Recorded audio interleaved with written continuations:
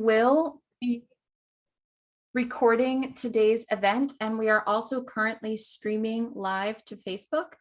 If you would not like to appear in either the recording or in the live, go ahead and keep your camera off and your tile will disappear from the screen on both the Facebook Live and the recording.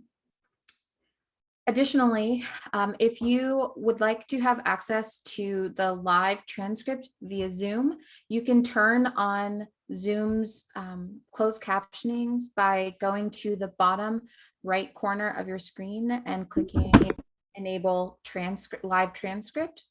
That way you will see the live transcript from Zoom.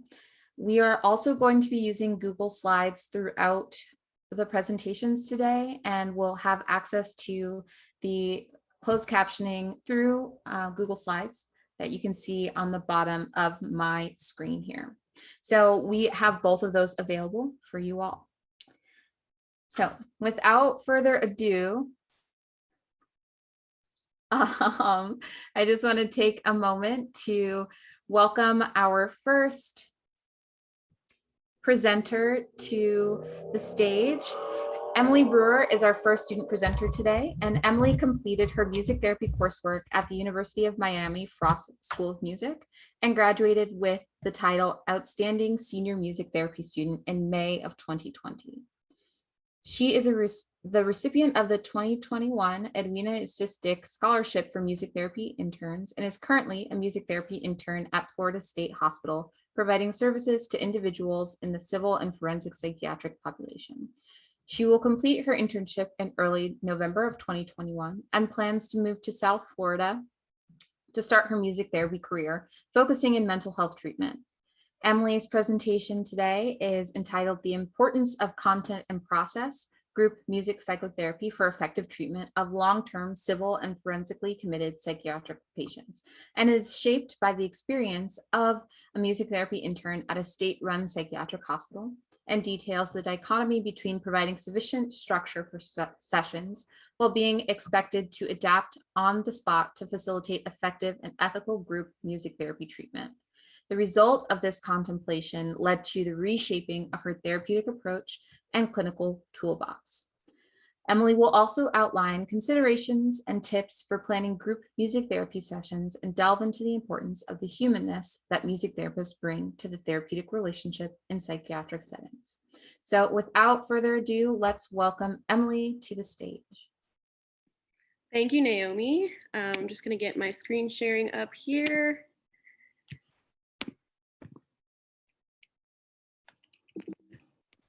Back. Start at the very beginning. Okay. All right.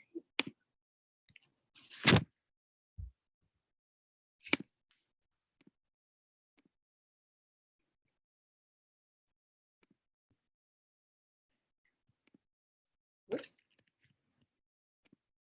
Make sure these are on. Okay.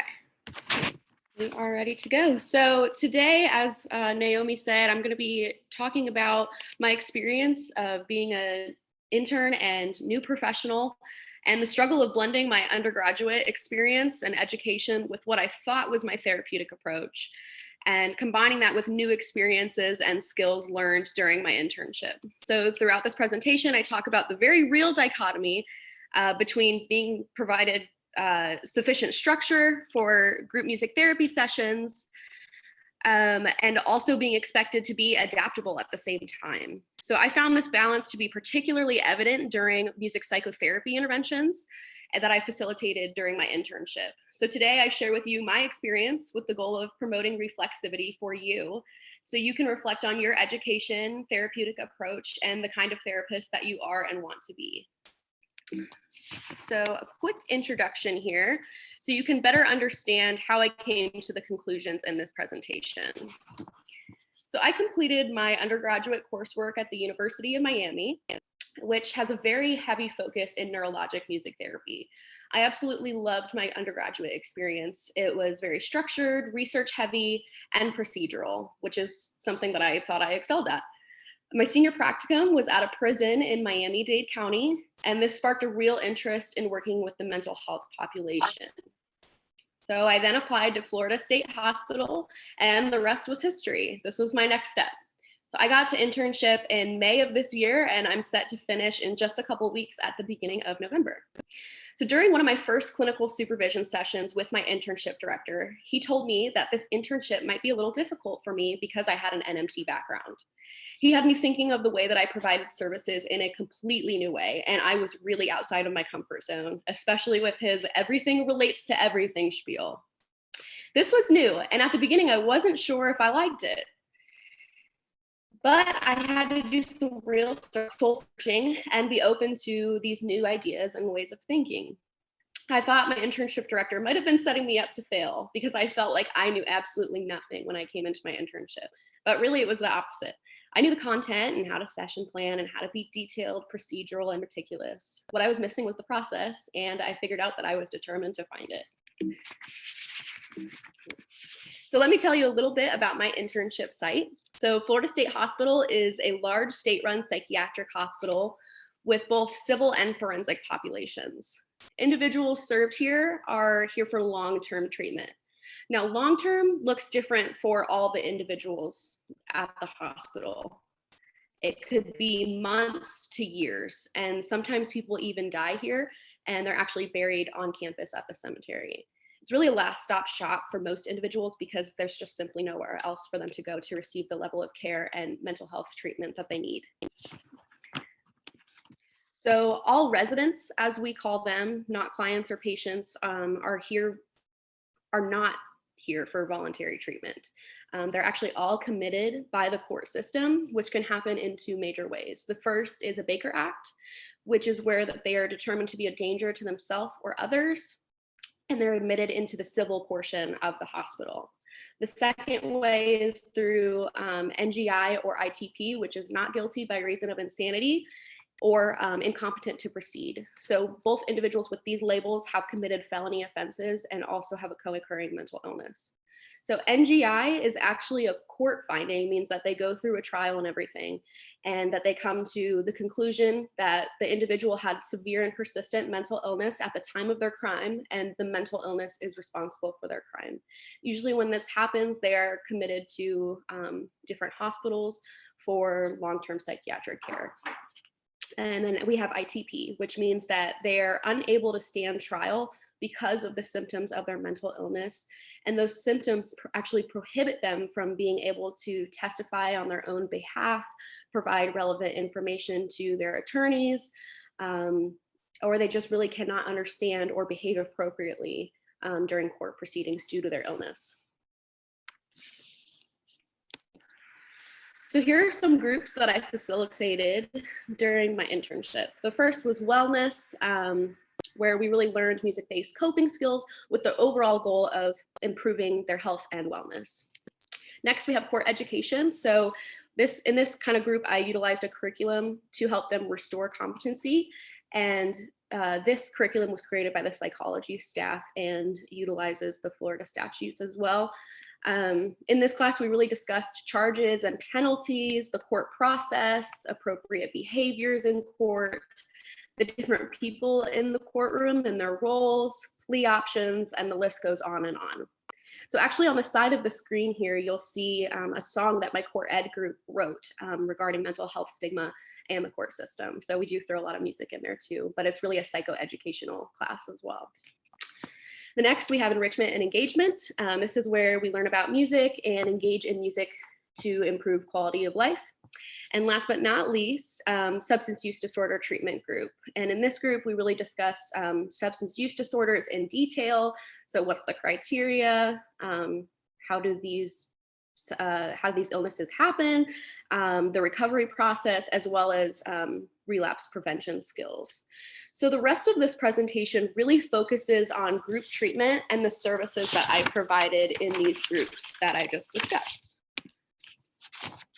So some common diagnoses of the individuals in my groups include the following. So we had personality disorders such as histrionic, borderline, and antisocial personality disorders, bipolar disorders with depressive and psychotic features, schizophrenia spectrum disorders such as schizophrenia and schizoaffective disorder, and a multitude of substance use disorders.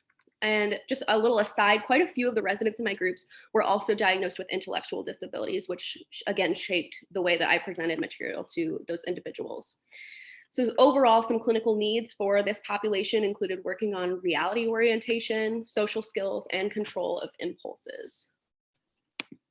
So now let's really dive into group therapy.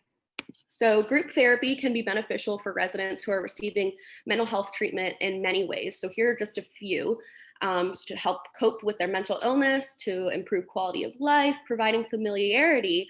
But the one goal that Dr. Irvin Yalom really emphasizes regarding group therapy is improving interpersonal relationships. And I found this to be particularly evident in my work when running these groups. So before we continue, I'd like to take a moment to have you think about this question. So in your opinion, what is the most important component that you provide as a music therapist, intern, or students to the clients that are in your groups? Okay, so is it A, providing a clear structure to be followed each session, such as, first we do this, next we do this, then we have a discussion, then we say see you later? Or is it B, providing important content? So in the example of a substance use treatment group, maybe teaching coping skills to prevent relapse. Or C, simply just being present with the residents, just spending time with them, giving them something to do. D, building and maintaining a therapeutic relationship. So this is being empathetic, a good listener, being trustworthy, setting boundaries, and everything else that goes into maintaining that relationship. Or is it E, being able to adapt to what the residents need most in the moment? So if that means throwing away your session plan and meeting more immediate needs of the group, that's what it means. So if you had to choose one, which one would you choose? Go ahead and put it in the chat box for me. I'm gonna get that up here. So if you had to choose one. Okay, I'm seeing a lot of E's, C, so we have being able to adapt to what the residents need in the moment. C, simply being present with the residents. Oh, we got a couple, okay, we got a D, so building and maintaining the therapeutic relationship. A, okay, we're really all over the board. Providing clear structure. Okay, yeah, we're all over the board. Okay, so that's exactly what I wanted to see. So we're gonna come back to this towards the end of the presentation and see if maybe this changes. So remember your answer. So now we're gonna really dive into content and process. So content and process are phrases coined by Dr. Irvin Yalom, a psychiatrist and author whose works have shaped group psychotherapy literature and practice. So Dr. Yalom really emphasizes the importance of both of these concepts to be an effective therapist. But there is a vast difference between these two words. So content. Now, content is quite literally the words that are spoken during a session. It's the concepts and needs being addressed and the interventions that are presented. So I like to think of content as a cardboard box. Okay, it's really the physical environment for which therapy is taking place. It's the structure, that nice box. So then in contrast comes process. So process, on the other hand, according to Dr. Irvin Yalom, is the therapeutic relationship between the client and the therapist. Now, in my mind, it makes the most sense to associate process with being human, or the humanness that comes with being an effective therapist. So I like to think of process as everything that happens outside of the structure of that box, that is content.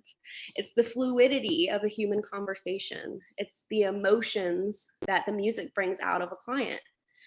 It's empathy, it's trust, and being authentic to yourself as a provider, and then expecting authenticity in return from your client. It's the therapist adapting to what the resident needs most in the moment. So overall, it's really just the humanity between those two people. But of course, within the context of a therapeutic relationship. So in therapy, you can't have one without the other. Now think about this for just a moment. If you just have content and no process, if you just have that box and no humanness, you're nothing more than a robot. just spewing information, okay? On the other hand, if you just have process, you don't have a therapeutic relationship. You might just have a good friend, okay? So you need both to be able to provide effective and ethical treatment to those that you serve. Now, I don't know about you all, but there was never a day in undergrad where we received a lecture on how to be a good therapist in this way. And I mean, how to be human in a therapeutic setting and in a therapeutic way. Sure, we talked about, authenticity and empathy and boundaries and everything that makes up a therapeutic relationship. But we never took one full class time to learn about the components of process and how it shapes our practice as music therapists. And there's probably a good reason for this. It's because you can't learn this in a lecture. I can sit down and learn all the content in the world about what empathy is and how to practice empathy, but that doesn't mean that I'm an empathetic person and that I can use empathy in a therapeutic manner. You just have to get out there and do it. So for me, I discuss these things during clinical supervision with my supervisors or with my peers or co-interns after sessions. And I never really realized how important these conversations were until I was the sole provider, starting my own groups in internship. And it was just me against the world with my clinical wisdom and abilities. I remember when I was handed my first group in internship, my first thought was, yes, finally. My second thought was, now what? So the next session of this presentation outlines some tips and tricks for planning and organizing group therapy sessions, keeping in mind both content and process. So we have our group. For example, I'm gonna use a music therapy substance abuse group for this slide here. So first, we do our pre-group planning, which is where you need to know all the organizational details. Now, these might be determined for you, or you may have to determine all or some of them yourself. It depends on your facility or the institution that you're at. So for example, size, in my groups, we have a 9-person capacity. Lifespan is approximately 3 months. Admission of members, well, the supervisors, in my case, place the individuals into my groups based on assessments that we as music therapists go out and do with the residents. Frequency, Monday through Thursday. Time, 9 to 10 a.m. It's a closed group, meaning that you have to be on the attendance or the roster to be able to attend. Room 241 and building 1260, all the boring kind of meticulous details, but they're important. Next, I like to set some group expectations or things that I know that I'm going to want to see from the residents and from myself as a provider. So just a couple examples. I always say, especially for this population and working with people of the opposite gender, I like to say hands in appropriate places at all times. Now, I've never had an issue with this, but I do know other music therapists at my facility that have had an issue with other people being, like individuals being inappropriate during sessions. So I like to say that right off the bat, and luckily I have not had any of those issues come up. Next is confidentiality, so what we talk about in the room stays in the room, unless you want to hurt yourself, others run away from the hospital, or if you're reporting abuse, that all will have to be reported. And just another side note, I like to say, we're always going to stay positive and work towards recovery. I like to say that, when we're in here, we're going to be talking about some difficult things. There might be some difficult emotions that we have to kind of process and go through, but overall, we want to know that and keep in mind that we're always working towards recovery and promoting a good experience for everybody in the group. And lastly, how is the group going to refer to you? I'm up in Northern Florida, so up there we say a lot of like Mr. Mrs. So I let them call me Miss Emily. But that might change for where I'm at in the context of things. So next we have big picture planning. So this is where you're going to pick the topics that are going to be covered in the group. So you as a provider, it's important to educate and review topics that are going to be covered through research, going back, digging through old session plans. If you have a curriculum to follow, like through your institution, great. Colleagues, use your peers or other people that are in the same kind of field as you. And at this point, I really like to, as I'm kind of brainstorming and thinking about what I want to cover in a group, I like to just kind of jot down some interventions. Like if I think of a random song, I'm like, oh man, like this one would be perfect for this, just jot it down, make a note of it. It'll help you later. And then lastly, we come to finally that individualized session planning. So, this is where you're outlining detailed plans with procedures and materials that are going to be needed. So session planning can be difficult. It requires a lot of organization and creativity. I really enjoy session planning because I'm very type A. I like things kind of written out in a good way. So I really thought that this was one of my strengths when I came to internship. Or so I thought. So my session plans were always, like I said, extremely detailed because that's what I was taught in undergrad. And for an NMT focused session, that would make sense. However, in this type of situation, there's just so many variables, so you really can't be too specific. Internship really taught me, you can plan your little heart, your little heart out, but you can't plan for everything. So here's some tips that I found to be helpful when session planning through my internship. So first, try to identify some potential issues during interventions and how you might address them. So for example, this one happened to me quite a bit, especially in the beginning. If I was doing an active music making intervention and one resident doesn't want to participate or feels uncomfortable, what do you do? So in this case, I'm just going to tell you because we don't have a ton of time, but in this case, I would maybe invite them to participate in another way, verbally encourage them. If your group is a little further along, maybe you can get other residents to, help encourage them. That's just one way. So next, become okay with the fact that you cannot prepare for everything, but you can rely on your clinical wisdom. So I had a resident in one of my core education classes yell out, and I'm not kidding, "I'm crazy, and you're crazy, and you're crazy, and he's crazy, and he's crazy, and he's crazy, and we're all crazy."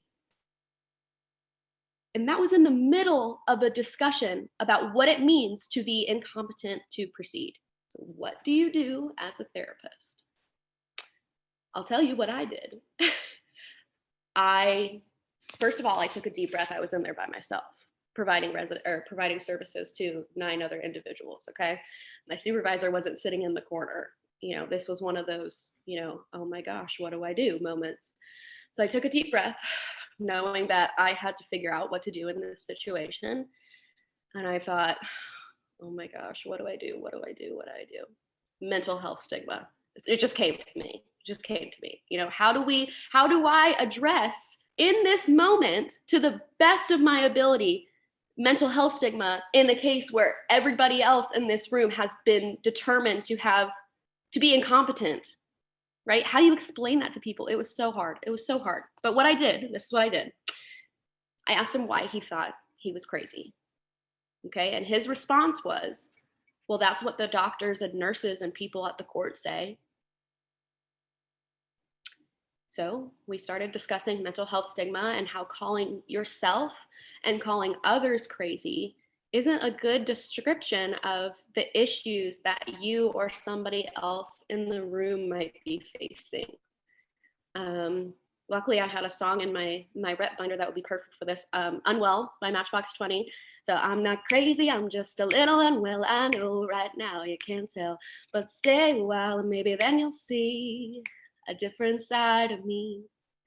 I had that in my rep binder and I thought, okay, this is a good one for mental health stigma. So I pulled it out, we sang through it.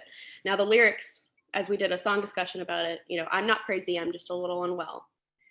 And the same gentleman that said, I'm crazy and he's crazy and he's crazy and we're all crazy, the first thing that he says to me after that song played was, you know what, Miss Emily, I think I could say this to somebody when they call me crazy. And he was talking about, I'm not crazy, I'm just a little unwell. So that ended up being a really beautiful moment that really stuck throughout the whole lifespan of the group, and even led to talking about mental health stigma more in depth, and even came into songwriting experiences later in the group. But that's just one of those examples that I didn't plan for that. I definitely did not plan for that, but it happened and it ended up going really well. And then just a little beyond, obviously I talked to my clinical supervisor about it, and luckily I did probably pretty close to what he would have done, and so you just really have to go with your gut. and do the best you can in the moment. Seek supervision after. That's my advice to you. So next, do interventions that are of interest to the residents. Like, don't just do things that you've done before just because you're comfortable with it, if it doesn't have anything to do with the residents' interests.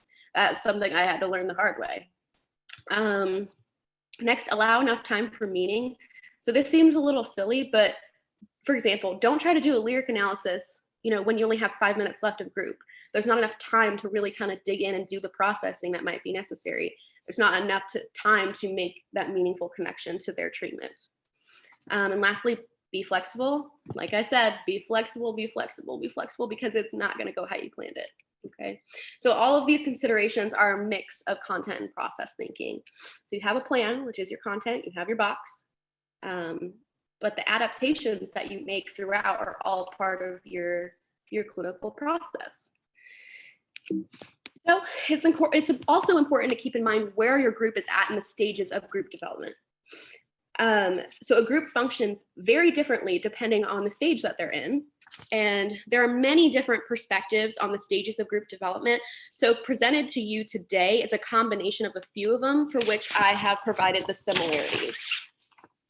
So please keep in mind, aside from the beginning and the end stages, these are not linear. These steps are not linear. In fact, depending on what model you look at or what perspective, these middle stages could happen at different times. They could also be repeated and kind of go back and forth. It really just depends on how the group progresses and regresses, okay? So first we have the beginning stage. So in this beginning stage, the provider defines the purpose of the group, determines structure, maintains safety, and tries to engage the group in tasks at hand. The members, on the other hand, really rely on you as the provider. So they're trying to gather perceptions about other members and about you as the provider. They're going to want to avoid serious topics because they just want to fit in, okay? There's no controversy at this stage. This could also be considered a very awkward stage from my observations. This is where you really just have to put your clinical hat on and, just try to get everybody engaged. You might be a little more bubbly than usual. It could be kind of awkward. So that's my perception. But then we get into those middle stages. So the first is a conflict stage. Okay, so this is where we have a preoccupation with control between other group members and sometimes between members and you as the provider. So providers, in this case, we should try to help problem solve and not give them the answers when possible. This will be handy, as we move into later stages of the group. So finally, we get into that cohesion and productive stage. So this is where leadership is shared between the members and the provider. Members are able to share their feelings and ideas and develop a sense of belonging. They give feedback to each other and they really work well together. This is also where you can take a step back as a provider and let them kind of facilitate too. So at the end, we have the termination stage. This is really where you want to recognize their achievement and participation, and you want to discuss their progress. And if they haven't met, goals or objectives, that's really where you want to kind of give a final push, right, for them to reach those objectives or to reach their goal. At the same time, as you're doing this, you're also trying to disengage from those relationships, right? Getting them ready for the next step and to move on. So this understanding of group development really helped me to develop better session plans and to understand some of the behavior that I was observing from group members. For example, my substance use treatment disorder group is very much in the cohesion and production stage. Like, I don't have much conflict. They could pretty much run the group without me. We do a lot more projects and interventions that they can do together. Whereas one of my wellness groups, on the other hand, have to have me be very, very present. And I need to be on alert to help diminish any conflict between other members of the group because they're in that conflict stage. So having them complete individualized assignments or interventions works better in that case. And there's really more focus on the individual, especially when you have such varying abilities and strengths and needs in a singular group. So having a deeper understanding of the way that groups form and what is needed from myself as a provider and what is to be expected from group members really changed the way that I think about groups. This thinking really helped me to shape my clinical toolbox and the way that I plan. There are many things that we continue to add to our box as we continue to practice music therapy. It's ever evolving. So application to music psychotherapy. So how did I apply all of this knowledge to the groups that I was running? Perhaps the biggest way was when, let me say this, perhaps the biggest way that I noticed that this impacted my work was through group music psychotherapy sessions. So quick review here of music psychotherapy. It's a music intervention with emphasis on verbal processing and identifying maladaptive behaviors and identifying and considering more adaptive behaviors. So the type of music psychotherapy that I did most of the time fell under this re-educative, insight, and process-oriented music therapy. Now, these experiences are interventions that encouraged engagement and positive behaviors from the residents, but also took it a step further. So the interventions really emphasized verbal reflection and processing questions, which was where I was really able to dive deeper into identification and expression of emotions, awareness of behaviors, and positive behavioral change. So most residents that were in my groups were stable on their medications and were actually able to function at the cognitive levels needed for this kind of therapy. So as we go on here, I'm really going to kind of talk about this in particular. Just a reminder, there are other types of music psychotherapy interventions that can be beneficial for groups, such as supportive interventions, which is again really focusing on that engagement and orientation to the task at hand. If this were the case, if we were doing more supportive interventions, the intervention would look a lot different, and I'll explain that as we go on here. So this is how I was able to blend my undergraduate education with the needs of the residents that I served during my internship. And it's a neurologic music therapy technique called Music and Psychosocial Training and Counseling, which I'll refer to as MPC as we go out, because it's kind of a tongue twister. So MPC really focuses on psychosocial skills like identifying and regulating mood, affect modification and expression, social competence, and self-awareness, which really fit the needs of my residents to a T. I was able to utilize a lot of different music experiences like songwriting, music and art, lyric analysis, improv, song shares, etc., using this kind of framework. And what was particularly beneficial about my background with MPC was the verbal processing questions, but we'll get there in a moment. And that's really kind of inching towards that process component. So let's take a look at the overall Mpc structure. Now, keep in mind this is modified slightly to fit my experience at the hospital for my internship. So first we have our introduction. So, introduce yourself and your role. My name is Miss Emily. I'm a music therapy intern. Next, if you need to orient the group to the time and place, this would be one of the first things that should also be addressed. Next, ask them how they're doing, how their day is going. Any concerns or anything that I should know about, anything I can do to help. Now, I cannot stress this enough, how important this part of the session is, because this is where you might end up having to adapt or throw away your session plan and focus on more immediate needs. Okay, so this seems really, really simple, but in my experience, this has been the best way to figure out, okay, what are we doing today? State the purpose of the group and of today's session. Outline goals that are worked on in understandable terms. For example, in my court education class, I would not say, today we are going to increase our factual understanding of the court system. Okay, they're not gonna get it, or a lot of them might not get it. So instead we could say, today we're gonna focus on people in the courtroom, who you might see, their roles and what they do, and maybe how they can help you. And then of course we get into our interventions. So on the next few slides, I'm going to outline the types of stimulus reflection questions that are used in MPC and give you some examples. Keep in mind that these are only examples of the types of questions that you could ask. You don't have to ask all of them, but you should go in this kind of general order when facilitating this intervention. And you really need to make your best clinical judgment about which questions you're going to ask and how to ask them to make the experience beneficial for the individuals. So the first type of verbal processing questions are called stimulus verification questions. Now, these kinds of questions discuss the characteristics of the music. So the purpose of this is to ensure that the group was oriented to the experience. Of course, when working with adults with severe and persistent mental illness, this might be a challenge. So this, again, is kind of really those supportive music therapy intervention questions, okay? So some examples might be, what did you hear in the music? What sounds were you most and least aware of? So in my groups, I did not have to ask many of these types of questions because I know that they were oriented to the experience. However, these questions can serve another purpose, and that is they could be good icebreakers to kind of get the residents talking and start sharing with the group. So they could be valuable in another way as well. But in my other groups, I might have to ask these kinds of questions just to make sure that they were, really with me during the experience. If they aren't oriented to reality or the experience, you probably shouldn't go on to the next type of processing questions. You just maybe ask a lot more of these types of questions about the music and, how it made them feel, etc. So the next type of question is stimulus interpretation.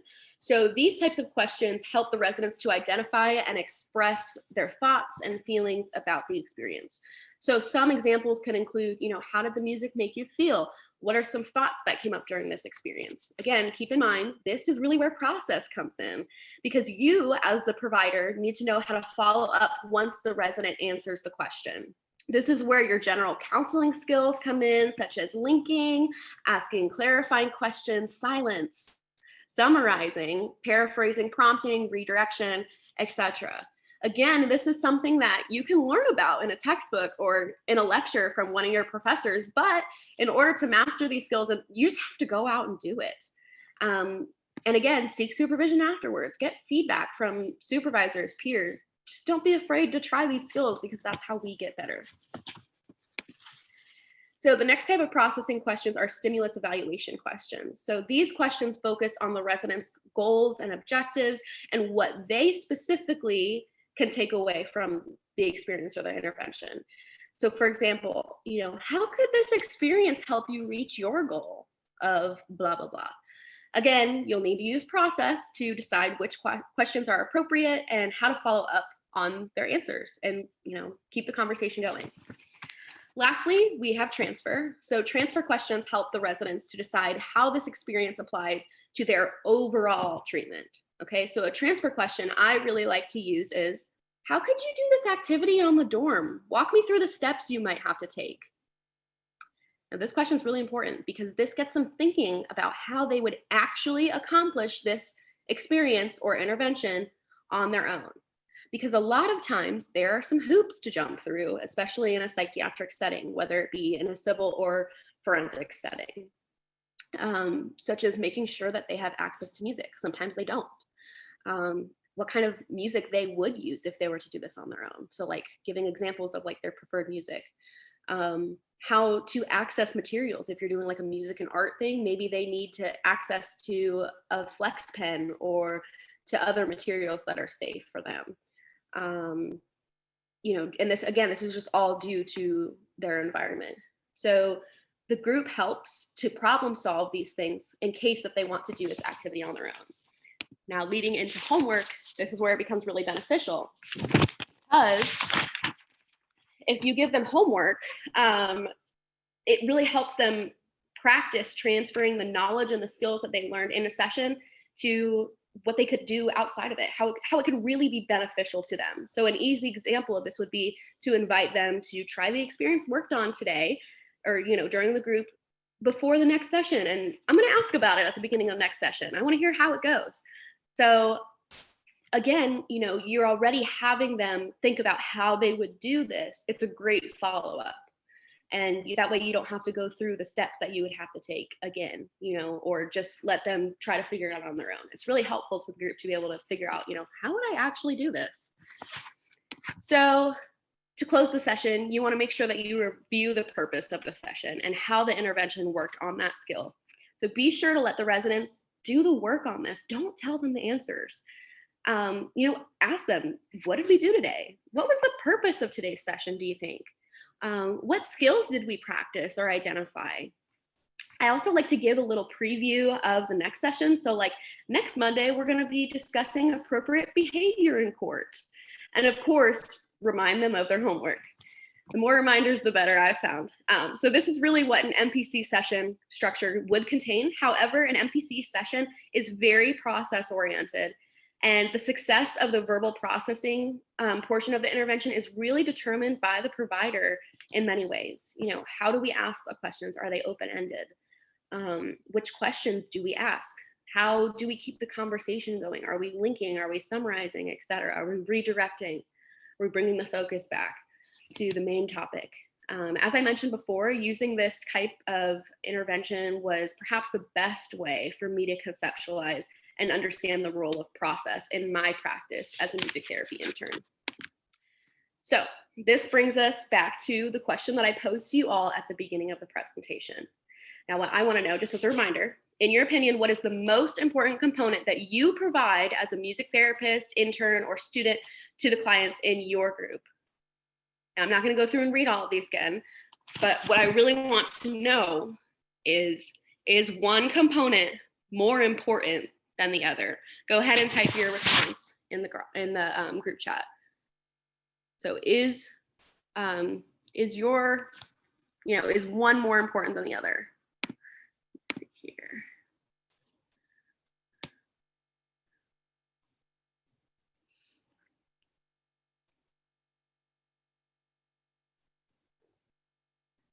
Hey, we're getting it. Awesome. Yeah, so all components are equally important.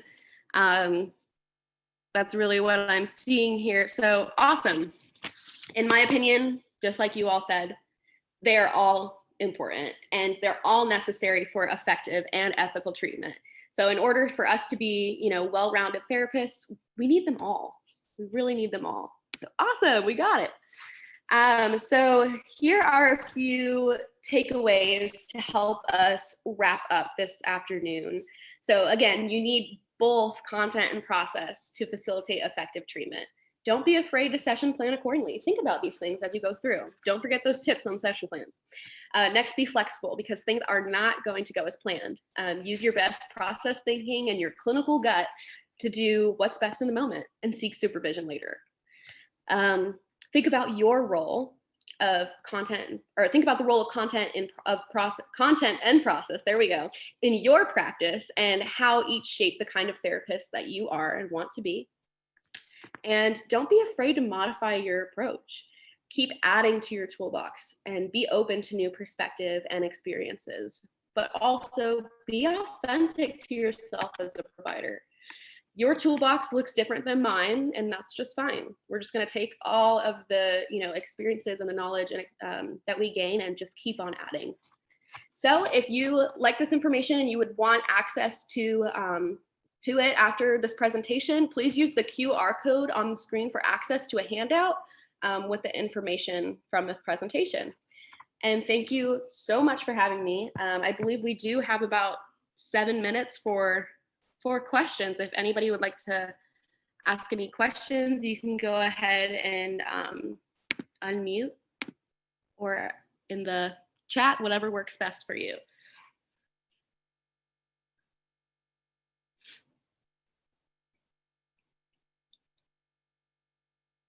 So I have a question because I also work at a psychiatric facility, but it is completely different from your experience. Awesome. You sound like you're doing more of an LPC who's a music therapist type of work.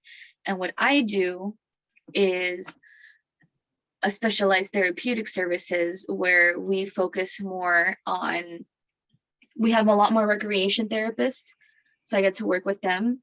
But for the music therapists that we do have, we do a lot of game-based stuff as well. But also I like to focus on the psychotherapy aspect of it, where I bring in a song and we talk about it.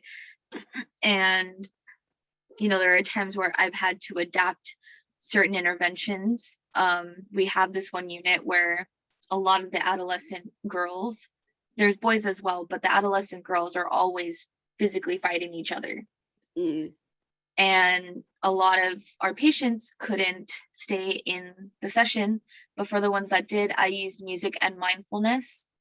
But instead of really focusing on like, yeah, these instruments are correct, what did you draw, I use that mindfulness to use the advantage of it calming down and focusing on something else rather than the fight that was happening. They still talked about it, and we were able to process what's worth fighting.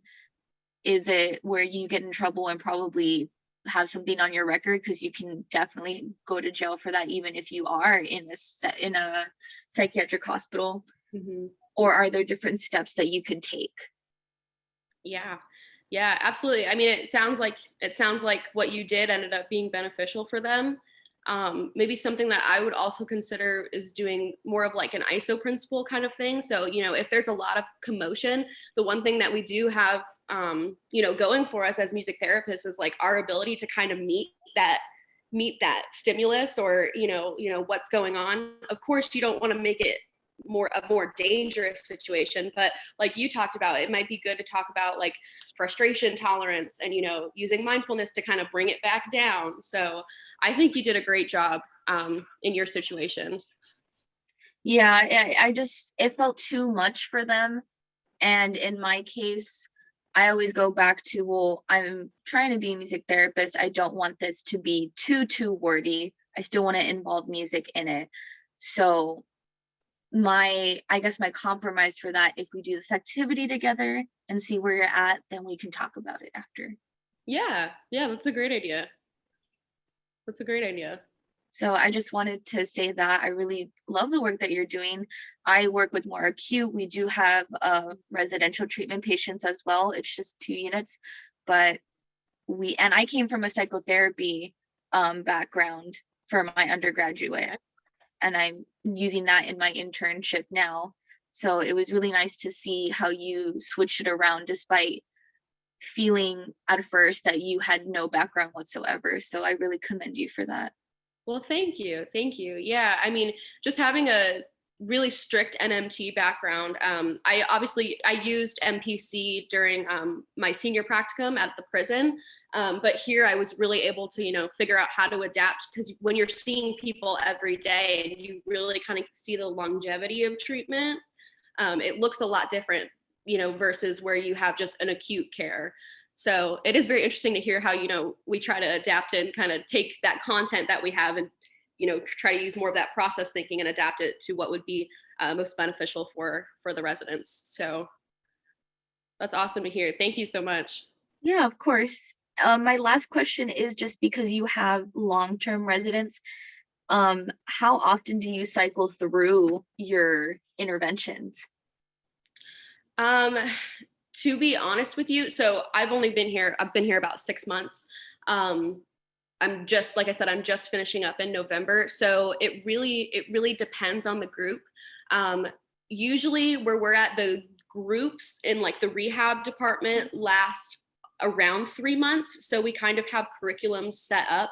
So really, we don't really do the same thing twice. I mean, unless they need a little more practice or it's actually like really beneficial for them.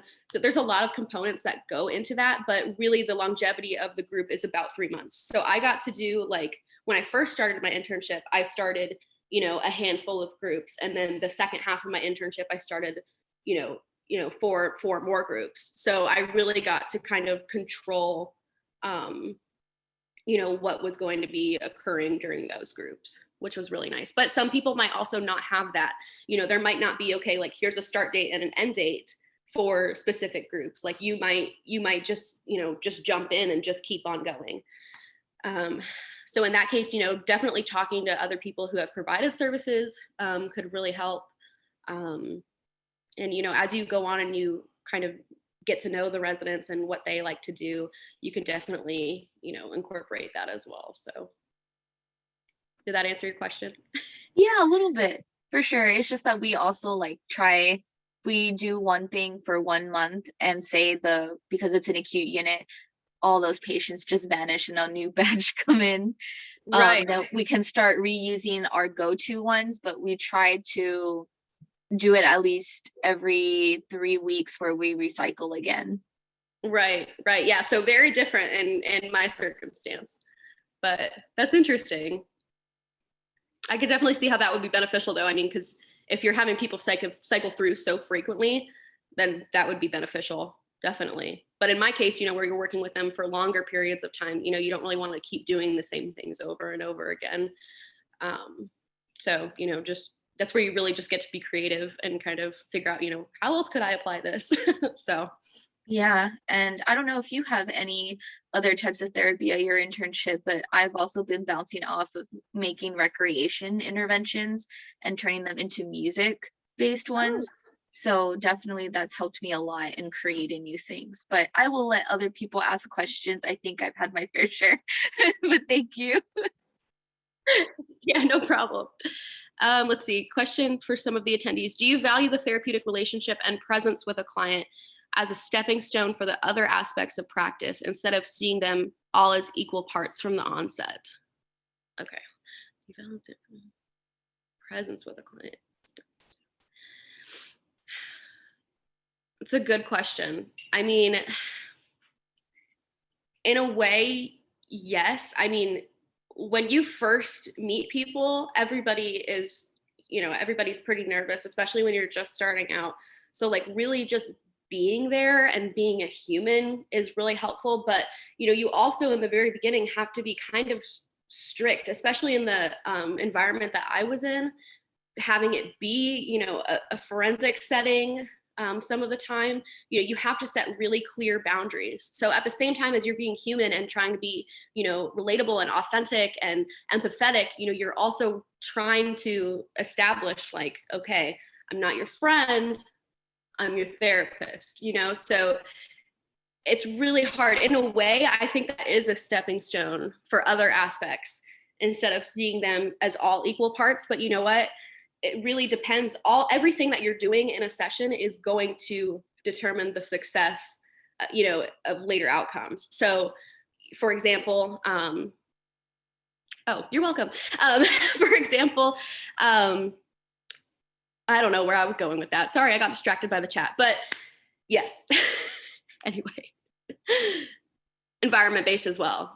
Very different settings, so that completely changes the approach. Yes, again, it's so dependent. So using all the skills that you can, taking your toolbox along with you for the ride is definitely going to help. And the great thing about, being a music therapist is like, we all do things differently. So that's why I really mean like, take the things that you like from other people. Don't be afraid to, share it. And maybe some things you don't like. So, maybe you're like, okay, well, I'm not going to do that. But be authentic to you as you go throughout as well. So let me see what time it is. Oh, I think we're a little over, but thank you all so much. This was really such a wonderful opportunity. I hope this is helpful for you. Don't be afraid to take that QR code and take that poster. So thank you so much. Thank you, Emily. Let's give Emily a round of applause. Thank you so much for your wonderful presentation. All right. In just a couple of minutes, we are going to move into our next presentation, which is a panel titled Learning to Unlearn with 4 new professionals. So you can take these next few minutes to kind of stretch your legs and take a little break if you need to.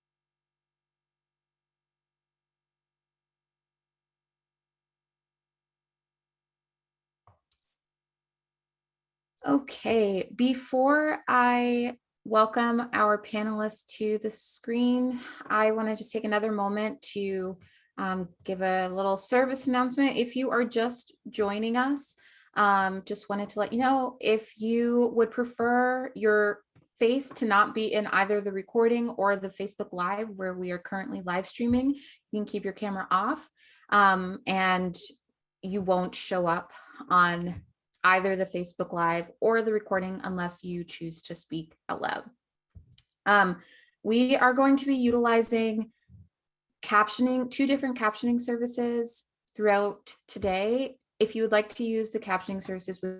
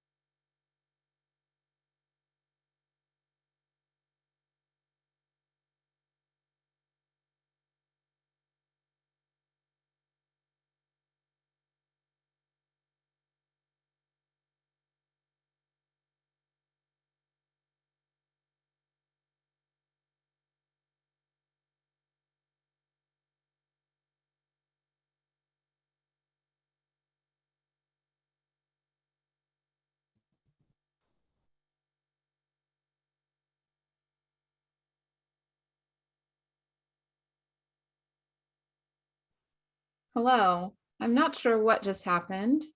We got a little bit of a glitch there for a second. Froze at captioning services. Oh, it looks like a number of our presenters also got kicked out and they are making their way back in. Okay. So captioning services, we're going to be using two different captioning services. You can either choose to enable the Zoom captions by going to the lower right corner of your Zoom and clicking subtitles and enable or view full transcript. That'll allow the captions to show up on the bottom of your screen. We will also be utilizing Google Slides captioning services, and they will show up at the top of your screen. So, see some more folks making their way back in. Let me make sure that all of our panelists are back in. And panelists, if you wouldn't mind turning on your cameras and joining me here on the stage. And if you are not a panelist, if you wouldn't mind turning off your camera for now so that our panelists can be seen. So I think we're just waiting on one other panelist to rejoin, and I'm gonna see you there. Okay. All right. So welcome everybody to our panel, Learning to Unlearn. We are joined today by Jacob Bissell, Mariah Skelly, Richie Young, and Devin Adler. And in just a moment, I'm gonna ask each of you to introduce yourselves. If you wouldn't mind telling us your name, where you went to school and completed your internship, as well as where you are currently working, if you're working as a music therapist or even if you're not, and how many years since you became board certified. So we can start in my screen order. So it'll be Devin, then Jacob, then Mariah, then Richie. Go ahead. Hi, everyone. My name is Devin Adler. I graduated from the University of North Dakota in 2019 with a bachelor's in music therapy. I completed my internship at Truman Medical Center at an adult inpatient psychiatric facility. And then I was board certified in 2019. And as of right now, I currently hold 2 jobs. I'm a program coordinator working with individuals with disabilities, and also the owner/founder of Bloom Music Therapy Services here in Grand Forks, North Dakota, where we do private contracting. So, yeah.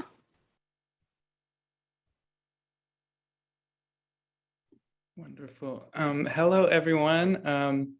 My name is Jacob Bissell. I use he, they pronouns. I want to briefly recognize that I'm speaking to you from the unceded territory of Wichita and Caddo affiliated tribes. The colonized name for the land is derived from John B. Denton, who to this day is memorialized on the town square as a, quote, Indian fighter, which speaks volumes to the importance of having continued discussions like we're having today. I want to thank everyone for organizing the event. I'm currently a graduate student of ethnomusicology at the University of North Texas, where I serve as a teaching assistant. Prior to my current position, I served as a music therapist in San Antonio with a private practice doing home health services. I've been certified for, 2.5 years now. I'm very happy to be with y'all. All right. Hi, everyone. My name is Mariah Skelly, and I currently reside in St. Louis, Missouri. I graduated from Brewer University last December, and I did my internship at the Metropolitan St. Louis Psychiatric Center, which is a forensic treatment center, much like what our previous presenter was just talking about. And now I work at our sister hospital, St. Louis Forensic Treatment Center, South Campus, here in St. Louis, Missouri. And I've been board certified since January. Hello, my name is Richie Young. I'm currently, I live in West Virginia, but I work in Virginia. So I work at 2 different juvenile detention centers in Virginia.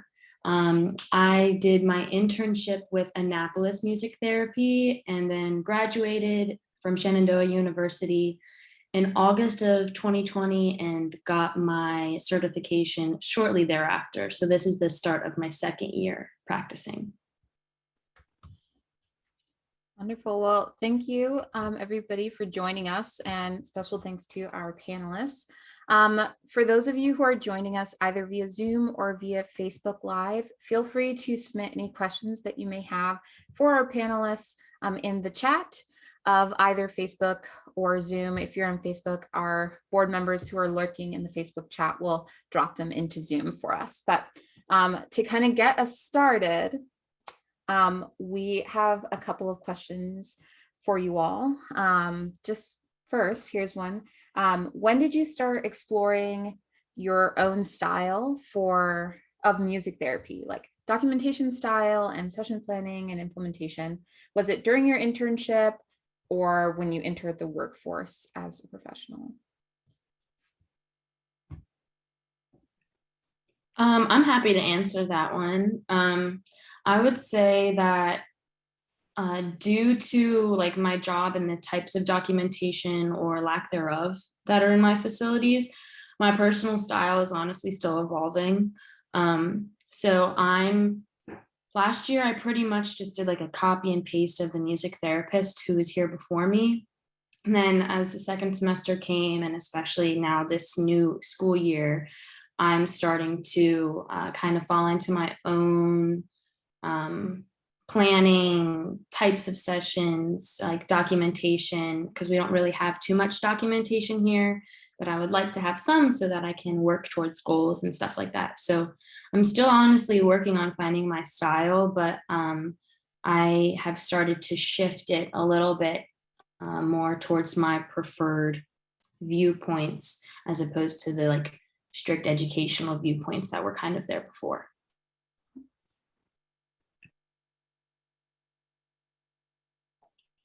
I would say to it, for me as a private contractor, it depends.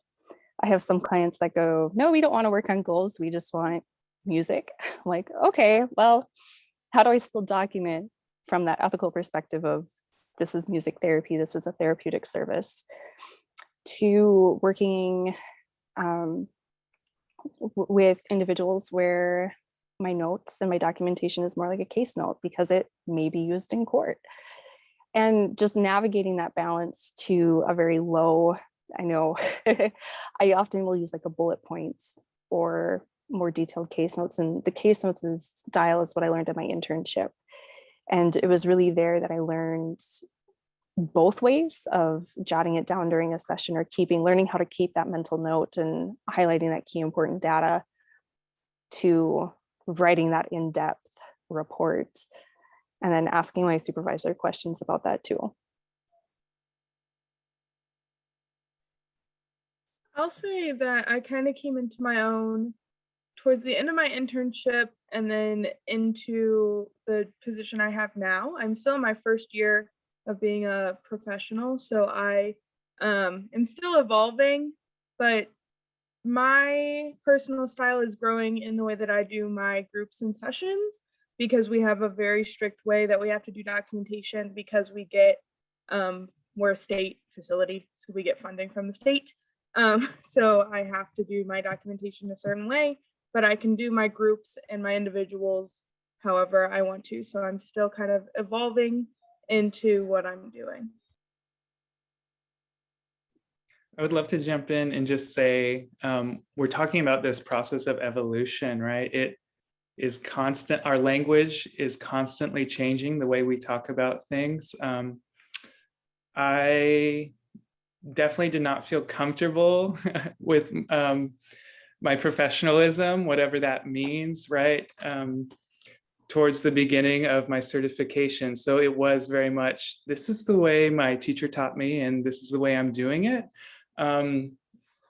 There are discourses happening right now about, even the words we use, like intervention. And I had a little bit more freedom working for a private practice to, use the narrative in the way that is conducive to session while also feeling ethical for myself and for my clients. Yeah, I love that. Okay, as a kind of a follow-up question, or as we're talking about like kind of the evolution of your professional self or yourself as a therapist, what was something that you learned while in school about what it looks like or means to be a music therapist that you have chosen to leave behind as you've grown as a clinician? Oh, let me jump in. So I don't know for the new students in 2019, or actually in 2016, my major, music therapy, was suspended at my university. So over the course of my class was the last class to graduate. And over the course of 4 years, I went through 5 professors, and each professor identified, it was kind of really, it was very fascinating to observe that each one chose the same class or topic to discuss because they felt it was important.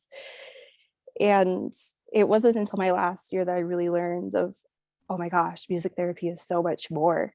So for me, it was kind of my entire education that I had to leave behind and just go off of those core concepts of music theory, functional skills, what I learned in my psych classes, and a lot of the research and mentorship from practicum supervisors and even my internship supervisor. I remember my first day at internship, I was blown away at the amount of information that I learned, and my eyes were just opened to the potential that music therapy and a music therapist can be.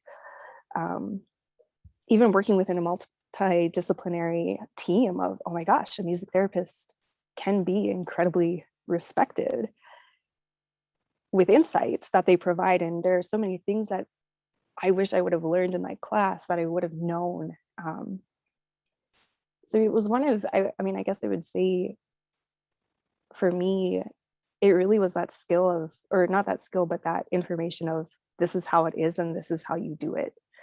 That's what I left behind, because once you get into the professional field, you can plan a session and walk into it and it's going to look completely different than what you thought of. And to have that adaptability skill is quite important. So. Thanks, Tom. If I could open up the discussion even a little more broadly, by merit of graduating from Western art music academies, right, we are taught so many things that are antithetical to what we want to foster in clinical environments. I'm thinking about the way we're enculturated in a presentational culture, right, that values kind of the elite musician, the music product, the stage, separating the performer from the audience. And then we go into our practices and we try to do the very opposite things, right? We want to create a participatory environment. And I can't tell you how many clients I've had that did not want to do, they didn't want to explore instruments because they could not perfect them to the level that,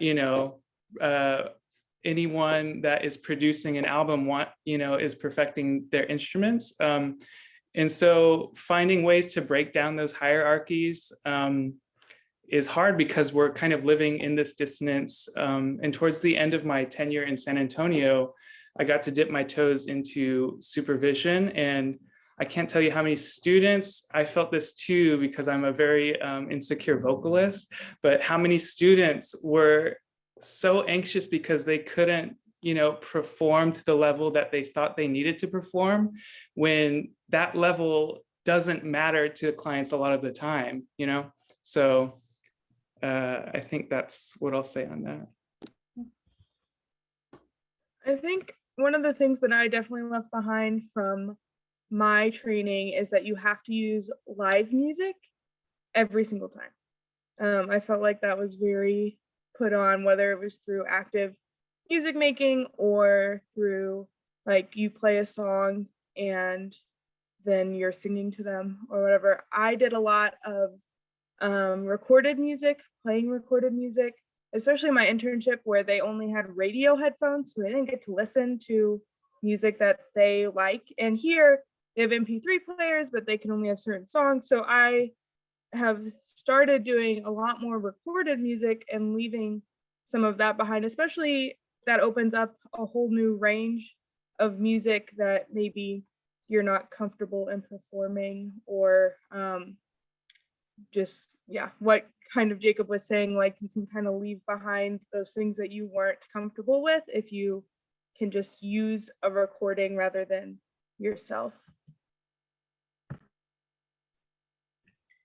Yeah, for me, I want to touch on something that Jacob said first earlier, just about how our field and us as individuals, we're constantly evolving. So I just recently graduated from Shenandoah, and some of the stuff that I'm choosing to maybe relearn or leave behind, they're actually evolving in the program. So I'm very grateful for that.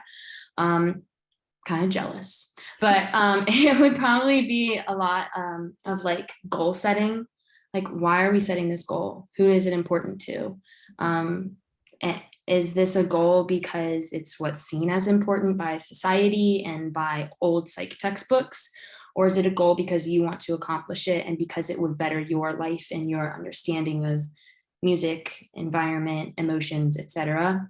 So goal setting would definitely be one. I have way more conversations with students or residents about what they prefer to do.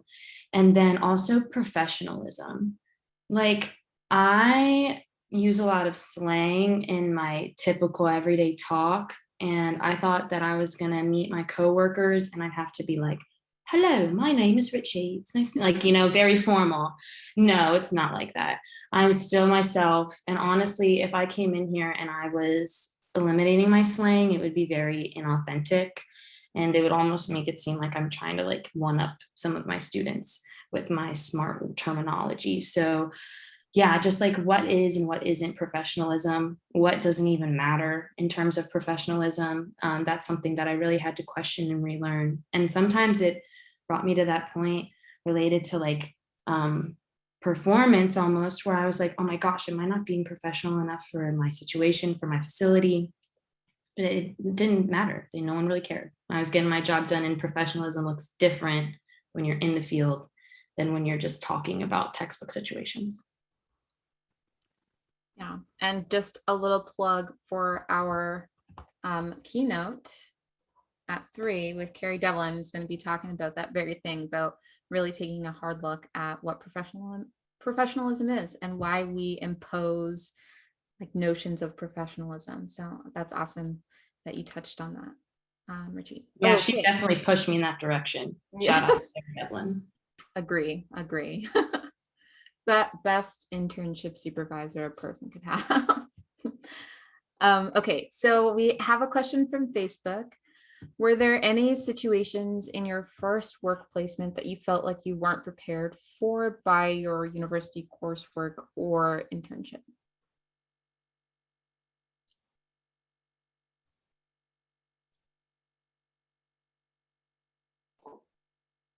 I would say private practice or private contracting. I live in North Dakota. It's not, there are music therapists, but there's no like, oh, here's an inpatient psychiatric facility or here's a hospital job opening, anything like that. And going from practicum placements that had those strong relationships with already within a professional organization to an internship at a hospital where music therapy has already been well established, all the way to private practice looks completely different to how do I keep track of my sessions? How do I bill for my sessions? What do taxes look like? Can I write off this instrument? And all of these other, same with documentation, like how do I document? How do I keep all of these files? How do I, oh my gosh, this is overwhelming. What do I even charge for a session? And I think that's one of the things within education that would be important for to even have a class on even finances 101 for a music therapist in private practice, or how to run a private practice, and even just those little small steps towards private practice or contracting, because there are a lot of professional music therapists who make their living doing private contracting and what that looks like. But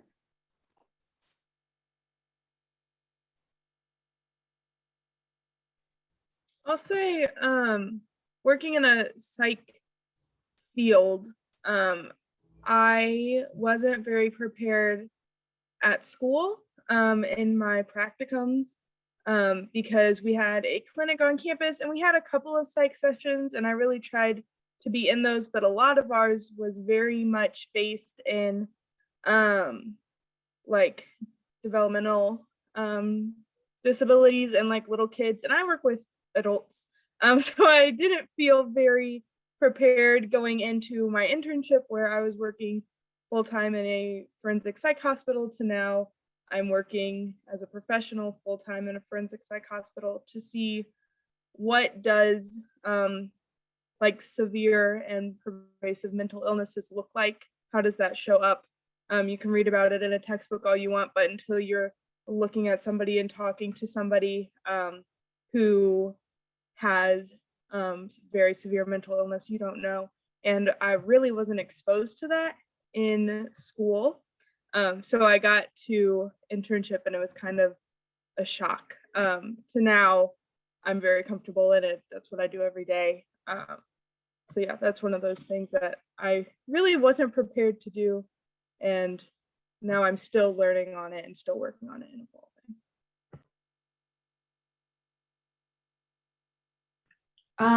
I would say, yeah, definitely something similar to what you just said about like a lot of verbal processing, but especially like when do you not need to say everything? Like what can you go without saying? What can you just kind of hold in the moment? But then also, I don't know if this directly exactly is the point of the question, but I was shocked about transitioning from a student to a professional, like for the fees for CBMT. I don't know. I have to do PD goals, so professional development goals. And I was like, how do I put this stuff in? Like, what even counts as professional development? Because I have to do all of these trainings and they meet a lot of our standards, but like the teachers who I work with get points for them, but they're not something that's technically been approved by CBMT. So actually like figuring out that you can still earn points from those. You can still earn credits from those as long as you do extra work in order to get them approved. It would have been nice to understand like how do you start as a professional? Like What should I be getting paid? How do I look for good instruments? Like, how do I balance price with quality? Just some of that more, like, now that you're thrown off by yourself and you don't have professionals to like guide you every part of the way, some of those things, like how to be independent in the fullness of the word, kind of like what Devin was saying, like, how do I do all of this stuff now that I'm alone and I'm the only music therapist here? That type of stuff. Jacob, do you have anything to add? I would also like to speak to the role of contracting and kind of highlight some of the ways that our field is still ingrained in classist practices, right? A little bit of self-disclosure, I was a caregiver for my grandmother during the end stages of her life while I was entering the field. And I had the privilege of kind of controlling my hours. And it was very apparent that the hours that the company wanted me to do were too much for my mental health. And I had the privilege of backing off, but a lot of the people that are entering the profession do not have that privilege. They have so many bills to pay, student debt, on top of what Richie's talking about, all of these fees to even be practicing. And it is very overwhelming. And I mean, we talk about self-care in undergrad and grad school as this kind of amorphous concept, but it really comes down to, are you able to live while you're doing this job? And it's hard for a lot of people just entering the field, so. There's a really awesome question in the chat, and we're going to come back to that, but we have a question that kind of goes off of what you just said about self-care, and that is, how do you navigate having a good work-life balance, and how does that look different, and how do your self-care practices look different from the way that they did when you were a student?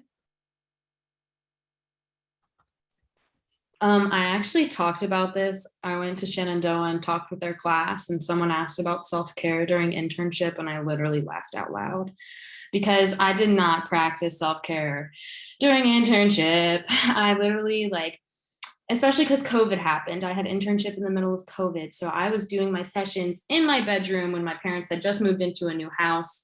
So it was like everything all at once.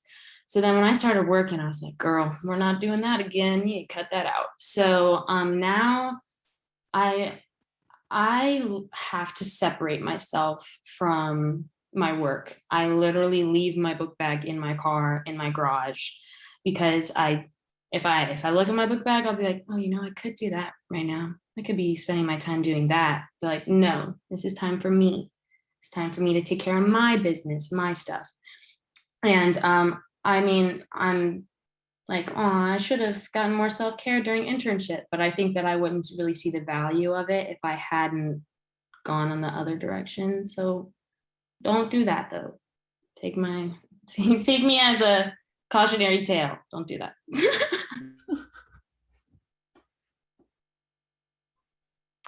I guess to bounce off of it, oh, Devin, were you going to say something? Okay. Is that during internship, I kind of speaking to what Jacob was saying earlier, is that I worked during internship.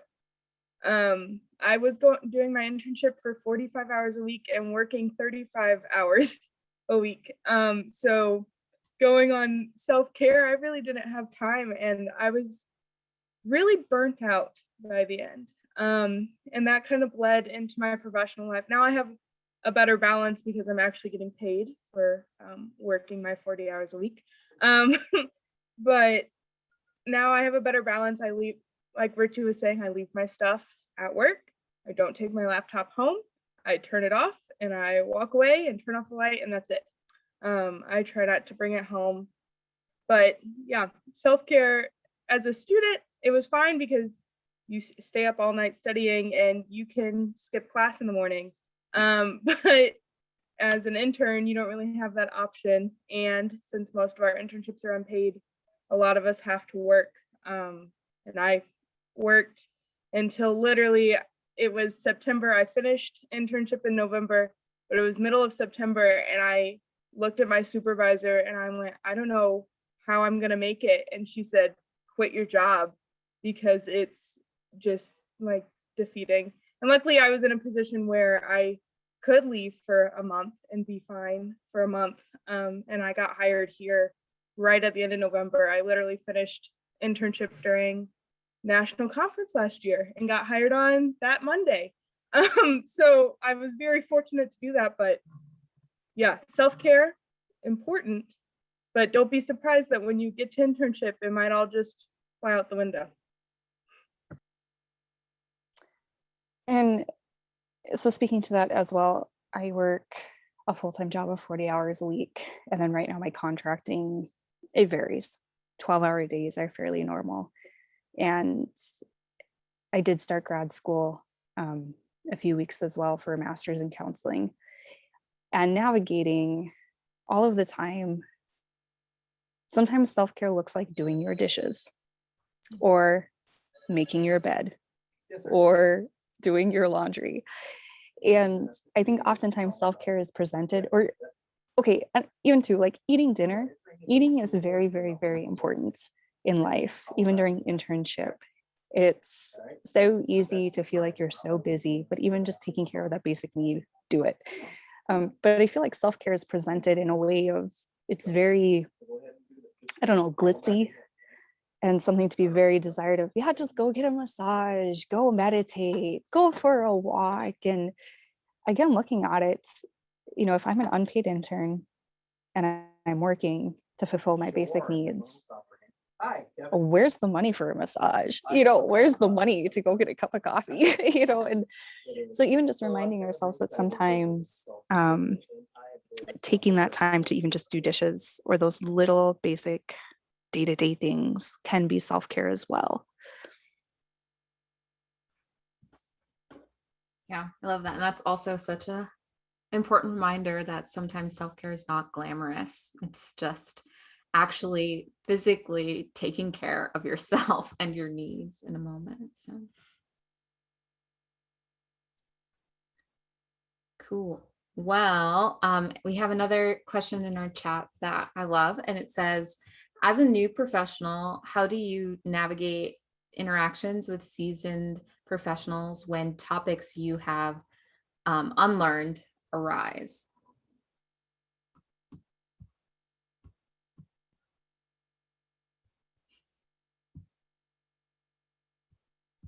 Like I mentioned earlier, I work in 2 different facilities, and so you know, I'm working with different people. So my approach would depend really on the facility, and honestly, even down to the teacher. I don't have other like music therapists here with me or anything like that, but in working in a juvenile detention center, you do see some people who come in are all about the kids, very much about that. And then there's some other people who, I mean, they're about the kids and stuff, but they have just some different beliefs, some different backgrounds. And honestly, at the end of the day, if the resident is being well taken care of and treated equally, like that's great. But I would say that some of the ways that this has kind of come up is like, I'll have teachers who will say like, I did this and then a kid got a violation. And I'll kind of mention like, oh, I had a similar situation in one of my sessions and we kind of did this and ended up being able to talk about it and work through the issue. So I wouldn't necessarily say that I'm like, oh, I don't agree with that. We need to do this a different way. But sometimes if the conversation comes up where they're like, I'm kind of struggling to meet this kid. And I'm like, maybe it's because you could work about, approaching it this way instead of this way. Maybe they have this going on in their background. Yeah, it's more like that. Like, how can I offer a different, especially because I'm the youngest at both of my facilities, I'm the youngest staff member. How could I offer a different mindset? And the cool thing is that they actually really embrace that I'm younger and that I have a different learning experience from them. So I'll actually, now that I kind of took that step and I was like, oh, hey, I did this and it's been working pretty well. I actually have teachers asking me questions now or asking for clarification as to what students might have meant. So it's great to know that it's kind of almost like part of the relationship now, rather than me having to be like, wait, it's just natural.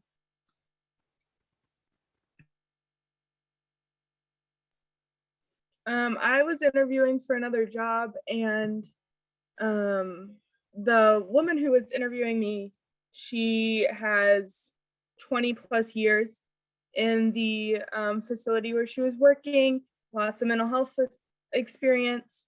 And then she started making racist remarks about the clients in the facility that I work at currently.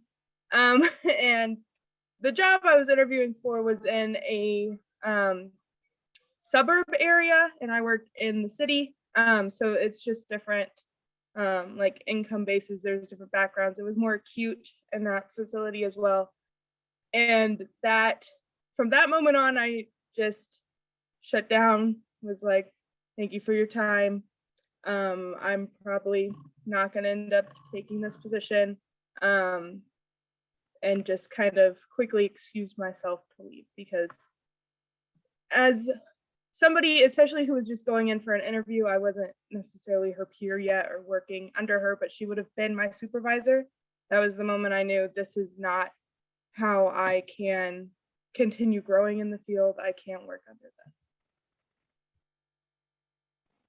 this. Kind of like Mariah is saying, I think it is important to identify when a conversation will not be productive. I take that approach a lot. My heart is always reconciliation, regardless of whatever the topic is. I want there to be reconciliation where there can at least be some form of empathy and humility in a part of it, because ultimately everybody has their own life experience. Life is different. Even with the topic of racism, one person's experience with racism won't be the same experience as another person's with racism or discrimination. And being able to identify whether or not, okay, is this somebody who's willing to have a conversation about this? Okay, if they're willing to have a conversation about it, let's have a conversation about it. And I want to learn from you. Hopefully you want to learn from me. And then let's find a solution forward. But if somebody is not willing to have that conversation, I still treat them with honor because they're a person. But the conversation is not going to proceed further. That is so powerful, Devin. Speaking to, once we've identified whether the conversation is going to be productive or not, bringing people into that process is really interesting, especially in intergenerational exchanges. A lot of some of the call out culture I've seen is based around language. And it's easy to what am I trying to say? Oh my gosh. It's easy to misconstrue someone's intentions, especially if when they learned, the language was just so different back then, right? And so, talking with people about trans issues, for instance, more than anything, it's just been gracefully correcting language. And usually the outcome from that is very positive. I'm so sorry, I'm not very articulate right now. No, but I think what you're trying to say is coming across pretty clearly though, so thank you. Okay, our next question in the chat is, what is one thing you would tell your younger / pre-internship / new professional self that you wish? Oh, okay, so what is one thing you would tell your younger self that you wish you knew then, that you now know?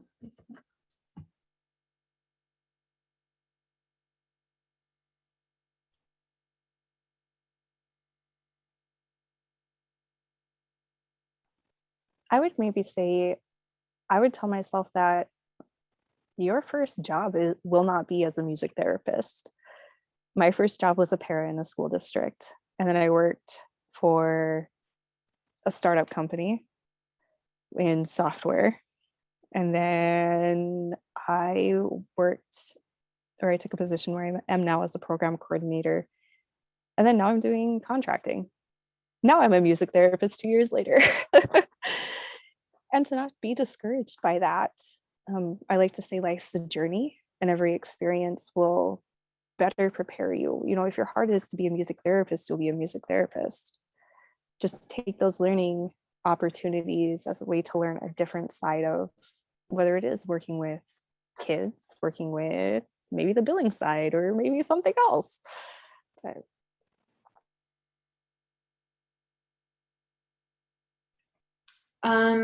I would say I'd probably tell myself, like, stop making perfection your goal, because it doesn't matter at all at the end of the day.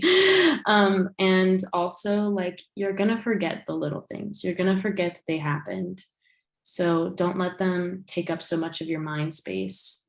Learn the lesson that you were meant to learn from them, and then move forward. Because sitting there and beating yourself up isn't helpful. It's a bad habit to get into.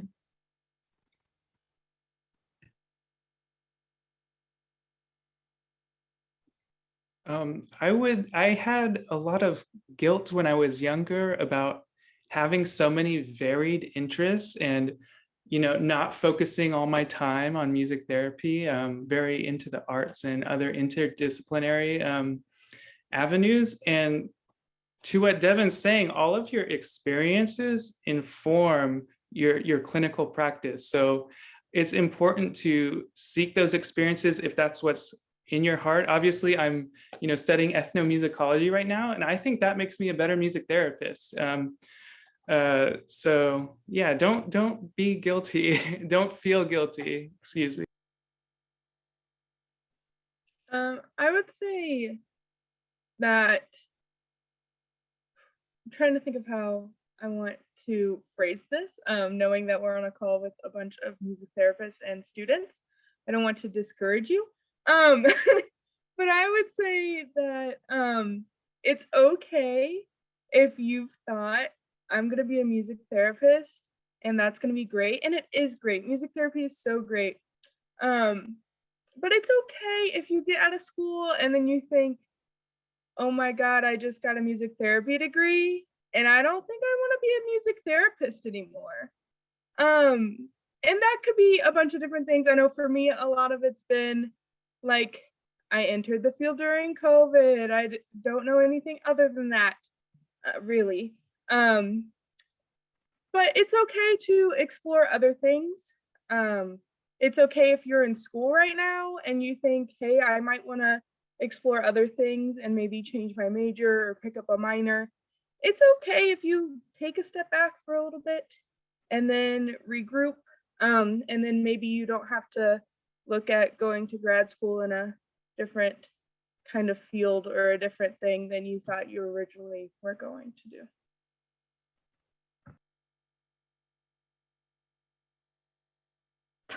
We have a few questions that just came through that I want to try to get through kind of quickly. One of which is, what is something that came as a shock or a surprise about the realities of practicing music therapy? So what's something that came as a shock or a surprise to you?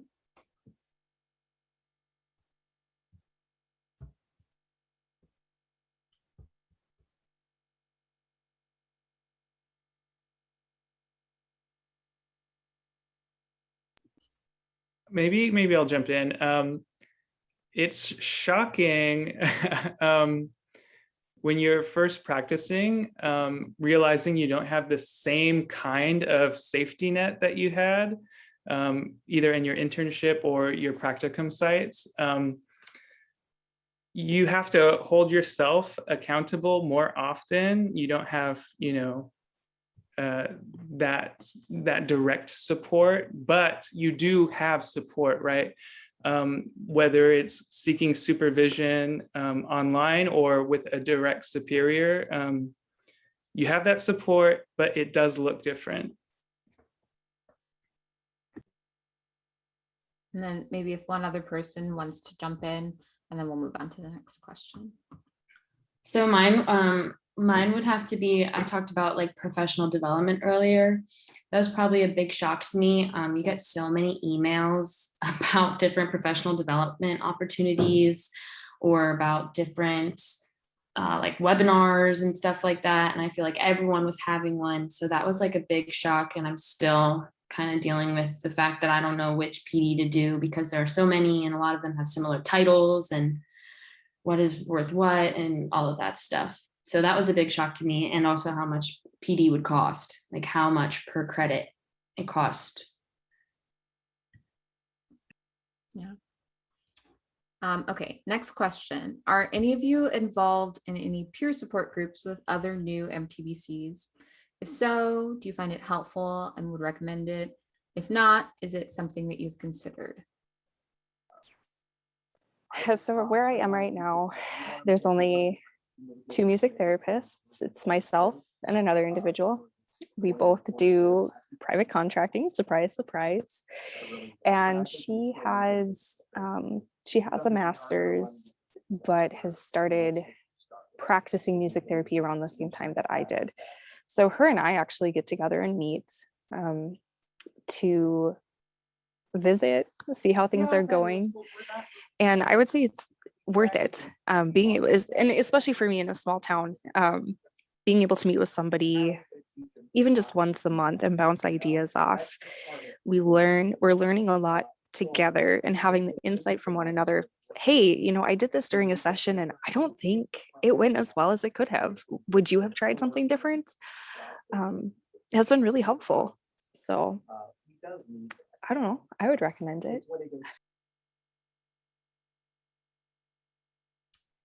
Yeah, I also want to plug a peer support group for MTBCs that I'm actually a part of. They are having a conference presentation on Sunday about kind of what it looks like to start a peer support group for new MTBCs, and one that's largely run by women of color. So if that is something else that you are interested in learning more about, if you are attending conference, I would recommend that as well.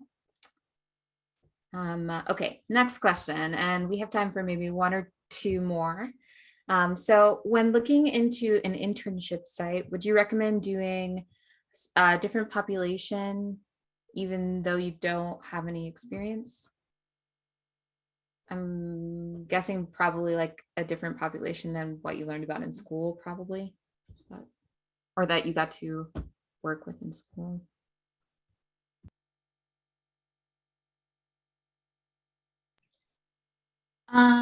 So my internship, I worked with a bunch of different people.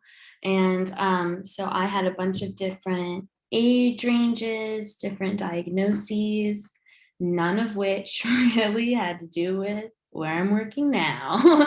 However, I don't really know if the exact quote unquote population who you're working with, at least in my opinion, I don't really know if it matters as much as what lessons you're willing to take away from it. Because like I said, I never worked with a single person who was locked up or in like a residential really during my school or internship experiences. However, I can remember something from my first practicum that was with nonverbal like first graders that I still use and apply in my sessions today. So I would honestly say like interview your supervisor, figure out who your supervisor is. What lessons are they going to teach you? What lessons do you want to learn?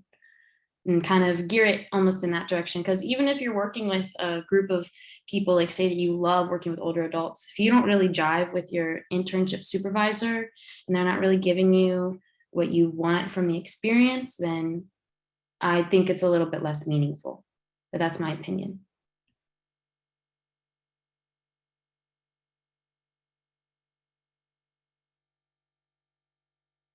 Okay, so There's one more question that I would like to offer to you all before we start to wrap up. Someone asked, have any of you ever felt insecure in your abilities, and what did you do to navigate that? And yeah, that's the whole question. Every day. I'm insecure every day.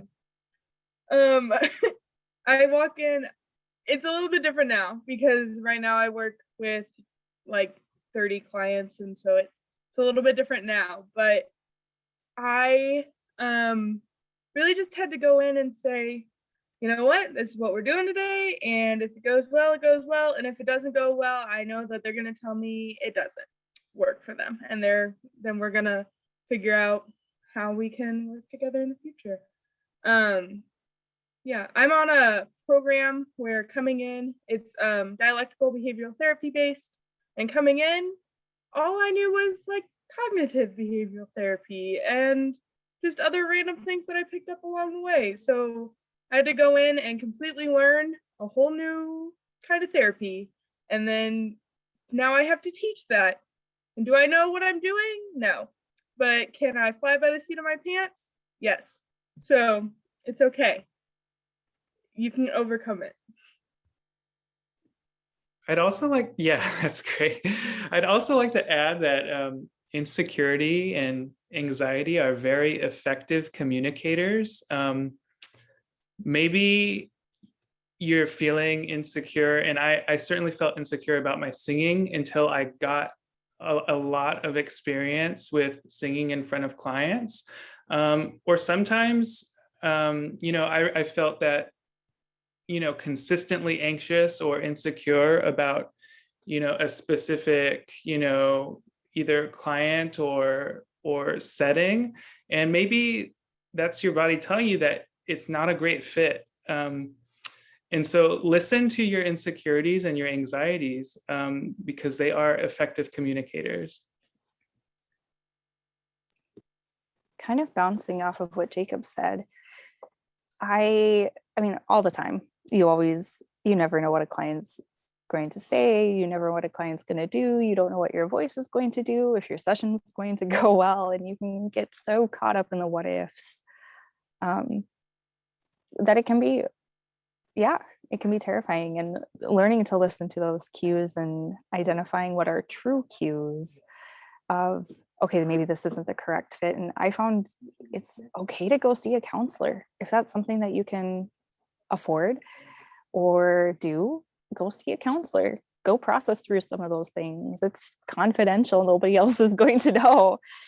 And for me, working through that with somebody was really helpful, which and led to me being able to present an authentic representation of myself to my clients, where they could in return present their authentic self.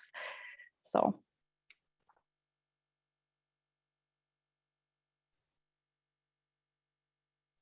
I can answer really quick. So I was just gonna say that I do a lot of like my peeps who I work with, they love writing raps, recording raps, creating beats. And that was a huge, almost like electronic, for lack of better words, part of music that I listen to hip hop all the time, but it doesn't mean I can make a beat. So I spent a lot of time learning about the different programs that I have, like the different digital audio workstations and the different MIDI controllers that I have.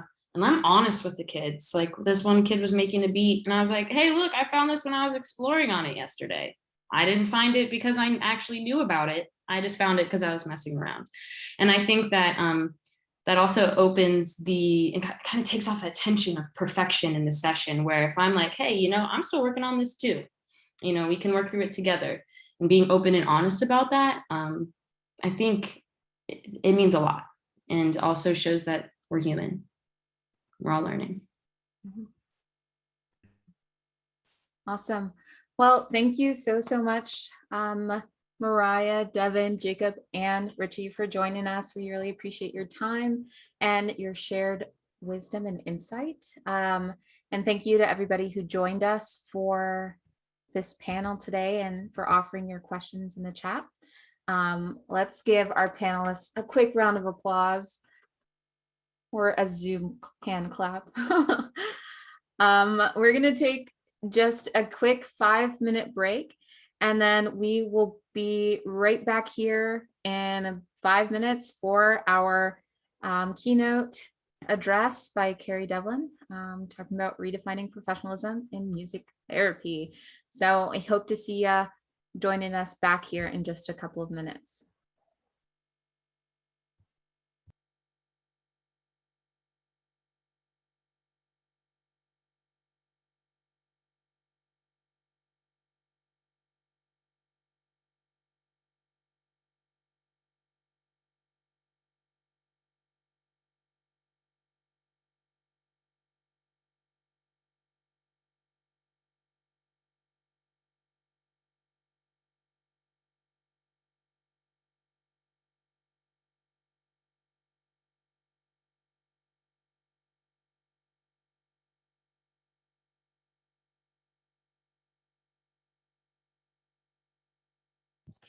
Hi, I didn't know if we should talk or not. I didn't know you how can. it worked.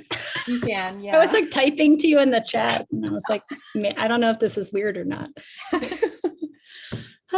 Okay. So I just made you a co-host. Do you still want me to share your slides? Yeah, let's do that because it's just one less thing for me. Because I also have on that first slide, there's that QR code. So as people are coming in, I'm hoping they're going to scan that and then answer that question.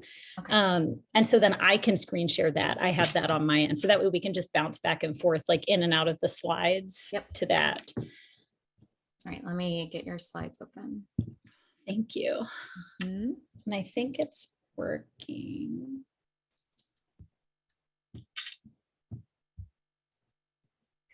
Perfect.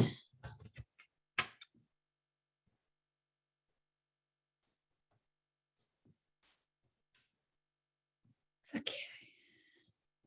And we'll still wait a couple minutes to get started, and then I'll give you a quick razzle dazzle introduction. Okay. That works for me.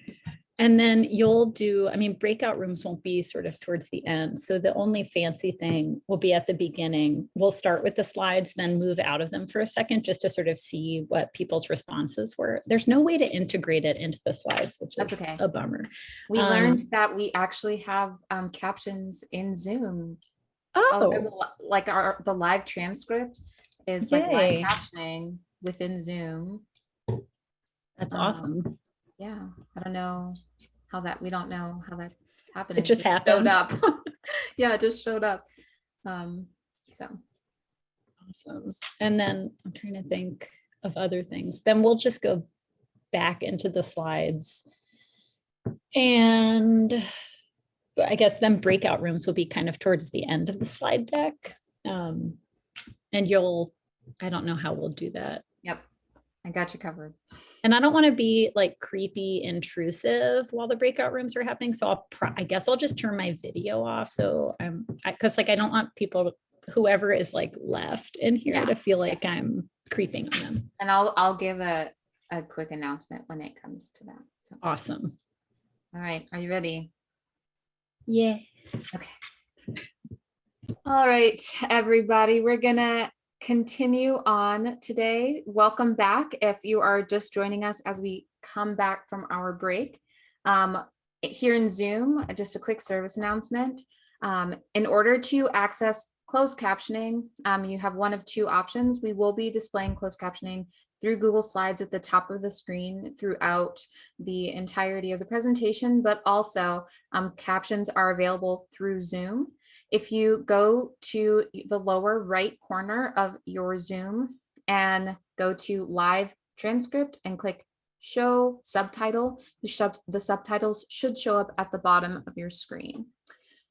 So you can feel free to use that. If you are on Facebook, we are going to be incorporating breakout rooms today for this presentation. So if you are currently on Facebook, we encourage you to actually come on over to Zoom right now, and one of the AMTAS e-board members who are lurking in the Facebook chat can drop the link to join the Zoom in the Facebook chat, and you can feel free to join us that way. But if you would prefer to stay in Facebook, we are going to be able to incorporate some of that discussion by utilizing the chat in Facebook as well. So without further ado, I would love to welcome Carrie Dublin, who is our keynote speaker today, and I'll let you introduce yourself.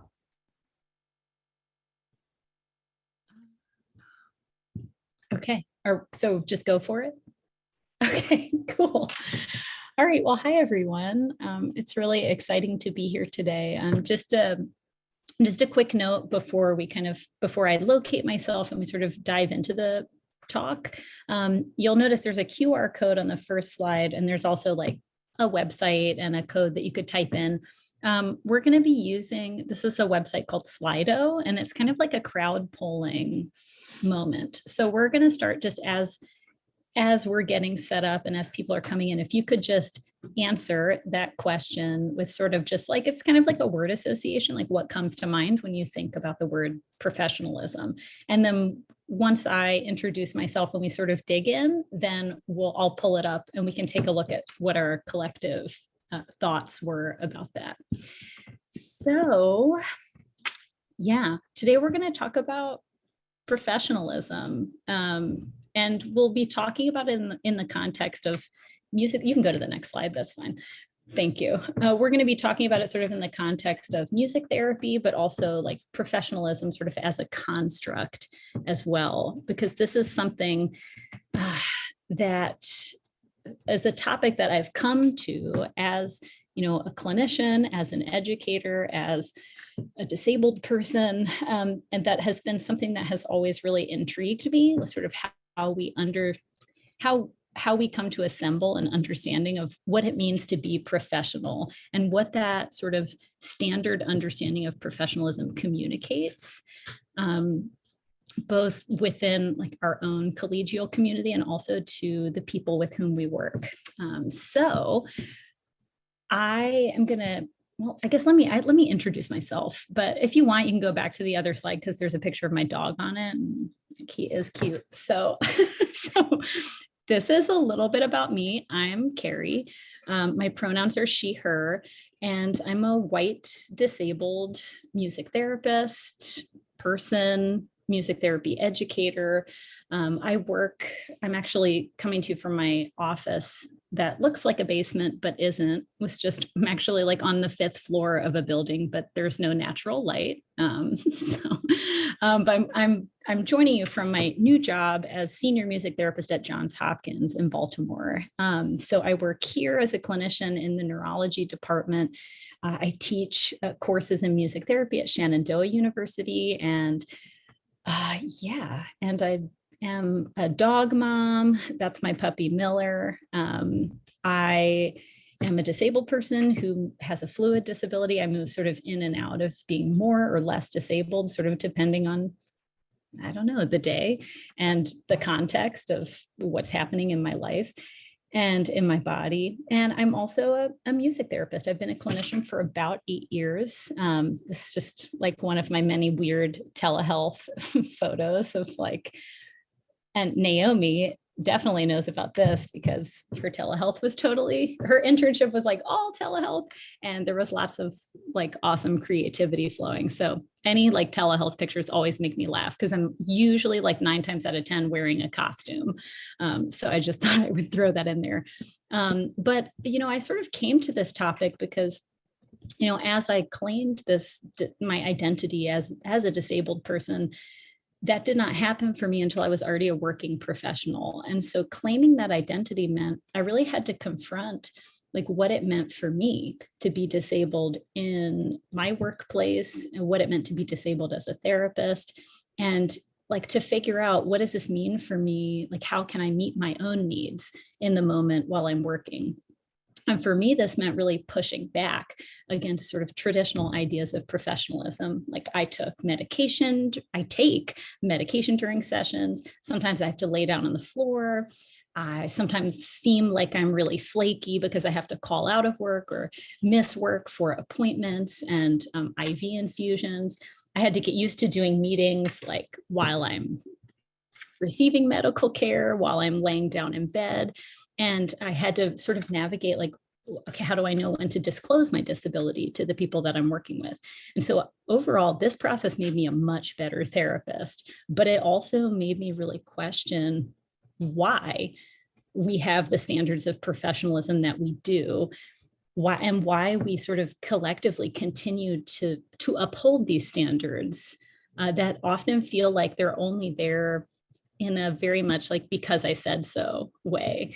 And so I have been actively, working to dismantle some of these systems within my own work. And I think we as a community and as a community of students and new professionals are poised to start questioning these systems and to start dismantling them, especially the ones that no longer serve us. And of course, that's not something we can do here in an hour, right? But it's a process that we can start.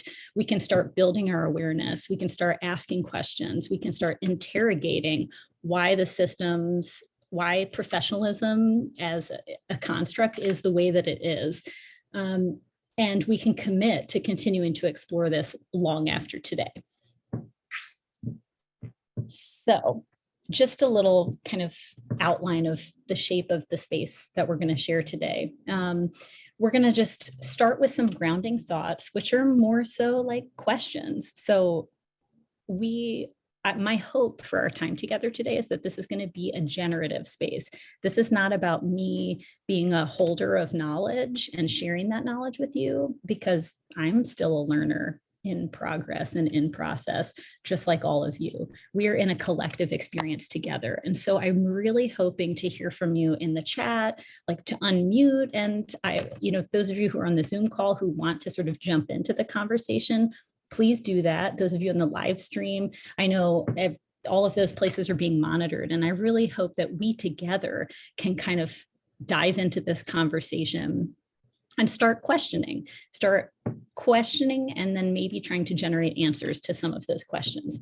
So we're going to sort of move through talking about what are some of the systems at play when we talk about professionalism, sort of in a Western context. We are going to have breakout rooms where we're going to have some collective discussions and discourse and hopefully take action. And then we're going to come back together and share our takeaways. So I'm very serious when I say, is this just like, I don't know if any of my own students are here, but if you are, you'll know my classroom is not a park and lecture space. It's living and breathing, and we're all building it together. And so I hope to kind of replicate that, even though we're not all in the same physical space today. So here is kind of the central question that I'm hoping we can explore today.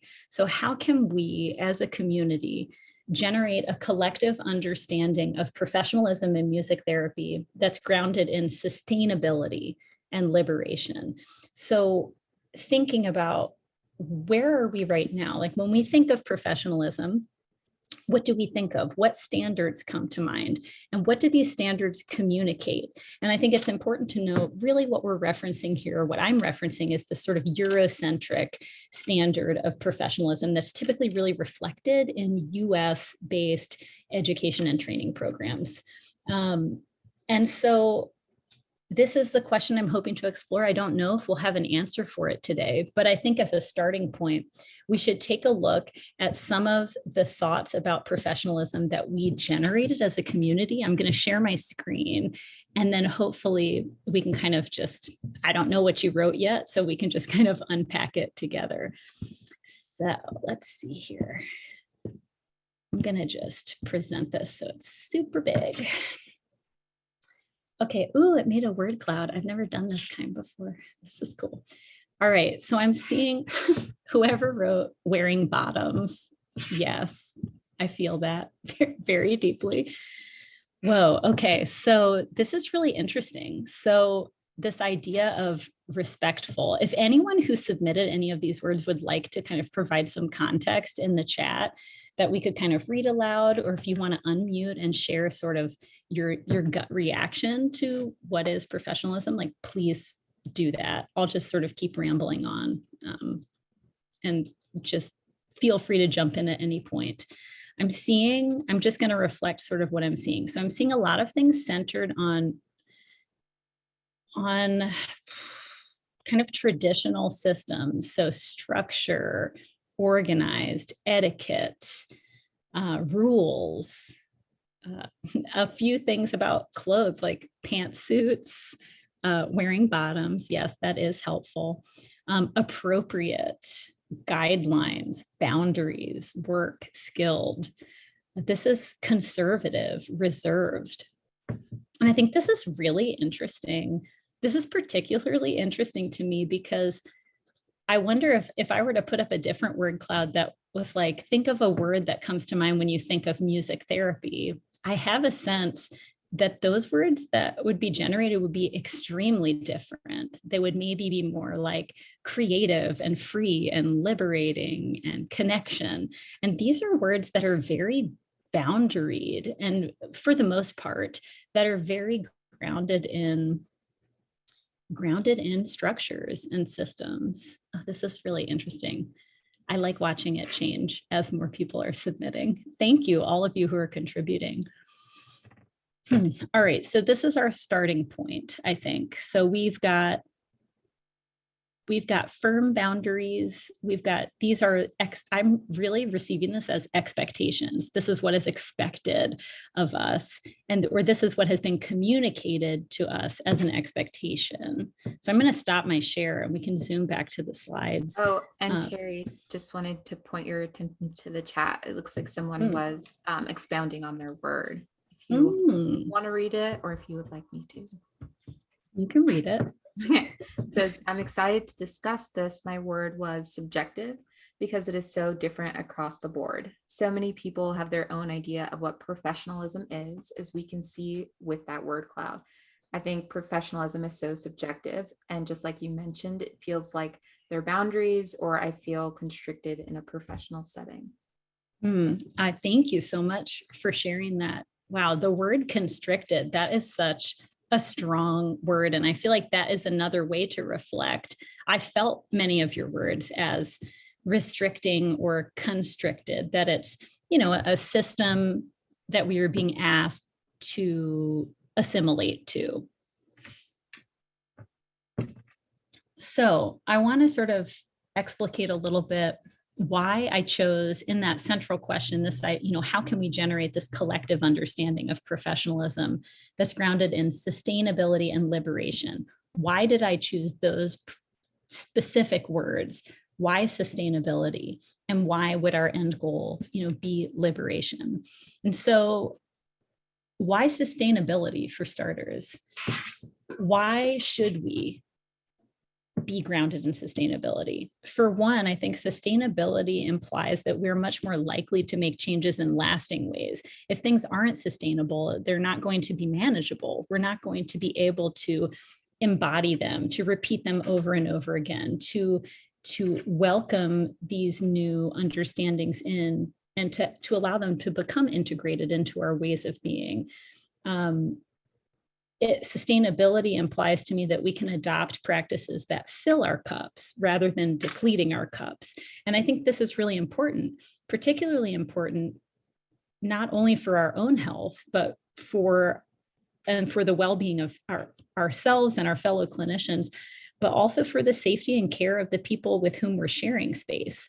So we know that there is a significant amount of evidence and research about burnout in music therapy. And interestingly, in this article that I've cited, that was just one of the more recent publications on burnout, work environment and work demands were cited as two areas that were most connected to music therapists who were experiencing burnout. And I think that's really interesting, especially when we think about that in the context of that word cloud that we just generated, where it was like work, professional, boundaries, restrictions, expectations, all of those things. And so that feels very connected. It feels like it's hard to untangle the two. But, beyond our own health and well-being, sustainability in terms of how we approach professionalism is also essential for preventing harm that we may implicitly or explicitly perpetuate with the people with whom we're working. So if we're not attuned to an understanding of professionalism that affirms identities rather than excludes identities that diverge from sort of white, Eurocentric, heteronormative, enabled bodies, we are always going to risk perpetuating harm. Not only do we risk harming our clients, but we also risk harming our colleagues who hold marginalized identities and ourselves if we continue to force ourselves to mask essential parts of our identities simply in order to work within systems that are unable to meet our physical, cultural, and emotional needs. And this is how we can move toward collective liberation and resistance through sustainable practices that we can repeat, practices that we want to repeat, practices that serve us and that liberate us. And I think these quotes, I picked them simply just because I think they illustrate this process, that rigid standards of professionalism are potential for harm and for burnout, and that the letting go of these standards realizes the potential for liberation and freedom. So, how are we going to do this? How are we going to have this conversation? That's definitely the million-dollar question, but I'm going to, like I said, today we're going to work together to answer questions, and there's probably not going to be an answer. My knowledge is borrowed, it's synthesized, it's learned from other people who came before me, other people who taught me. I'm not the knowledge holder. Each of you here has lived experience. You have had a life that has intersected with this idea of professionalism in some way or another. And you have insight that both intersects and diverges from mine. And so today we are a collective. We are going to work in community to ask ourselves, how did we get here? How did we come to understand professionalism in this really specific kind of way in music therapy and beyond? And is this what we actually want?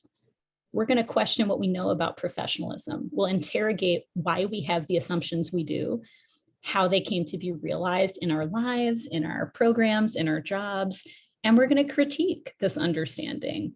We're going to think about what's helpful about the systems that we currently operate in, what is not helpful, what is harmful, and then we're going to recalibrate. We're going to do a hard reset and think about, okay, how can we envision a future of professionalism that perhaps is liberated from these rigid systems? What do we want to take and what do we want to let go of?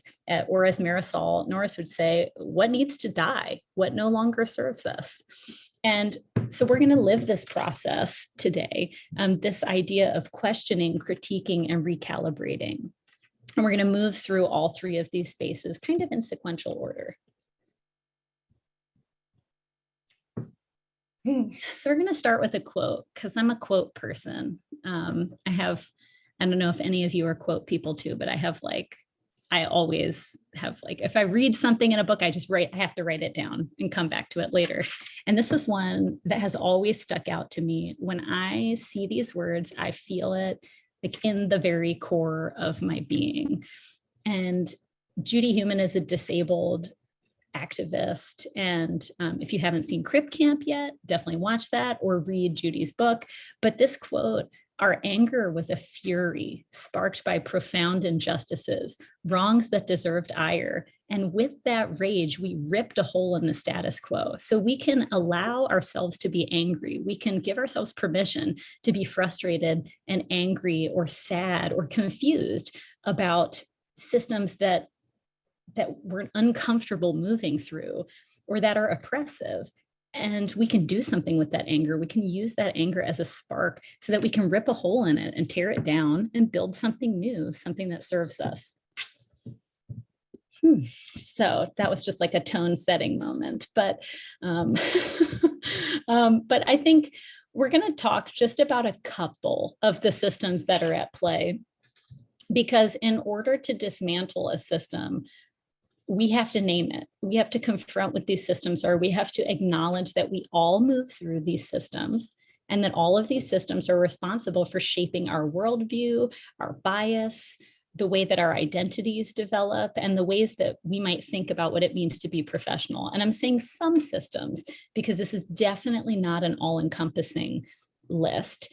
And I'm not going to tell you exactly what all of these things are because we all have incredible Googling skills. So we can spend time looking up words that we're unfamiliar with and learning from people who hold different identities, who can really teach us through their writings and through their work, and we can pay them for their knowledge. We already know to do all of those things. And so all this to say, I'm not going to necessarily define what all of these systems are, because I think you can definitely connect with those answers yourself. Instead, what we are going to do is we're going to explore how some of these systems are actually realized in the context of music therapy and in the context of professionalism. So, for example, what does ableism look like in professional? How does it make us feel? How does it limit us? And how does it shape our understanding? The one area I am going to comment on is capitalism in particular, because I think this is, all of these are nuanced, but capitalism is a really nuanced thing to talk about, because the capitalism I'm referencing today is less about like the economic system, though that's the root cause, and more about capitalist values as oppression. So like, have y'all seen Squid Game, for example? If you've watched Squid Game, let me know, but that's capitalism. that's a metaphor for capitalism, both in an economic context, but also as an oppressive system. And so there's actually this really great series. I'm going to drop this this Instagram/Twitter handle in the chat,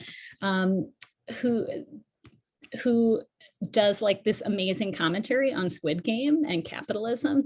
And there was one quote that really stuck with me that I'm just going to read. And it I didn't realize that it's very similar to the way that I actually framed up this slide. So there's the economic theory of capitalism, which you can look up online and learn about.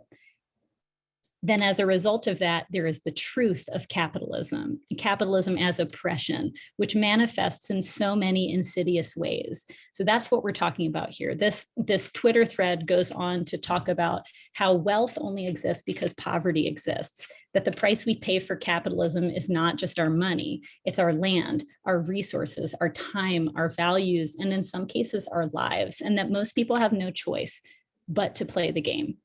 And so that is the capitalism that we're referencing.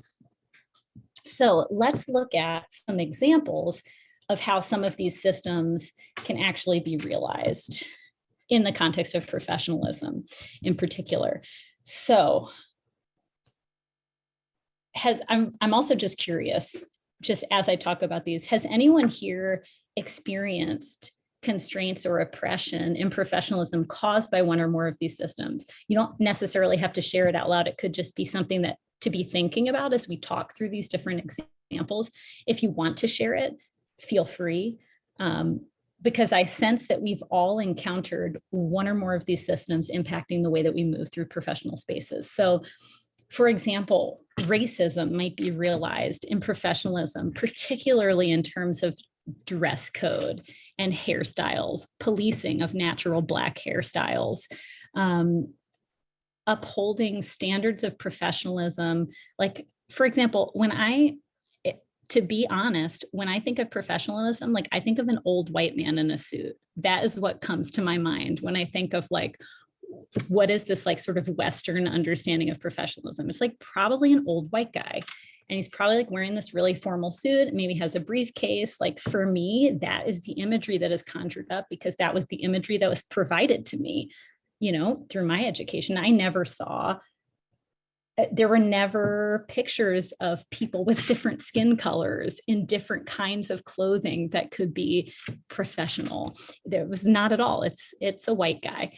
And so I think it's important to think about like dress codes in particular often are upholding Western and white standards of dress, communication styles, writing styles preferred. There you'll see, job applications that have, must speak English requirements, and that there's a lot of research that shows people who have non-Western names or whose primary language is not English have greater difficulty getting jobs, especially here in the United States. And so I think it's just important to be thinking about this. And there's a really good quote. I'm going to also drop this in the chat while we're flowing. That is from an article that I read when I was preparing for this. That is, professionalism has become coded language for white favoritism in workplace practices that more often than not privilege the values of white and Western employees and leave behind people of color. So just keeping that in mind as we sort of move through, because I think we're going to start to see connections as well between these different systems. Ableism is another system that I've certainly experienced personally, like gatekeeping of accommodations. If you have ever had to apply for a formal accommodation, you might find that that process is shockingly arduous and intrusive and violating. For example, in my experience, requesting accommodations through this workplace, I had to provide medical documentation. My word is not good enough. And I was treated as though I was being granted favors or special privileges, when in fact, I just simply cannot walk long distances. So I just needed a close parking spot. But the process of going through to request those accommodations, they were gate kept at every step. I had to continually explain myself. And when I finally got them, I was told how lucky I was to be receiving that accommodation, as if it was not my right as a disabled person. There is also another really insidious example of ableism in professionalism in the workplace is any job requirement. Like if you've ever seen like administrative jobs, they will have a weightlifting requirement. And that is a traditional thing that is included on most job applications. And that is intentionally to prevent disabled people from applying for those jobs, disabled people who are perhaps unable to lift that amount of weight. Heteronormativity. We see this so often in the workplace, that assumptions being made that employees are in cis-het relationships, and that many employees feel uncomfortable talking about the person they are dating in the workplace if it doesn't conform to those standards and those assumptions. We see so many workplaces that do not have inclusive bathrooms, that have gendered bathrooms that are not accessible to everyone, especially depending on the state and the legislation that's actively working to strip rights away from trans people in particular. And we also can see capitalism as intersecting with all of these areas, and this is something where I think we're going to keep coming back to, because we as therapists, even though the work that we do is inherently grounded in human connection, we are still working within a system of capitalism, and our success is measured by quantity over quality. It's about output, it's about producing, and we often see this in workplace cultures that do not value taking time off, that do not value things like mental health days or personal days, that expect us to produce in spite of the extreme energy output that is required to be a therapist. And so we're in this unique position where the work that we're doing, it certainly can reflect capitalist values if we are asking our clients to then work on skills that directly relate to their ability to produce as being future contributors to capitalism. And so we can see this sort of perpetuated, but it's unusual to find workplaces or even academic programs that don't put some sort of emphasis on quantity over quality, on output. All right, so we're going to move into the next phase. Those were just sort of some examples, and that was just like a little bit of an info dump. And I can see like the chat looks like it's popping, and I haven't had a chance to look in it yet, but I will as we go. This was just, I'm hoping that sort of generated some thoughts and connections for people about similar experiences or expansions of, that was obviously not an all-inclusive list. It was just some examples. Because now we're going to move into an active critiquing phase. We know that there's a problem. We can see there are systems at play, but we can critique it. That's something that we can do. And so I'm offering up some thoughts from people that I really value learning from on Instagram that I think is really grounded in this idea of critique and of interrogation. That our instinct is often to be quiet, even when we see something that feels unjust, because we have been taught to comply. We've been taught to fall in line and to not ask questions. But we have to acknowledge that we're all living within these oppressive systems, and we're all contributing to these systems in some way. We uphold them, whether we know it or not, and we cannot assume that we're immune to these systems. We need to ask, who is telling the story that we're being told about professionalism? Why are they telling the story in this way? What is the generational context of this story? We need to question everything. We should question research. We cannot take research at face value. We need to question who wrote this. What is their worldview? Why did they write this in the way that they did? This case study, this is something my students and I have been talking about a lot over the last few weeks, is you can't just take a case study and assume that what that person did was right. You have the right as critical thinkers to question what happened in that therapy room, to question, why did that process unfold in the way it did? And would my choices diverge from that person's choices in this case or in this research article?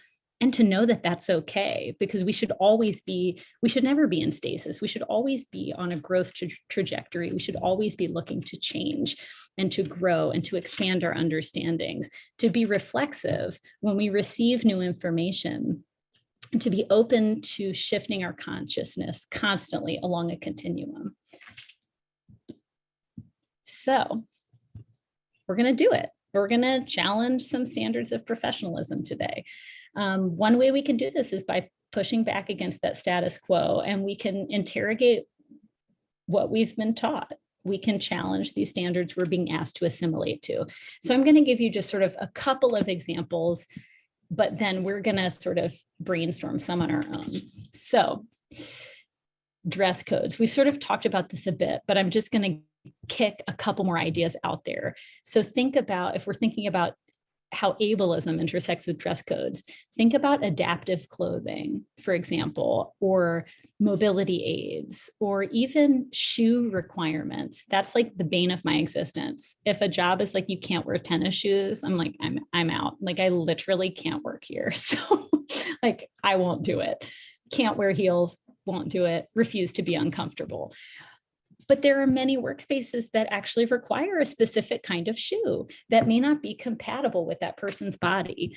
Think about access. Think about an unhoused person. If you don't have access to safe places to sleep, to store your belongings, to take regular showers, there's we see often in standards of professionalism comments about hygiene. What if actually maintaining personal hygiene, that's a basic human right, but some people do not have access to that on a regular basis. And so we're stigmatizing people who are not able to access their basic human needs by saying you are unprofessional if you can't take a shower every day. Many disabled people, including myself, I don't take a shower every day because it's a huge energy burn. And I have to think about, would I rather shower or would I rather make myself dinner? Because they're not both happening. So I think we have to really think about how dress codes and hygiene requirements don't often allow for personal style, cultural expression, and comfort in many cases. When we think about productivity, we think about how we're valued for what we produce, not the quality of what we produce in capitalism. We're asked to check items off a list, but that list rarely emphasizes our own well-being. We're asked as students to produce music experiences or activities, and we're praised for how many visuals we make and how cute they look and how quickly we do our documentation and how many things we can achieve in one workday. And there's always this constant list of things to have to do, and it never stops. And I think that also, this idea of productivity also intersects with timeliness. Like, think about in higher education, our emphasis on deadlines, which I think is hilarious to me. It's hilarious because in therapy, there are no deadlines. There are no due dates. There is no you don't know when it's going to end. It could be one session or it could be 5 years of work with someone. And so I think it is hilarious that our higher education systems and often our internship programs also reflect this very deadline oriented set of values that don't actually reflect the reality of being a therapist, of co-constructing space with other humans. Due dates don't make space for projects that require extra think space in order to be fully realized. They put a timeline on our learning where we actually understand that learning never stops, ever. Reliability is also a big one for me. Well, reliability and attendance policies, I think they very much intersect.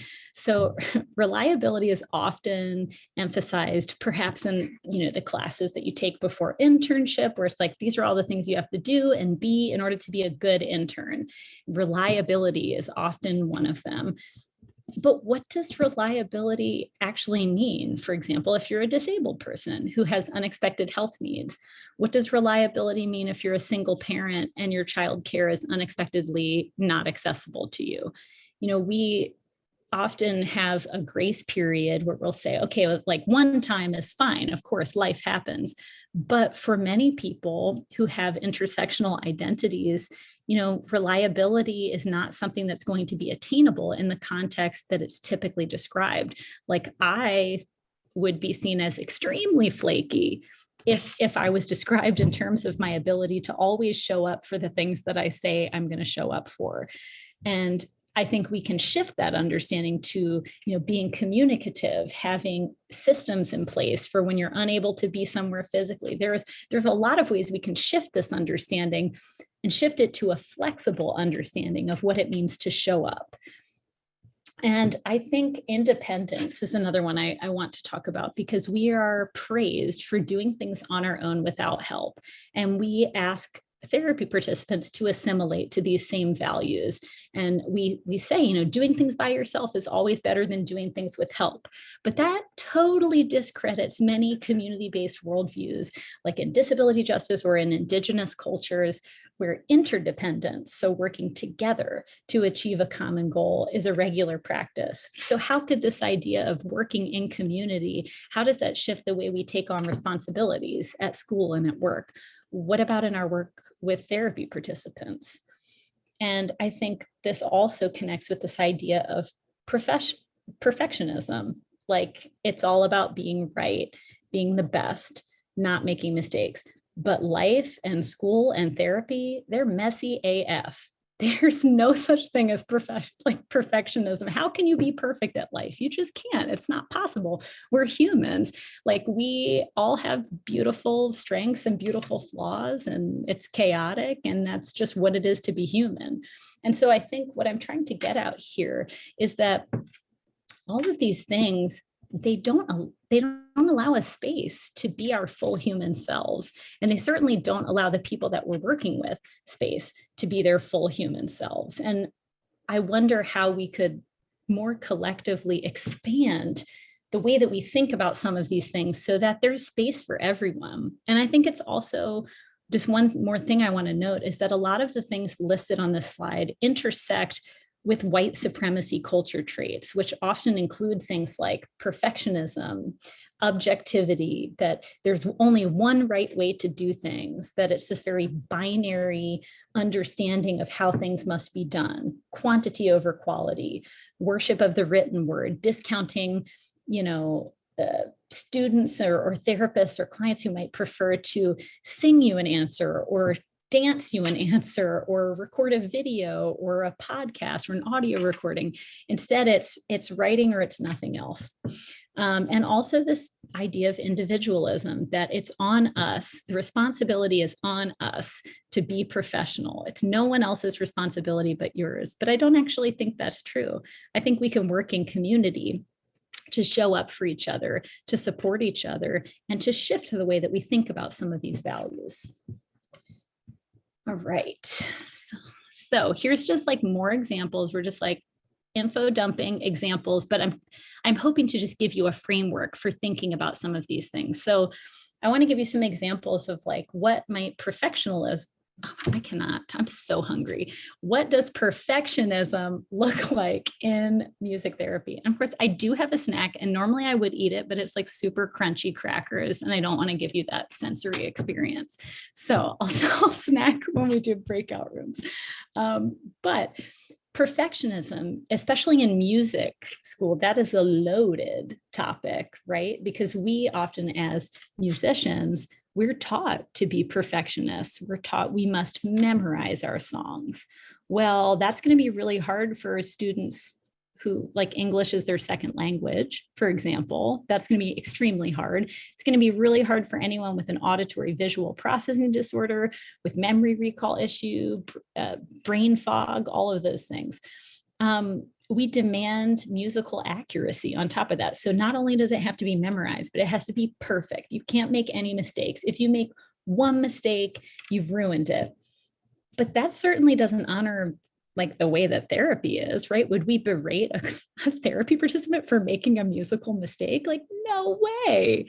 I cannot imagine a scenario where that would ever be okay. And so then why do we hold ourselves to these standards? Why can't we be okay with, making a gigantic musical mistake in a session and having that be an opportunity to honor our humanity, to bring us closer together? Because otherwise we have this fear about creating the right musical space, that binary thinking. We have fear that takes us out of the process. Like if we think about improvisation, how many people are so terrified to learn about improvisation because it is the opposite of perfectionism. It's something that we construct. We can't memorize it. We can't really prepare it. It unfolds in real time, and it's messy. And I think it's really important to remember that, we often ask ourselves to do things that we wouldn't ask our clients to do. And so when that happens, it's time to tune in and think about how we can shift that understanding. And I think also in terms of musical accuracy, that also is something that's like very typical in the context of Eurocentric songs and playing styles that, are like you're playing written music versus this very, alternative styles of playing, which are more improvised. They're grounded in the here and now. We can also see, intersections of white supremacy culture here, like binary thinking. And we see this often in research. We see this often in, universities that require only written assignments, that value, this sense of urgency, like you have to get it done by this date. There's no flexibility on the due date. You can't, if you turn it in late, you'll have a letter grade reduction. That's just ridiculous to me. I will never understand it. But it's this, this continuation of these values and these systems that continue to play out. Right, so we'll get to the next one. So we can also see this in attendance policies. Like I always tell my students, like there is no attendance policy in my class, but there is an expectation that you will show up. And showing up means more than just like your physical body makes it to that room. Like some days I know like that's the best we can all do. Some days I feel like that. I'm like, well, my physical body is here. So like, let's hope that carries us because we're all humans. But that for the most part, the expectation is you're a member of a community, right? And it's like, if you were working at a job, it probably like wouldn't be great if you just didn't show up one day. Like if you have a whole day of sessions and you were like, nah, I'm just gonna not go in and I'm not gonna tell anyone. It's not really gonna work. So we have shifted in my classroom, at least, the way we think about attendance is it's about community, it's about accountability, and it's about communication. So if you're not able to make it to a class, you will never be penalized for that. But you do need to be communicative to connect with me, to connect with other people from the class so that you're not falling behind. Because these rigid attendance policies really exclude disabled people, people who work full-time, people who have kids, people who have just like brains and bodies and life just happens. And then further, when we have these policies in place, it creates a set of good employees and bad employees, this very binary way of thinking. The people who show up and who are never late, we're taught from elementary school, perfect attendance is the best thing, and we get a gold star for that. Those are the good ones. They are reliable and dependable. And then anybody who can't meet those policies, probably lazy, probably unreliable, can't really uphold commitments, not somebody who I'm gonna, ask to do things because I just never know if they're gonna show up. And that's a system that's created by the policy. If you take that policy away, it opens up the space, and it prioritizes physically being somewhere over physical, mental, and emotional well-being. So I was thinking, I actually think maybe we're going to skip. I want to make sure we have like more than enough time for our breakout rooms. So I think, yeah, we're going to skip that one. And we're going to move into, like, now we've had a lot of examples. And so now we're going to move into thinking about, okay, what can we do about this information?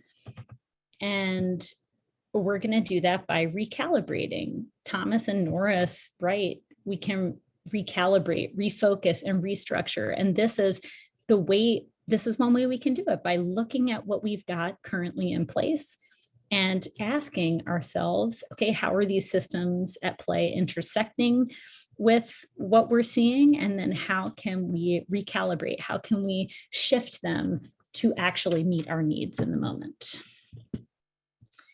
So we're going to do that by critiquing the AMTA competencies that we are all beholden to as students and therapists. I recognize this is a very spicy thing to do, but I think it's our right and our responsibility and our role to question these principles that guide the way that we are expected to work as therapists and the way that we are expected to show up to work. And so I wanted to just do one first, sort of as a collective. I picked this one. So this is from, if you go to the AMTA competencies, this is from the category called Professional Role Ethics. And so this competency reads, the music therapist will demonstrate dependability, follow through with all tasks regarding education and professional training. So I'm curious, like, how does it feel when you read this? What is this saying? If we read between the lines, like, what is this saying? What is this not saying? What kind of person is this competency describing? So I'm just going to kind of open it up for contributions, either via the chat, or if you want to unmute and just jump in and kind of share your reactions to this competency.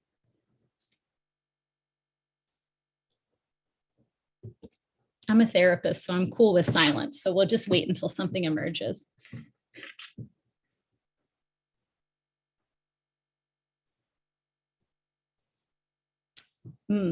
Yes, I see. Yeah, okay. So I'm seeing a comment I feel like this is describing perfectionism. And Naomi, an immediate reaction to the absoluteness of the word all. Yes. Like the absolute pressure to be able to know everything ever all the time, do all the tasks, be dependable, not only do all the tasks, but do them well, be reliable, be dependable. That's right. You have the ability to waver. Like, we're humans. Can anyone do all the things? Like, we can certainly move through. Yes, we need to move through all the tasks in some way. We need to move through our academic experiences. We need to move through our internship process. But yes, it is exhausting when you actually start. So what we're doing is we're applying a critical lens to the words that we're seeing, and we're reading between the lines. And when we can actually connect with our felt experience of reading these words, like, I feel exhausted, I feel pressure, I feel anxiety. Think about that these are like embodied experiences that we may not even be connecting with in our day-to-day, as we're being asked to be dependable, as we're being asked to achieve certain tasks that we're being asked to do. That, think about how this can then contribute to burnout as we look ahead. And yes, I'm just like reading these comments as they come in. It's not specific. Exactly. It could be interpreted differently. Like, you could take a really rigid kind of militant approach to this, or dependability also like kind of feels like a construct to me. Like, it depends on what your understanding of what it is to be dependable is. And that, yes, this kind of professional mindset is something that contributes to how hard it is to ask for help and take the steps you need to cope with life. So if we're asked to do all the things all the time and do them well and do them dependably, where is there room to ask for help? Because asking for help is admitting that you're not doing all the things. And so then are you not good enough to be a therapist? Should you be a therapist if you can't do all the things? I don't believe that at all, but I'm simply reflecting back kind of this thought process that can kind of emerge.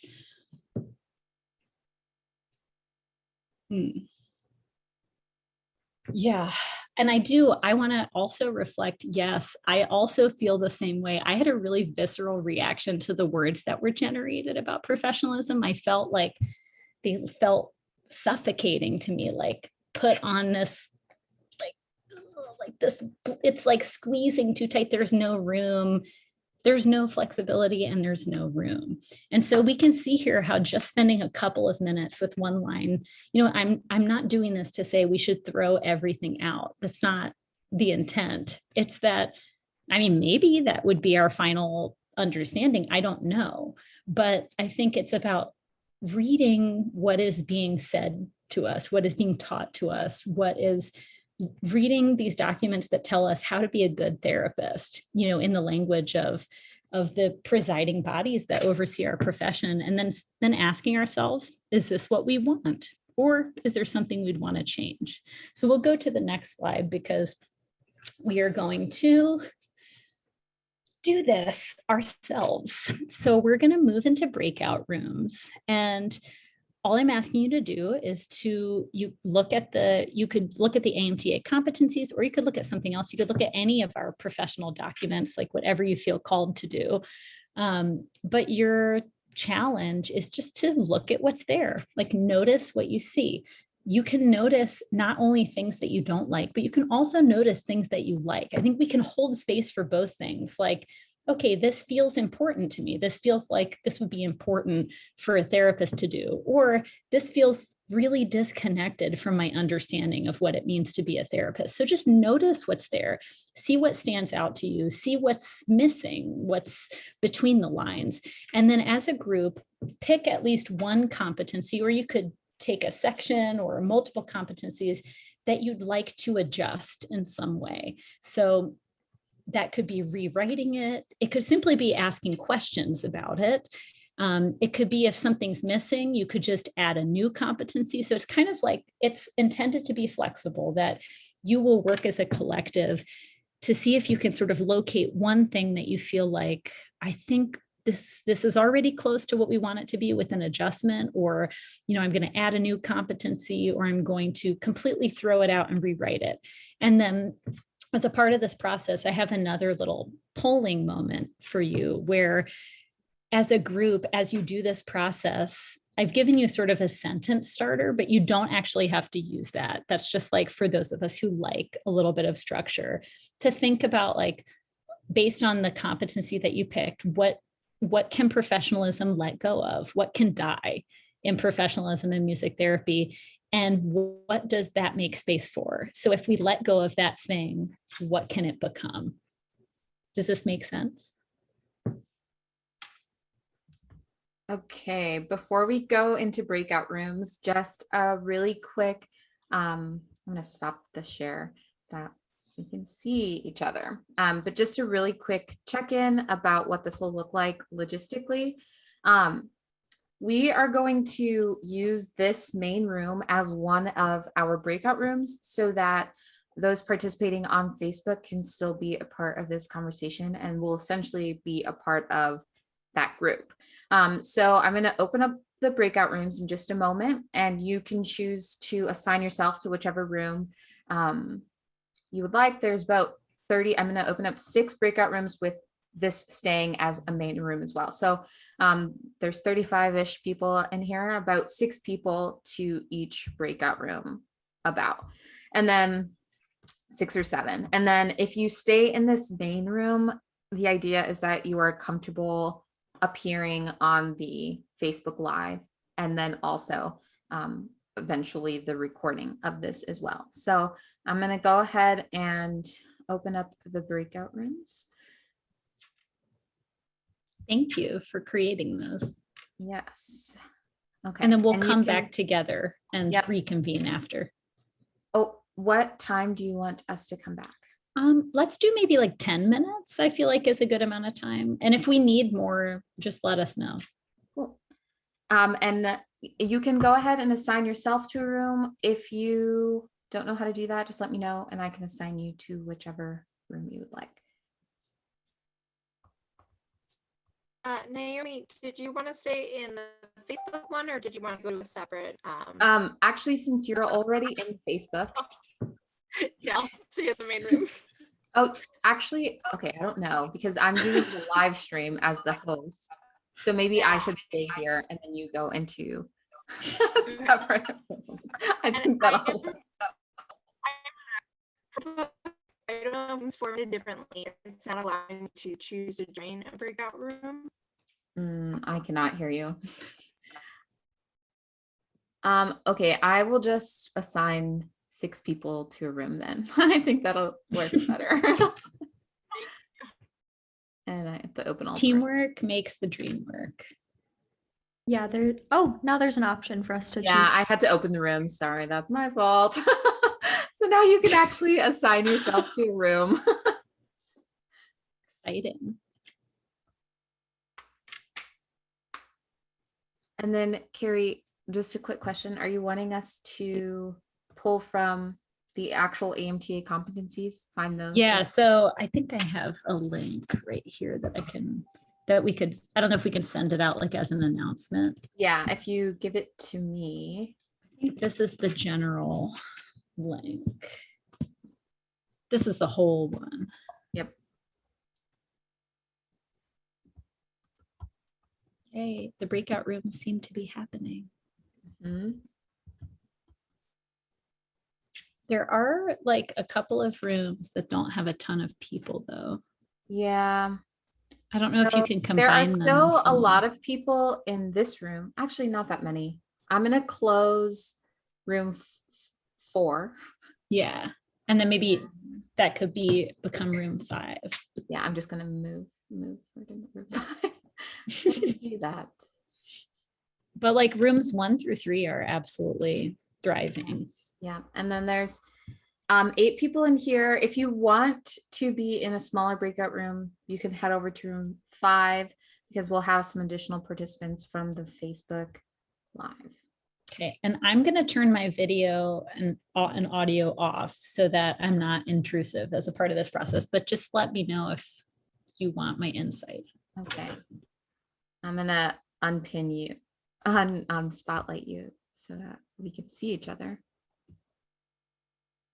All right.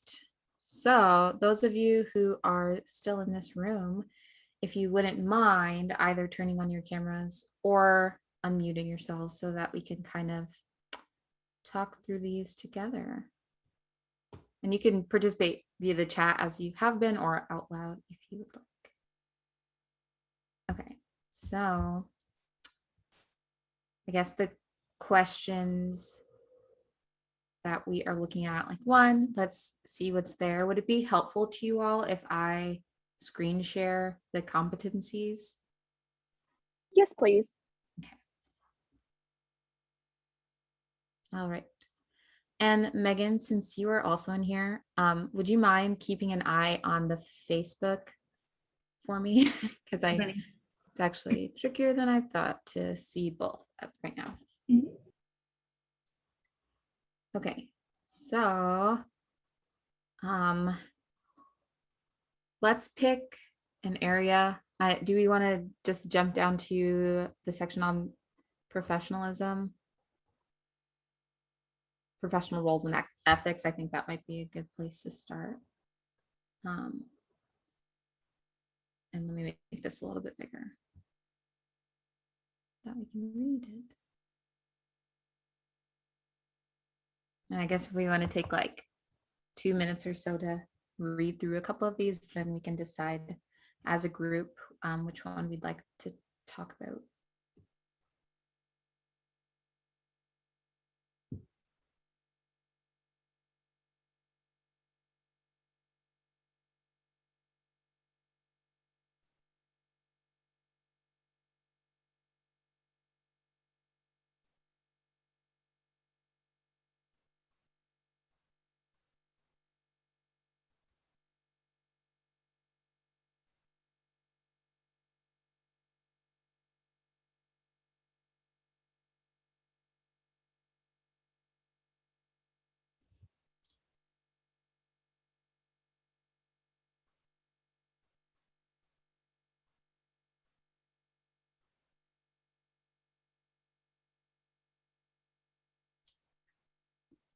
Yeah, okay, so I see that question and I'll about combating ableism in universities, and I'll let Carrie kind of address that when she moves on to questions, kind of at the end of her presentation, if that's all right.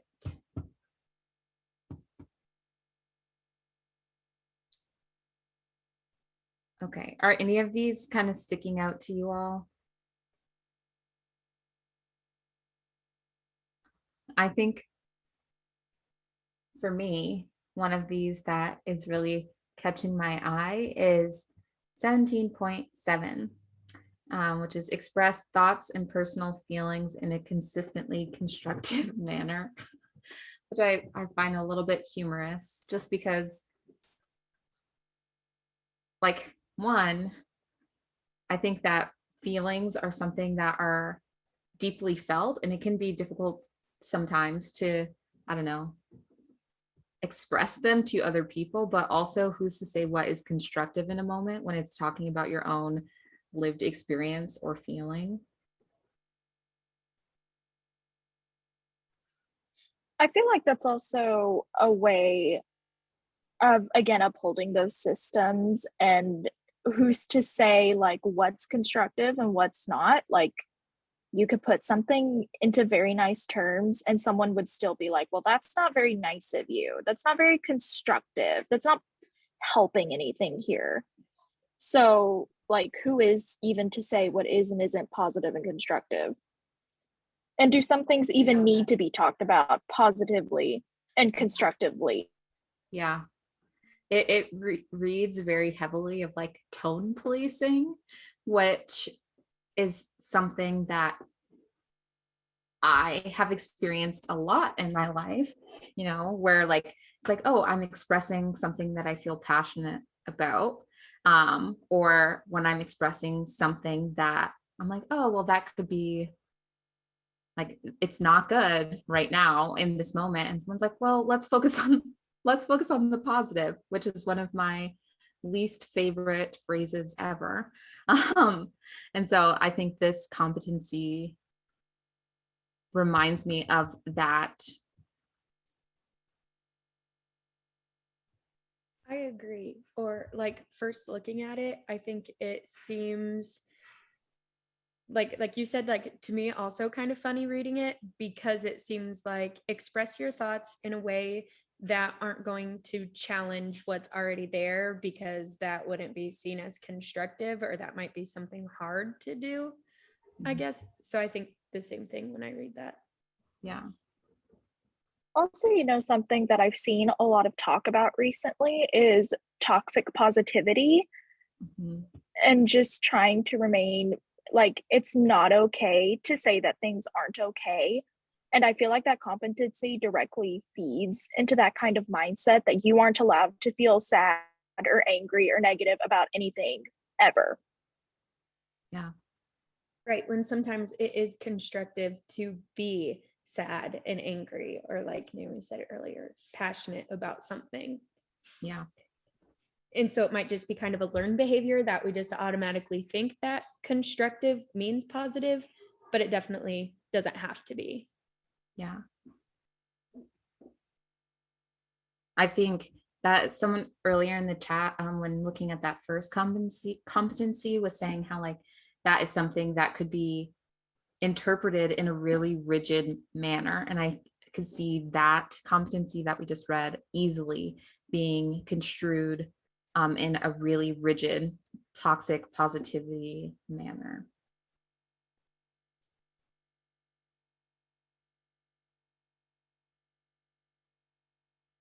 But then also, I would say that I like that it's included here, and saying that, like, even though we can see it in a rigid way, that they're also addressing that you have the opportunity and the responsibility to discuss and express like your thoughts and feelings that you have, which I think is something good to address, and say that you have a space to be able to do that.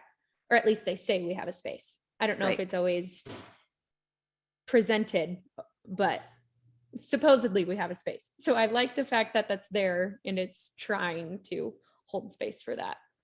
Yeah, I agree. I think that's something that is like maybe frequently misconstrued in music therapy education. It's like, oh, when you get to whatever X space, you have to leave yourself and like your personal feelings at the door. But this is almost indirectly or directly kind of saying that we should do the opposite of that, and that it's our responsibility to find ways to express our thoughts and personal feelings. Right. And so then if we look at it that way, then I think that like the wording of saying like a constructive manner can be really helpful. And like if we take that example, because I've definitely heard that too, like leave things at the door and then go in and focus on your clients or whoever you're working with. But sometimes you leaving that at the door, I think somebody said, not necessarily in regard to that, but sometimes that can create, they can be inauthentic. And Yeah. I think that's something interesting to think about too, like looking at the ethics, because you don't want to go into a therapy session and then unload things on your clients, but also, I don't know, you're still a human. I feel like that's like, if we go into that side of it too, that's such a hard line to walk. Yeah, I love that. Okay. Mariah, I'm sorry, Megan, I saw Mariah's also in here. Is there anything in the chat on Facebook so far? There is not. Okay. Can you join breakout room 5? Someone is asking for help, and I don't know if I can actually leave this breakout room without ending the live, or I don't know if I can leave the main room without ending the live. Yes. Thanks. And if you need help, just message me. Okay. So then I guess we can take a moment to rewrite this competency. If we were to, like we were saying, that we actually like the fact that it's telling us to kind of express our thoughts and our personal feelings, but if we had to change a word or restructure this in a way that maybe didn't indirectly hint towards ideas of toxic positivity, how would we reword it?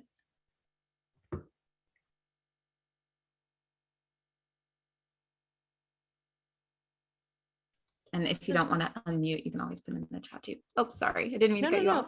You're fine. I was just gonna say that not that I don't have anything to contribute, but this is one of the things that I find the hardest to do, because I'm like, yes, let's make change. Like, we need to change things. And then if it's like, okay, how should we change it? And I'm like, yeah, good question. And so like this too, like, okay, how do we make it better? I'm like, they've done a good job of leaving it open-ended, so it's open to interpretation, which can be good. Yeah. But then also, like we've mentioned, maybe not, because then it also leaves it open to not necessarily good things. Yeah.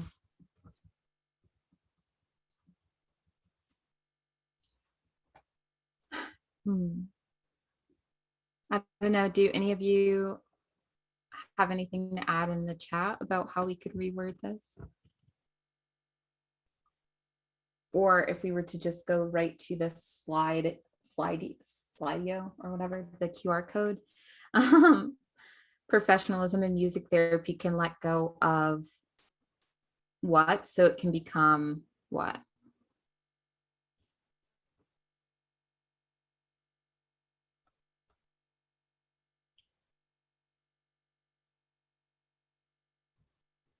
I tend to talk a lot because I don't do well with sitting in silence. So I don't mean to take over. And obviously this can be open, but just how we were talking about that, maybe like professionalism can let go of the idea of like the rigidity that it has and like the specific idea. And so it can be open to interpretation. Yeah. Or maybe we could say like letting go of the idea of maybe like toxic positivity or potential for toxic positivity. I like that a lot since we talked about that.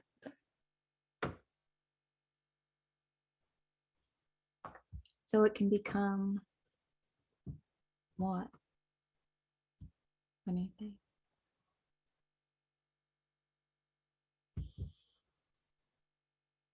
I don't know if we can think of like a word maybe like authentic. Yeah. Or I guess it could be more than one word. Too. Right. Yeah.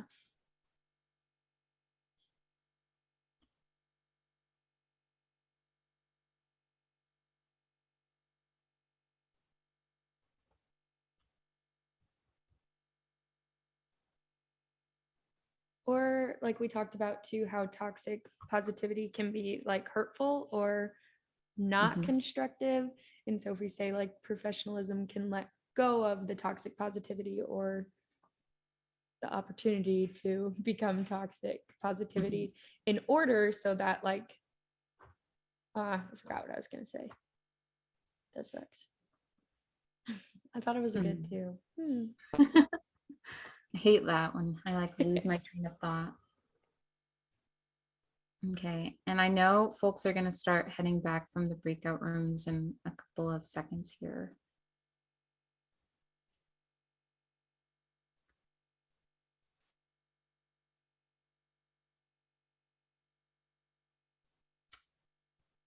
Okay.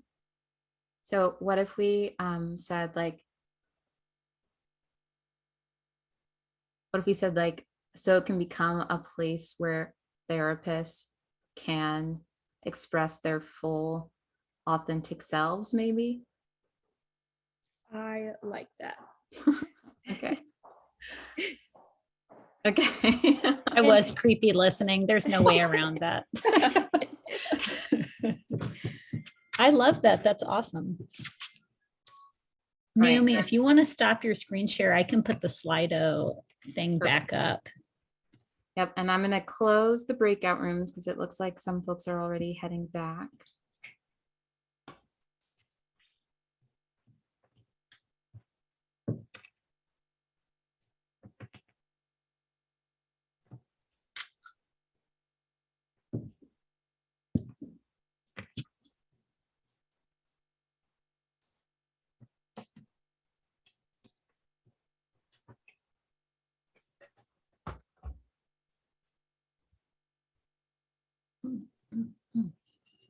I like that one.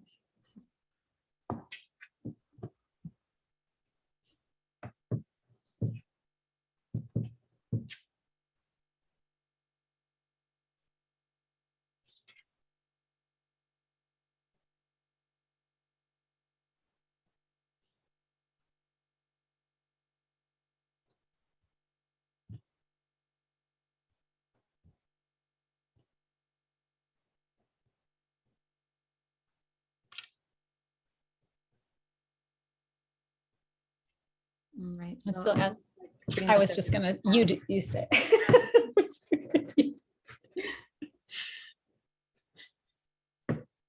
Ooh, yes, yes, yes.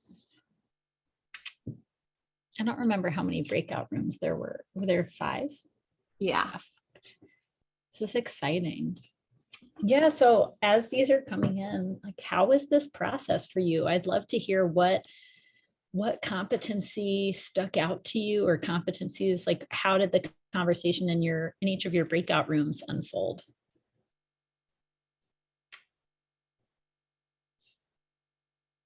I see some really interesting and varied thoughts here, which is awesome.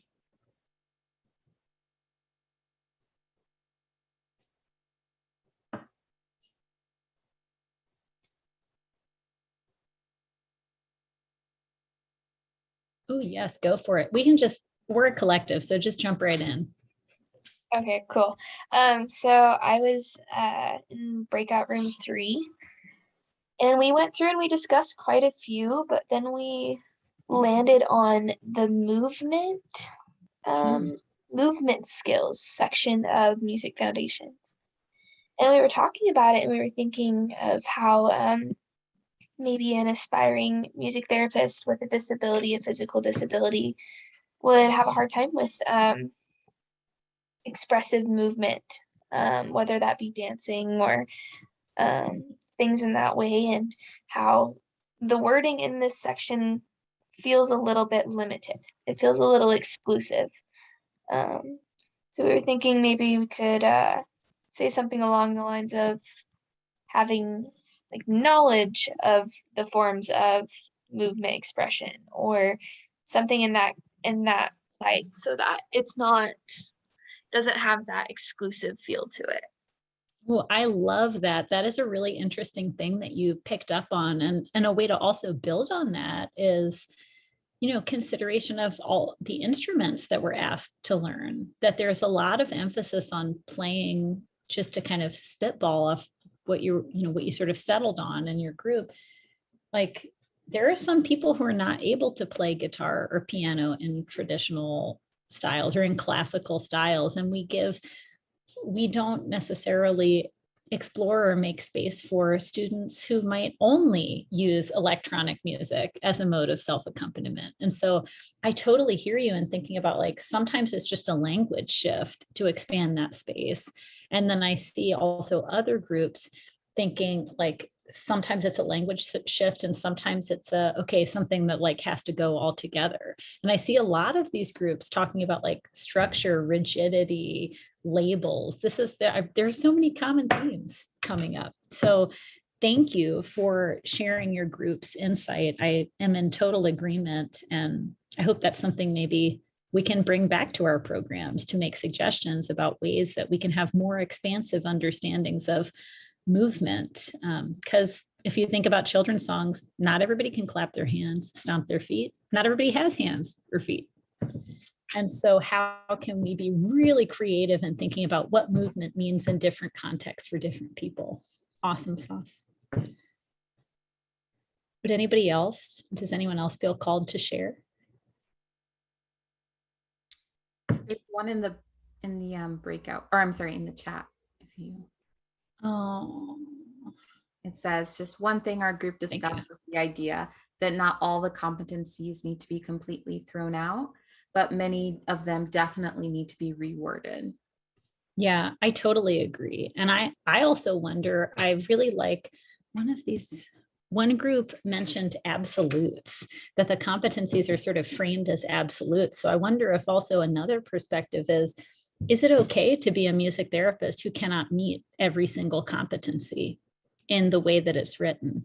Is it okay to be a music therapist who isn't not a guitarist and who just plays the piano and other instruments, or who just uses electronic music, or who, thinking about how can we expand the way that we understand the competencies? Is there a way for them to not be absolutes, but rather suggestions or possibilities?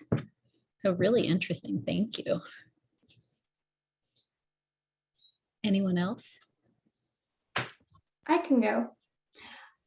So our group really talked about mainly like the individualized competencies and how professionalism is different from person to person. And so one thing that really kind of stood out to me is that I think we should have more of an idea of like how professionalism changes from setting to setting or person to person, because not every setting is going to call for the same like persona from all coworkers or from all like staff members. And so it also kind of plays into how clients seek out therapists who work best for them. And so if we kind of tone down on this, what was the word? Like authenticity of ourselves in order to become more professional, then we can really, I guess, jeopardize that therapeutic relationship. Yes, I want to amplify that statement and say people want therapists who look like them, who have similar life experiences. Like, that is a really empowering thing, to speak with someone who can intimately connect with something that you're experiencing, who's not just experiencing it as, an observer, but as somebody who also holds a marginalized identity, or is somebody who like has visible tattoos and piercings or colorful hair. Like, we all express ourselves in different ways. And so we often gravitate toward people. We feel safe with people who are their authentic selves. And so I think that is such a good point, that if we can expand our understanding of professionalism to make space for different kinds of identities and personal expression and religious expression, all of those things, we can then make space for clients to really seek out therapists who they connect with on, on multiple levels. Thank you so much for sharing that. Sorry, I don't want to. May I add something? Yeah. So I am a music therapist with autism spectrum disorder, and I feel like the field could use more music therapists with autism spectrum disorder to help out the population under that same umbrella, like especially those with disabilities, like the world needs more of them.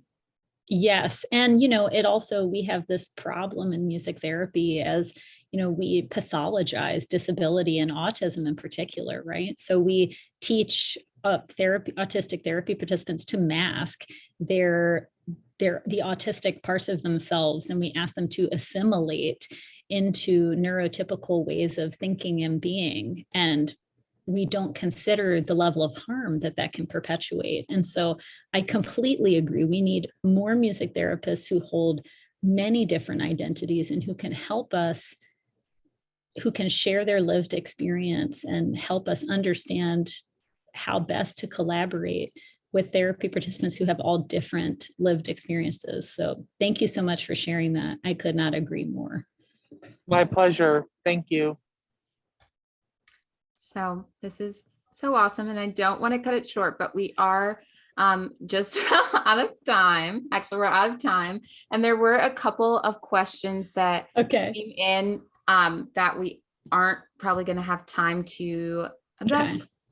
So I was wondering if there is any contact information that we can folks. And do you want me to share your slides again? Oh yeah, if you just share the last slide, that has my contact information. So that if you have questions that we didn't get to address, and I'm so sorry because I know there was a couple in the Facebook chat that got transferred over, you can direct them to Carrie directly if that works. Yeah, please reach out to me either through email or on IG, wherever. I'm always happy to connect and continue this conversation because it's not something that ends today. It's going to be a continued conversation and continued work that we all do together. All right. Thank you so much, Carrie, for kind of ushering us into this really important conversation. We really appreciate you. So thanks for having me. This is fun. Thank you all. And I'm going to post Carrie's email and Instagram handle in the chat as well on both Zoom, and one of our board members will do it on Facebook as well, so that if you have questions, again, you can direct them to Carrie directly. So thank you so much, Carrie. And thank you all again for participating in this conversation and discussion during Carrie's keynote address. So in just about 2 minutes, we are going to be joined by our final student presenter, or our final presentation, because I guess Austin is no longer a student, but we're going to be joined by Austin Thorne in just a minute here. So thanks, Naomi. yes, thank you. I'll see you soon. Yep, see you soon. Bye. Bye.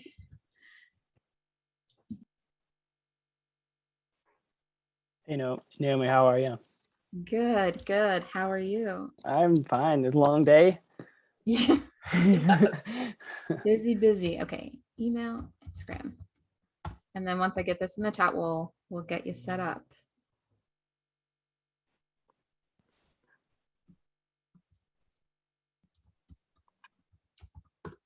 All right. So thank you everybody who has joined us thus far, and who is going to join us in this next presentation. Just again, a really quick public service announcement for closed captioning. If you would like access to the Zoom closed captions, you can click the button in the lower right corner that says view transcript and click show subtitles, and the subtitles will show up on the screen. Additionally, our presenter will be using Google Slides and enabling captions at the top of their screen during his presentation so that those of you on Facebook can also have access to closed captioning. If you're here in Zoom, if you want to keep your camera off, you won't show up in either the recording or the live stream. So without further ado, I'd like to welcome Austin Thorne to the virtual stage for his presentation. Hello, everyone. I'm just trying to make sure my captions are great. I think I got it. Cool. All right. How's everyone doing today? I would love to know. Well, first, let's see. Guess we can just go ahead and get started. Cool. Hello, everyone. My name's Austin, and I'm so happy to welcome you to this presentation. Go ahead and share my screen. This is the obligation to challenge our worldview. I want to thank Naomi and the executive board for facilitating this event. Obviously, we had a lot of great presentations today. And this presentation is essentially the steps that I took to study abroad as a music therapy student, and how that experience has helped me, not only as a student, but as a professional and just as a human being. My hope is to empower music therapy students to experience cultural immersion for themselves globally, and to provide information for educators as well, so that they can support their students as well. I do have my email at the end of the presentation if you ever want these slides, so just please keep that in mind.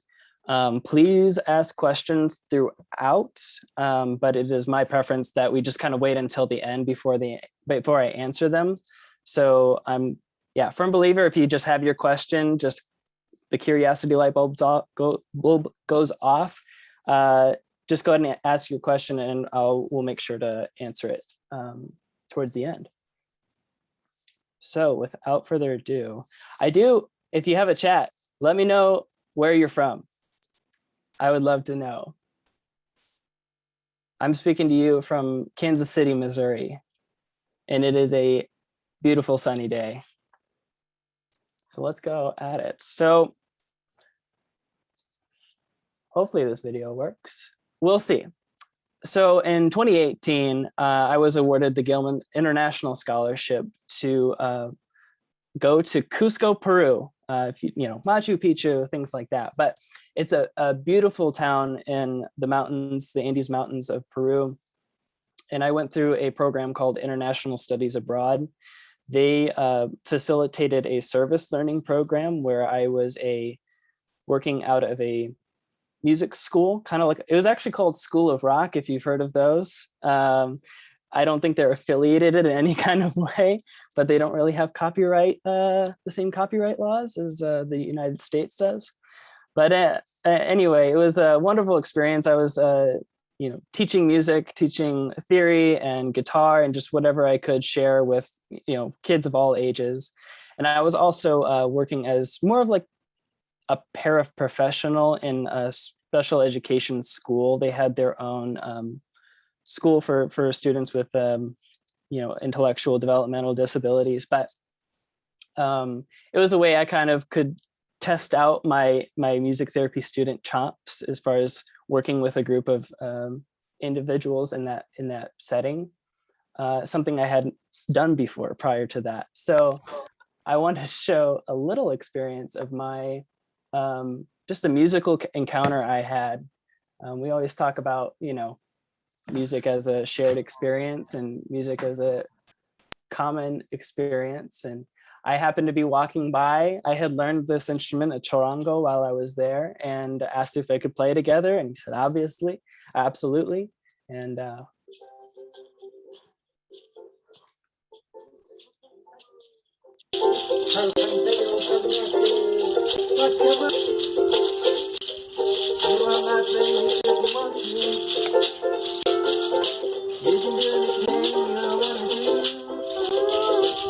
everybody's gonna dance tonight. Everybody's gonna dance around tonight.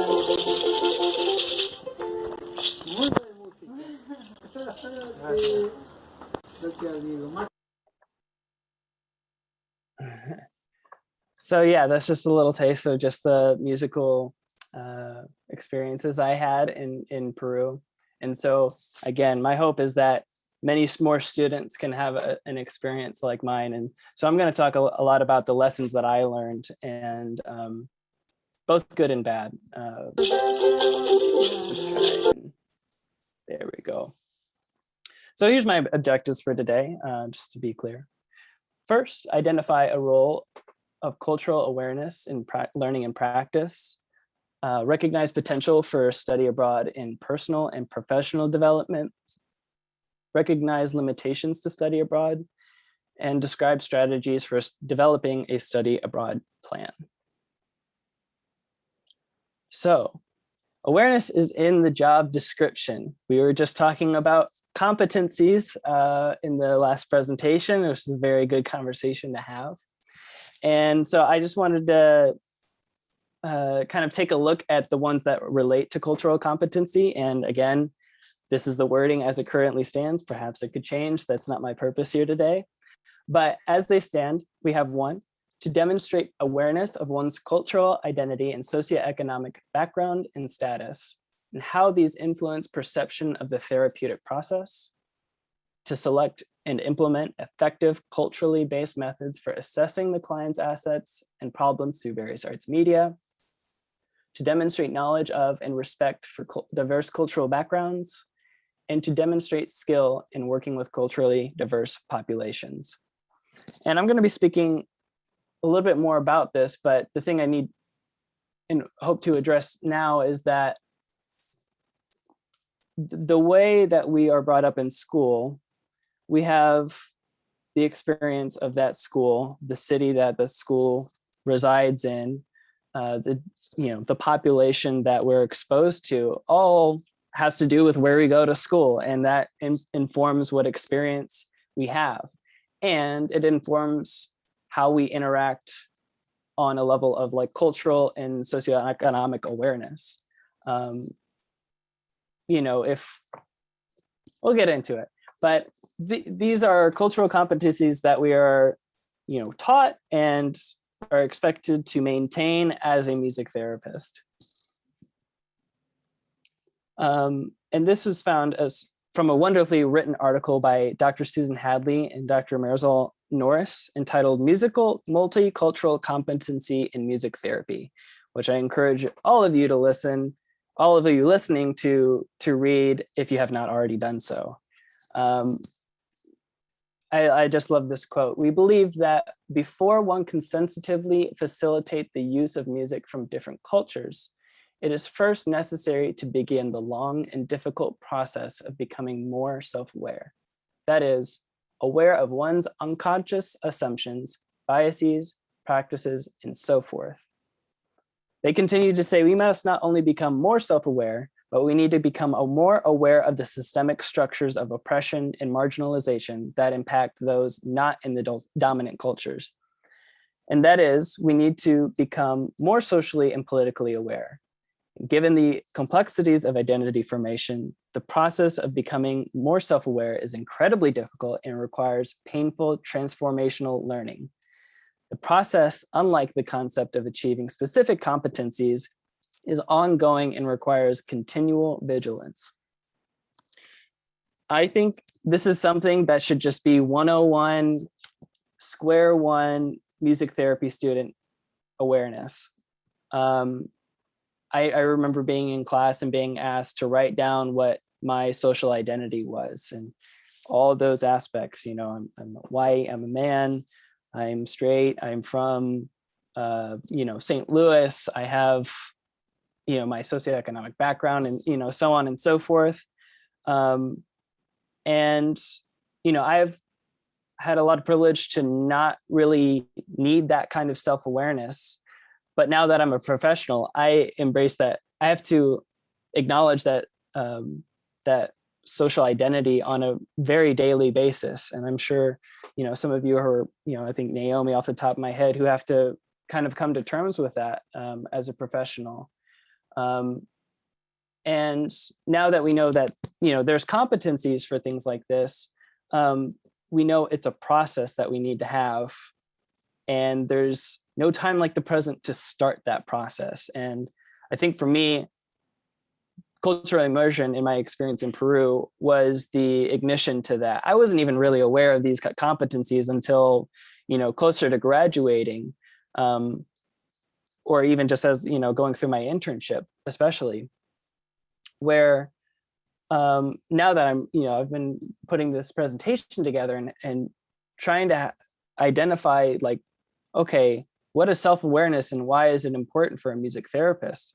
Well, we go through this process of cultural immersion. You have to ask those questions every day. As someone who never had to ask those questions, I had to ask them all the time. I had to recognize who I looked like, the language I spoke, and the limitations that I had to operate in a society. And it gave me such an impression and a bridge of empathy to just get a glimpse of what my clients might experience working with me as someone who is part of the dominant culture in music therapy, or the majority culture. I don't know how you want to call that. But again, as a white person, I've had a lot of privilege to not explain my identity. It's understood, but going abroad, I had to explain that identity all the time. So, personal and professional development.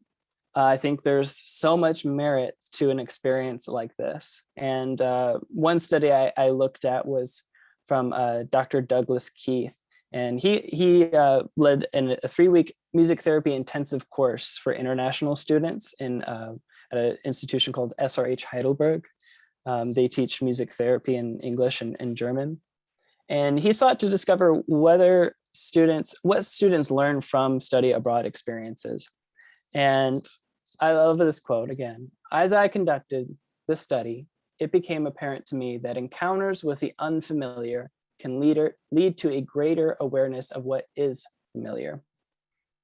He continues by saying that cross-cultural and self-experiences have the potential to open students to new ideas about how they do music therapy, including specific techniques, session structures, and roles. It would be wise to expose students to multiple ways of doing music therapy, as doing so helps flesh out philosophies and students learn to think about and work with their clients in new ways. I find that to be an extremely powerful notion if we apply that to our bubble, that normal environment of where we operate in school, where we're taught, maybe our professors have a primary way that they have practiced music therapy, but they don't have experience doing other things, right? I think we can all share that to some extent. So having this kind of international experience where you're meeting people from different backgrounds with different shared values and beliefs, especially when it's focused in music therapy, you can take that knowledge and now apply it to your student life, your professional life, and just, again, as you are as a human being. Because being open to these new ways of doing things allows us to meet our clients where they are at, right? Maybe the behavioral side doesn't work best for this child, but I had this knowledge from a humanistic perspective that really allows me to do maybe more improvisational playtime or something like, where I have to maybe kind of choose a different technique that I wouldn't have been familiar with had I not traveled and exposed myself to new theories and new ways of practicing music therapy. So personal development. I firmly believe my personal development it's just been a wonderful thing to have gone through such a process and to have made it out the other side, right? I have highlighted a couple, skills that I think are, in an umbrella kind of way, very crucial to how we develop. So adaptability, of course, is our most important skill, right? It's that ability to say, here's where I am at, here is where my client or my group is at, and how do we meet in the middle? And being in an environment where my language skills were not that great, as I mean, it's kind of limitless, right? But I had to be aware of my strengths and my limitations as a person, and change the way I thought about things so that I could work in an environment where they didn't speak the same language. Most people did not speak English in Peru, unless they were in, you know, a service industry kind of aspect. And so being able to go into, you know, a class where I'm teaching lessons, and, you know, the child has, you know, no English and I have limited English, you know, how do we make that work, and how do we make that an enjoyable experience for both of us, right? And not stress so much about what we don't know, and just work with what we do know. And that's, I think, the core of adaptability, is just capitalizing on what you are strong in and using that to your advantage. And that goes into my point about, you know, self-awareness and confidence, where confidence is everything. You know, if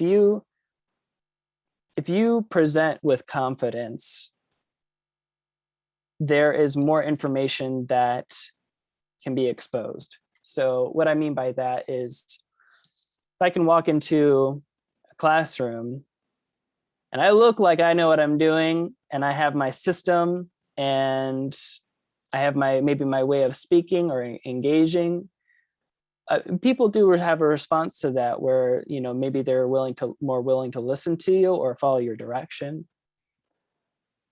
But it's also just that sense of, you know, I work with kids a lot, and so they can read your, you know, when you're not confident in something, they can read that and smell that a mile away, and will, you know, in their childish way, take advantage of that by, you know, being unruly or trying to just test the boundaries, you know. And so some days I just did not have the great confidence to keep going. And, you know, it's hard when you don't know the language well to exude confidence, right? It's almost, you're kind of just starting with a penalty and trying to start a few steps behind where you think you should be. But ultimately, that's whatever you grow in is up to you. You know, maybe you're a person who is great at improvising and thinking on the spot. Well, study abroad and cultural immersion is a way that you have to plan things. Like, you have to plan things. Otherwise, you'll just drown in stress and worry. And on the flip side, if you are a planner and that can't, you know, work with deviation and can't work with change, well, cultural immersion, you have to be able to adapt, improvise, and change on the spot. You know, think of language, right? If somebody doesn't understand the word that you're saying, well, what do you do now? Do you just say, well, okay, I'm not going to acknowledge you anymore because you can't speak the language? Like, that's not reasonable. That doesn't go along with our competencies and our ethics. Like, we are going to meet people as best we can with the resources that we have and the knowledge that we have.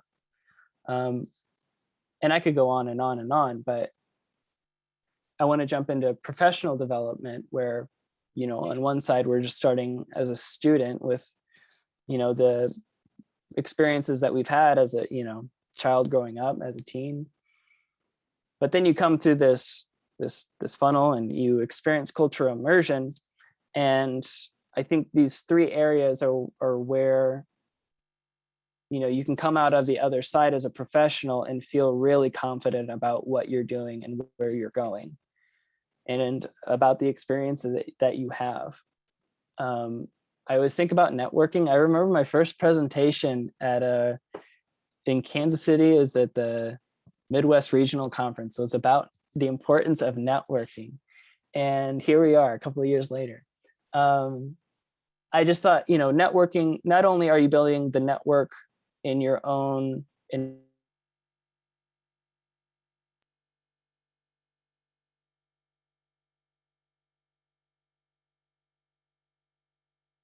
now you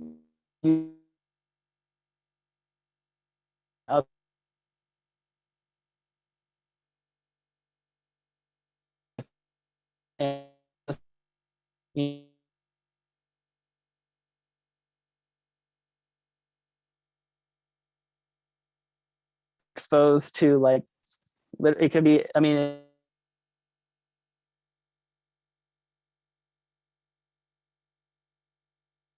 am I back? Yeah, you're back. Okay, where did I stop? Or where did I lose it? Networking. Just networking. Okay, thank you. All right, y'all. Let's keep it going, you know? Yes, so obviously network is very important. Again, when it comes time to, you know, be a professional, you know exactly who you can call and who you can talk to. And that, you know, go into skill development. Well, again, you can take those skills that we've talked about and leverage it with your network and say, wow, well, I've really built my language skills, you know, maybe that's Spanish or something. And there we go. Is that showing? Hold on, new share. I want to make sure I get this right. Does that look right now? Okay. There we go. All right, now we're all set now? I think that's it. Yep, looks good. Okay, you're good now. All right. So I've mentioned several different skills before, and we can get into, you know, things such as like soft skills, of course, you know, our ability to, you know, communicate with others and our ability to adapt, you know, those are all things that we work on in that kind of environment. And we leverage that with our network to internships and to job applications where, you know, I can think of times where I've had, you know, letters of recommendations from the professors that I worked with in my study abroad experiences. And, you know, when I firmly believe and that, you know, when you see that you've maybe gotten a scholarship or that you've done a cultural immersion experience like this, that's extremely noticeable. That's something that definitely separates you from other candidates who, you know, maybe have just gone through the pipeline of their educational program. And, you know, again, my hope with that is to try and bring out some maybe like financial resources that you can use in case you are that person that feels like you're stuck in the pipeline. So limitations and lessons, you know, good stuff. I think it's very important to consider where you go. You know, what is going on politically in that country? What are possible attitudes towards the US and its citizens?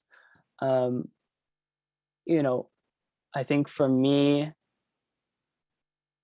I think with, at least with South America in general, my impression was that, you know, the US has done so much politically in South America, to put it mildly, that there is there's a negative connotation to Americans in that sense, but also the sense of,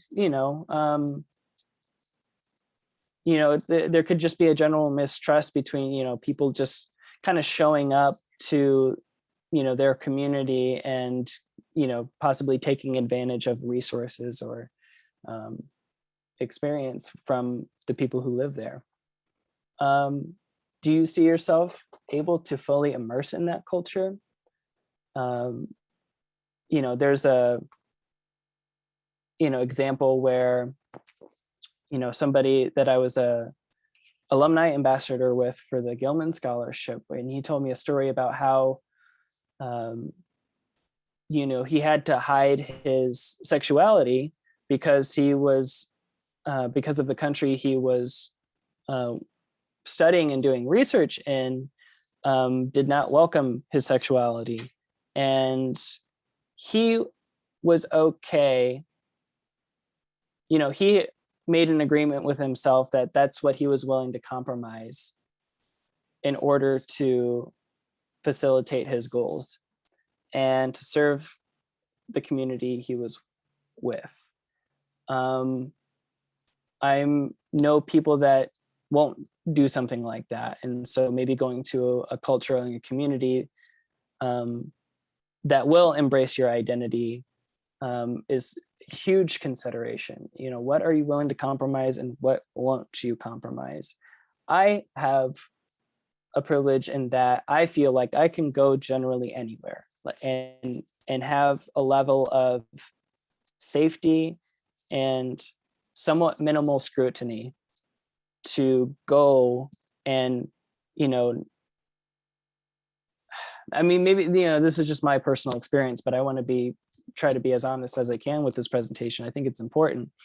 But, you know, if you're Black and you go to a country where, you know, being Black is, you know, you are discriminated against, sorry, not sorry, like Brazil is what comes to mind for me, where, you know, it's similar to the US where, you know, whites have, you know, a general privilege and they've been more historically benefited, and Blacks have been historically disenfranchised. Like it can be like that experience in a host of other countries. So I think being aware of what you're willing to compromise about that and what you won't compromise.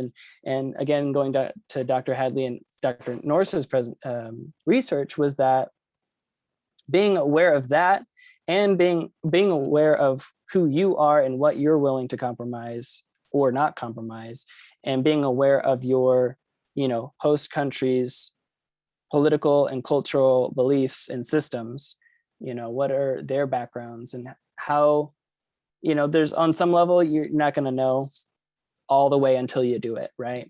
But that's something to be aware of.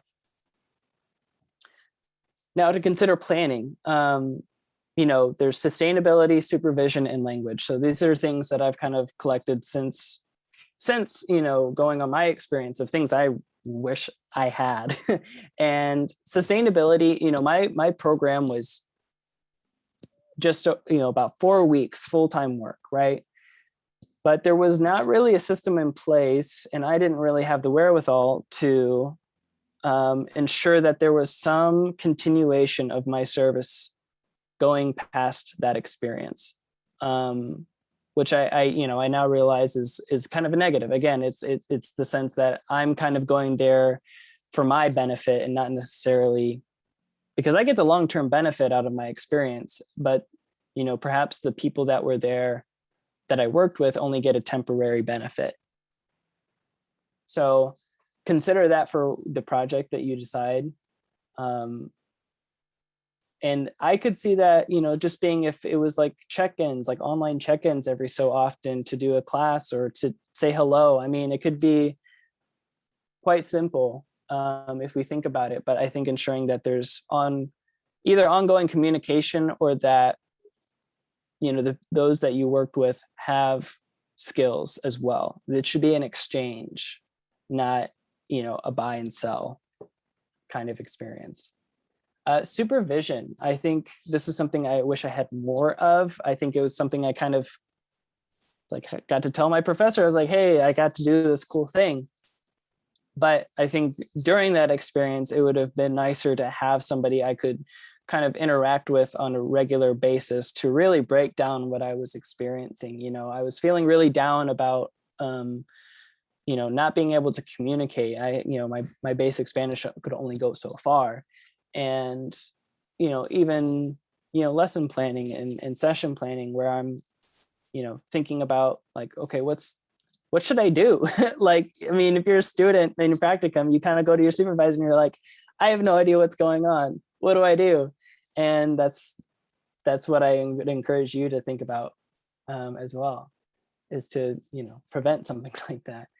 And as I said, language is huge. I mean, if you're going to pursue a program, either ensure that you have a level of proficiency in the language or that you're going to be taught the language of that community while you are there. I mean, it's not end all be all. and perhaps that community prefers to speak English. I can think of Argentina. They multiple people I've met who go to there, they're like, I want to practice my Spanish, but everyone just keeps trying to practice their English with me. So some have English as a second language in many different countries, and you might be able to get by, but as far as ensuring full cultural immersion, language is a necessary component. So maybe the part you've all been waiting for. How do I do it? It takes a village, right? I started with my study abroad office. I said, I need to get out of here. So study abroad is something I've always wanted to do. And music therapy is something I'm extremely passionate about. And I would love to do some kind of cultural exchange with music. And so we ended up settling on this program in Peru. And it required coordination with the study abroad office, my advisor, and the language department, because I had to, to get my scholarship, I needed credit transferred, to show up on my transcript. So I had to get a lot of different approvals and things to make that happen. Faculty, absolutely. You have your letters of recommendation are, huge in any case. But again, when it comes to planning and preparation, supervision, all of that can be supported by your faculty. And I hope that they would share your vision. I think it starts with, you presenting a vision and seeing how much that vision is bought by your supervisor. And maybe, you need to find somebody else who can be more supportive for you, because, we all know teachers are extremely busy all of the time. When it comes to applications and writing, I shared my essays with everyone, like my grandfather, my boss, my coworkers, everybody. I was just that kind of the person that I just needed a lot of feedback and, that kind of support. And, when it comes to scholarships and even, applying for programs, they really, they want to see the best and the brightest, represent the United States and represent their organization to the best of, your ability. And I think it starts with your writing and how well you can, go through an application. I'm going to get into finances a little bit next, but I think there's scholarships. I got a scholarship to go abroad. I did fundraising to go to, study abroad. I did GoFundMe, and that was, actually successful, for lack of a better term. And, maybe you have family that can support your idea as well. I think what it comes down to is just having a really, doesn't have to be the most solid plan, but it has to be a plan that you're motivated about. And I think, when you talk about, it takes you to make this happen. You can go and reach out to your, AMTA committees and CBMT and, World Federation of Music Therapy. You can, ask all the advice you want, but what it comes down is to you applying. It comes down to how motivated you are to make it happen, and not to be discouraged if things get hard, which they certainly will in this kind of journey. So here's some networking resources, and just about to wrap up. So if you have questions, please add them. So AMTA has several relevant committees and I think, when you do research as well, or when you see on Music Therapy Perspectives or Journal of Music Therapy, you can see, researchers who are interested in these kinds of topics as well. And I encourage you, I'm sure they would love an email from you just to say, hey, this is my idea. What do you think about it? And do you have any resources that you think would help me accomplish my goal? And I think 9 times out of 10, people will try to help. The International Association for Music and Medicine is a really interesting publication, and I've only come to subscribe to it since maybe for the last year or two. But they have a whole network, and it's not just music therapists, but it's physicians and healthcare providers who acknowledge that there's a great benefit to music for healing, right? And I think between World Federation, there's got to be a network where maybe that supports your internship in a study abroad environment where you're actually working for a music therapist in another country and still meeting all the requirements, right? And of course, social media, right? There's all those good Facebook groups where you can ask your questions, and generally people are happy to help. Scholarships, woo, the good stuff. I did the Gilman Scholarship. I have links, everything, all these things that are highlighted with underlines, that are underlined have links. So again, if you want these slides, the links are in the titles. I did the Gilman Scholarship. That's for undergraduate students who receive the Pell Grant. It's a wonderful scholarship. All these scholarships are competitive, of course, but Gilman really supports, and I think the State Department overall, they support diversity abroad in the sense that they want to see the true representation of the United States being presented abroad and working towards,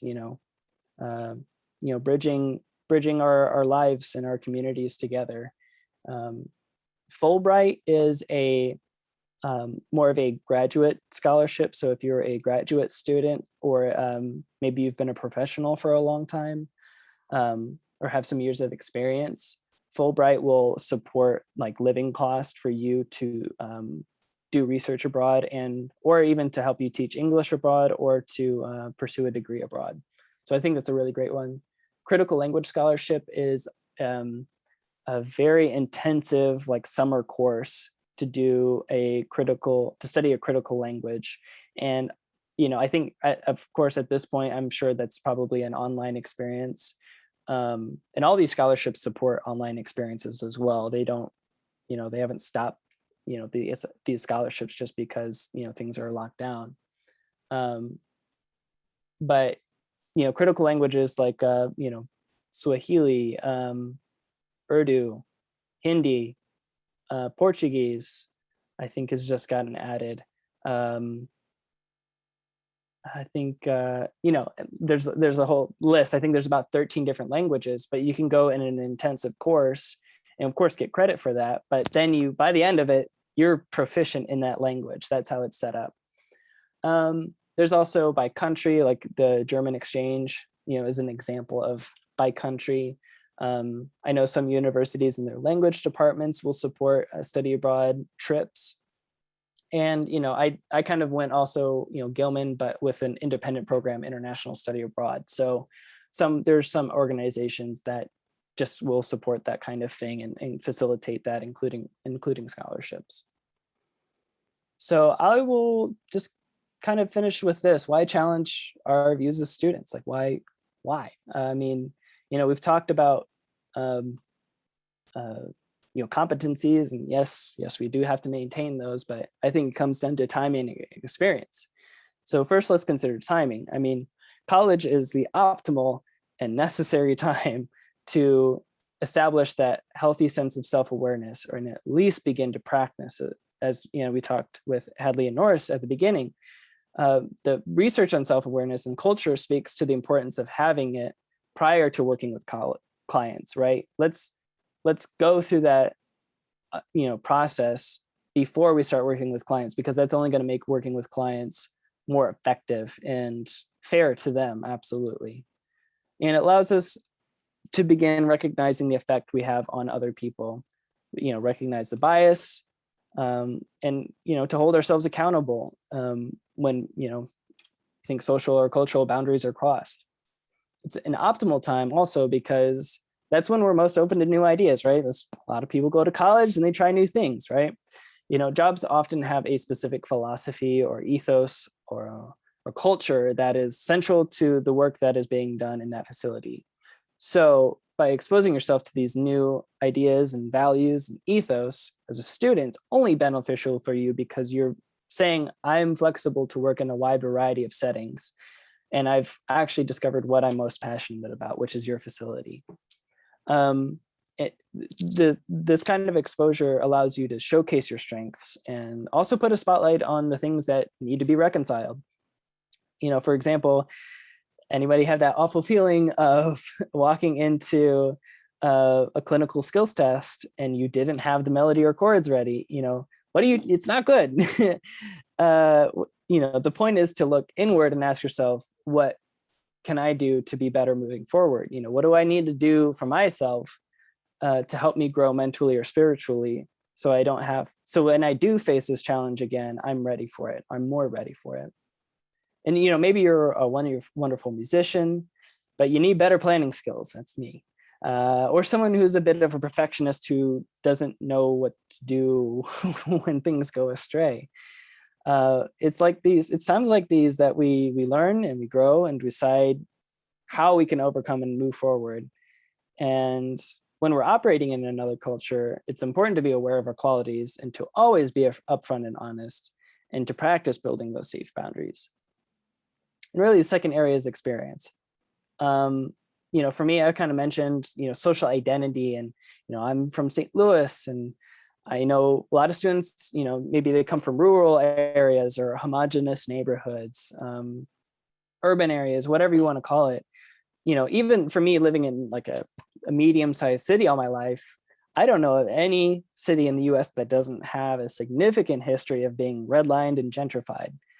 And the point I bring that up is that, we as individuals have to overcome institutional and societal barriers in order to empathize with people of other ethnicities, cultures, and religions, because that's, of course, connected with, socioeconomic status. Absolutely. And we have our own idea of what it means to belong in the world. And of course, of our own idea of what it means to practice music therapy. Being forced to ask, what you think is right is extremely valuable. And now that I'm a practitioner, I feel that my experience abroad has helped me to work with differences of opinion, belief, and social identity. And, I'll finish with this. Like, when you live abroad, your entire framework is just turned 180 degrees. It's like moving to a new school. It's like meeting a client for the first time and none of your ideas work. What do? You adapt, right? And that ability to adapt comes from experience. And the more experience you have, the more resilient you are to when change happens. And, the world is changing so quickly, so we have to adapt quickly, right? And the sooner that we realize that, we can build this self-awareness at such a young age or at an early stage in our career, we can realize how small our bubble actually is, what it takes to actually build common ground and to build access for other people. So I believe that by challenging our worldviews as students through cultural immersion, that we can become a more inclusive, a more resilient, and a more enlightened profession. So, with that, thank you. I appreciate you taking your time out of your day to listen, and I would love any questions, or, find me on LinkedIn. Here's my email. If you want the slides, let me know. There are already a couple of questions in the chat for you. Would you like me to read them out, or do you want to just read them yourself? I think it might have gotten rid of mine. Okay, I'll read them out. I cut out first. Yeah. Okay, so the first question, it says, Austin, thanks for your thoughts and experiences. I'm curious as to how you serve ESL populations here in the US after your immersive experience, and what do you take with you from this experience working with populations now in the US? Do you believe that you could have gained experiences like this working with underserved ESL communities here? And how do you come to terms with volunteerism and the white savior industrial complex that some of these communities perceive? And I'm going to copy this and paste it in the chat again so that you can see it. There's a lot there, but those are amazing questions. And those are questions I think about, anytime I think about my experience abroad, like those are the questions I ask myself, because I think, again, it goes to that point of like ongoing self-awareness. Like we always have to ask ourselves those kinds of questions, right? So that was exactly my thought coming back. Like I wanted to try, I made part of my, a lot of my assignments and, things like that in school geared towards like ESL and that experience. And I tried building a network around that. I think the things, and I'll say first, I think that's a huge area for music therapy, like to get in. I think what it requires is more music therapy students having a second language themselves and being able to work with another kind of community, outside our own. Now, having said that, I was not successful. I think one, for the sake that I worked a lot in school, and I mean outside of school, I worked a lot. And so I know I didn't want to do something unless I could really commit to it. And I think money was such a stressor for me that I decided to just stick with what I could do, and rather than kind of overextend and try to take on this whole, try to set up a new program experience. And then, COVID. So of course, I think that the experience set me up to work in that environment. And I think it's helped me. I worked in a children's hospital. I think it helped me in that aspect. I think to your point about the Savior Industrial Complex, that kind of goes to my point about planning where you go and trying to get a baseline of what that means to that community. I think in my personal experience, volunteerism is absolutely a thing. And that's how I felt. I felt like I was just being a volunteer and just going sightseeing, right? Sightseeing. And I think I felt that. However, I think if I think back about my experiences with the children and those I worked with, I think my authenticity and just being genuine with why I wanted to be there, and I genuinely wanted to learn from them. People can pick up on that no matter what culture. They pick up on being genuine. And I think if you carry that with you, the white savior complex goes away pretty quickly. I think that's a pretty immediate question for people. But I think if you show that that's not what you're about, then you can kind of, move on to nicer things. So I'll leave it there if there's other questions too. Yeah, there's one more, and it says, during your experience, how did you navigate learning client preferred music, especially in situations of learning a completely new song? What was your approach to maintaining integrity of music while engaging in socialization, community, and building rapport? I think that essentially was being okay with not knowing. And the kind of, to my point about confidence, was I was okay with not knowing and just learning things on the spot. For me, I feel like I'm a great guitarist, and I think I have enough of a ear where the music part of a song is not especially challenging for me, but it's the language learning that I really struggled with. So if it's, having music with me and having the lyrics, again, people understand that you're a student and that you're learning. And so if you are learning in front of them, that's an expectation for them and you. And I think it's more of that screen of no, I have to do this an evaluation where I have to have everything perfect and ready. I mean, that's just not going to happen.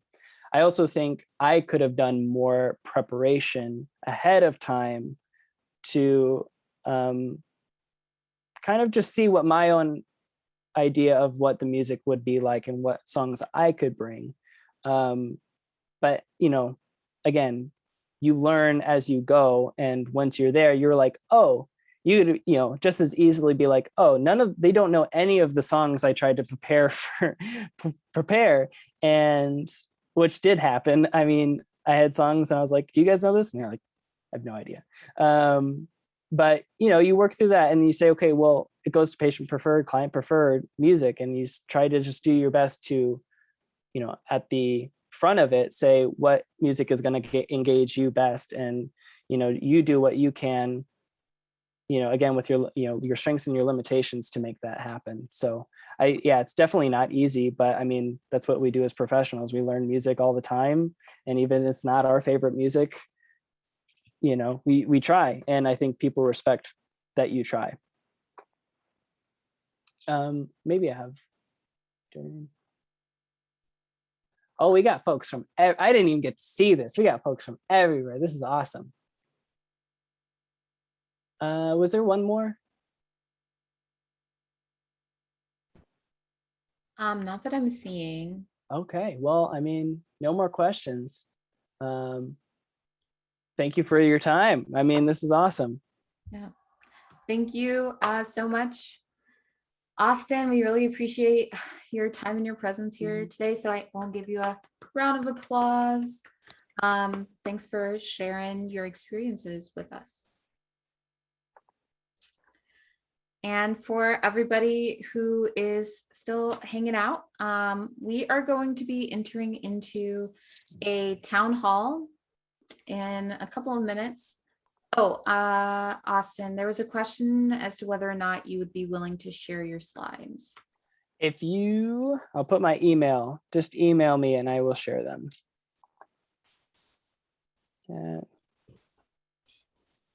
And while Austin is doing that, and yeah, so he just put his email address in the chat, and we'll get that copied over to the Facebook Live chat as well. Good deal. Thank you all. Thank you so much, Austin.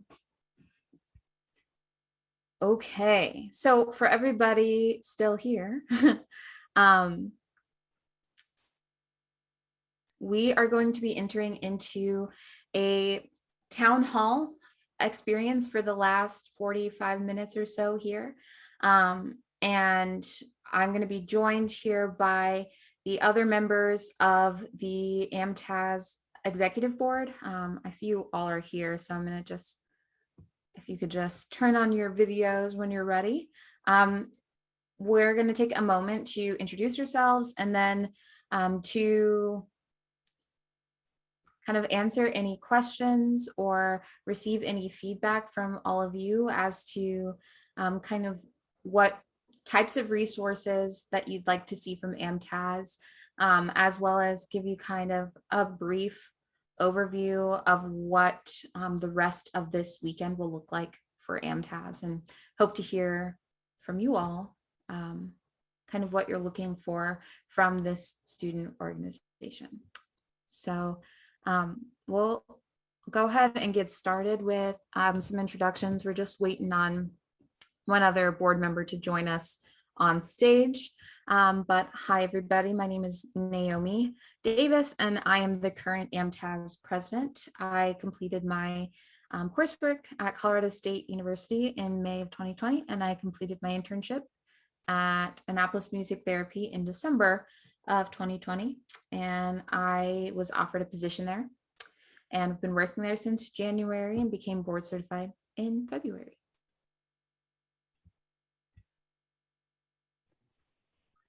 I guess I can go next. Hello, everybody. My name is Jacob Moberly. I am the current AMTAS president-elect. My pronouns are he, him, his. I'm a current senior at the University of Kansas. And I'm also the president-elect for the Midwestern board, and at KU as well, I'm the president. Rock chalk.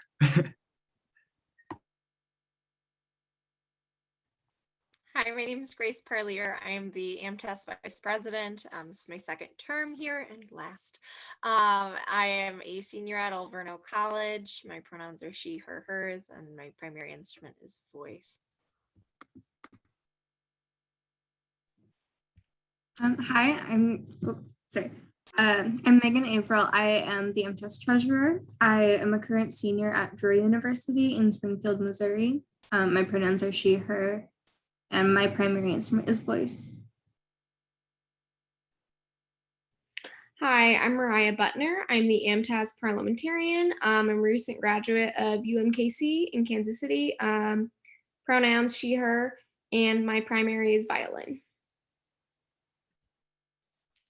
Yes, also my pronouns are she, her, and my primary was bassoon. And our secretary, Anna Bocanegra, is also here.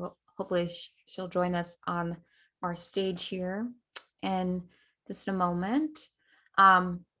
Before we kind of open the floor for any questions or comments or considerations or feedback, I wanted to take a moment just to talk about the mission of AMTAS and kind of what we work to do throughout the year. So for those of you who may not be super familiar with this board and what we do, we exist to provide support and resources for students throughout the year, music therapy students across the country. So throughout the year, we work together to create and disseminate resources for students and provide scholarship opportunities as well.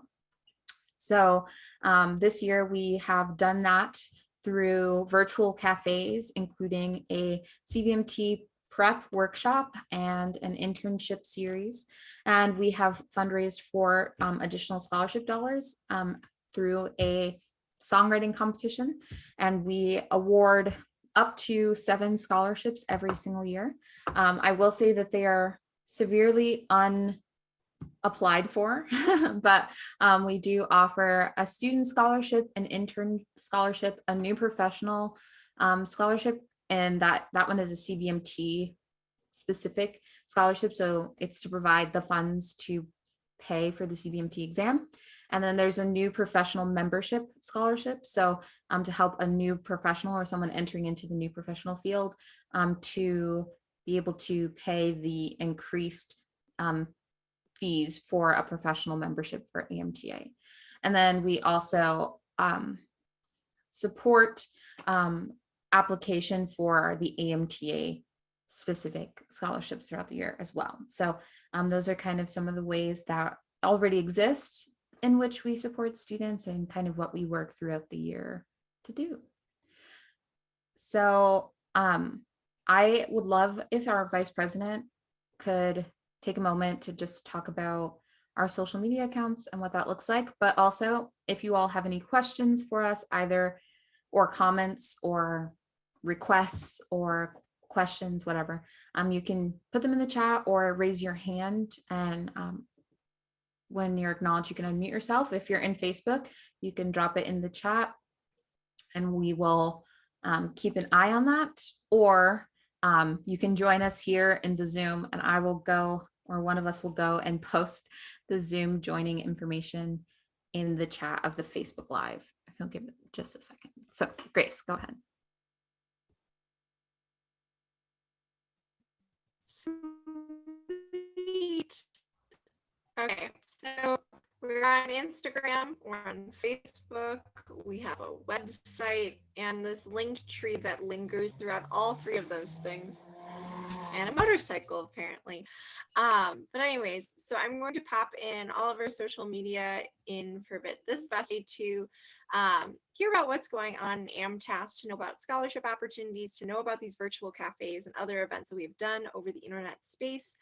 We also have tried to reach out via email through our regional presidents, but sometimes it's a little hard to disperse mass emails. So if you can engage in our social media by following our different platforms, we promise it'll be worth your while.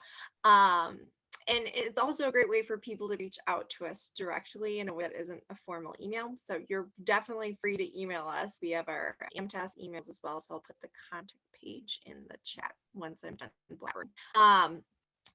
But if you feel comfortable just sending a direct message over Instagram or over Facebook, we receive those and we can interact with you. If there are events going on at your school that you would like to be posted at a national level, or something that you think would be helpful for other students, this is really kind of a network so that we can support each other as students and kind of give privy to things that can help us in our formation as emerging professionals.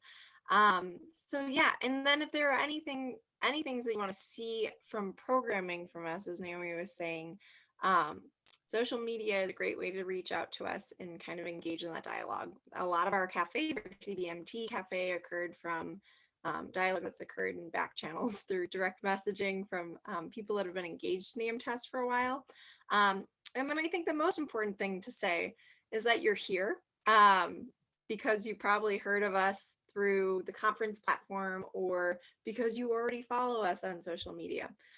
So go a step further and invite your friends, invite your classmates, and try to link everybody in because it's the easiest way for us to engage with one another and make sure that everybody's on the same page and has access to the things that they need or can give cause to the things that they need. Okay, I'm going to start putting in all those things. And I put some of them in the Facebook chat already.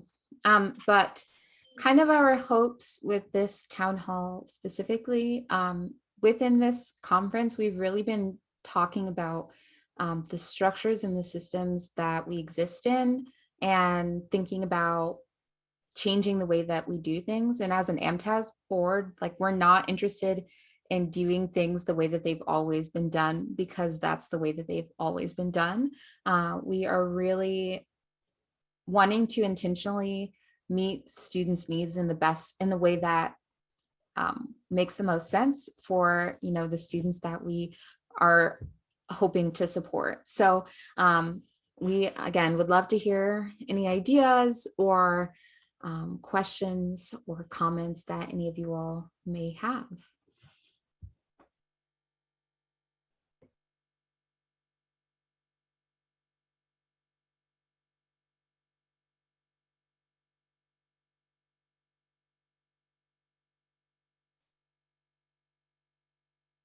We have a question in the chat.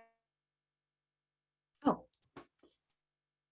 yes. Okay. So actually, so the question here is, does AMTAS work with the Commission of Educational and Clinical Training of 21st Century Music Therapists? If so, what does that look like and what's happening with that? So the answer is yes, actually.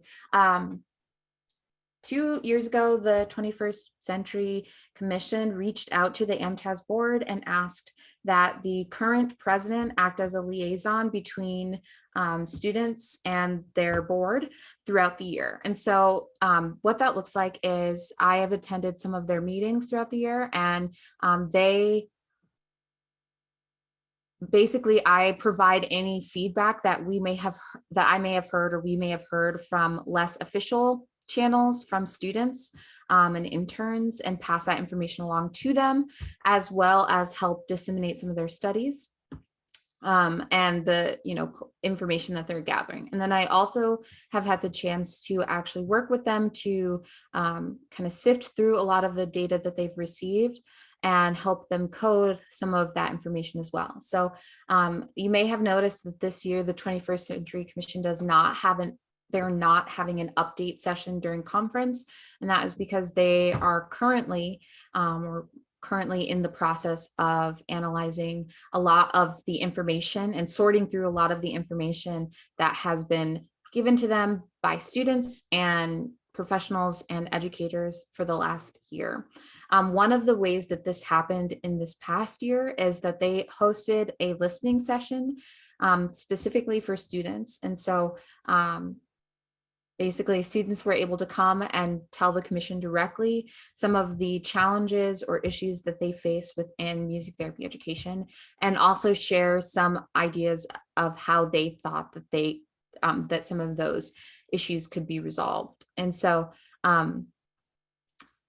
the commission is in one of its final stages or sessions of analyzing and sorting before they begin to start making their recommendations to AMTA. If you ever have information that you would like passed on to the 21st Century Commission, you can send any comments to the president email address for AMTAS, which is president.amtas@gmail.com. Right now, that's me, but in a couple of months, it'll be Jacob, and Jacob will take on that role as liaison to the 21st Century Commission. Thanks for your question.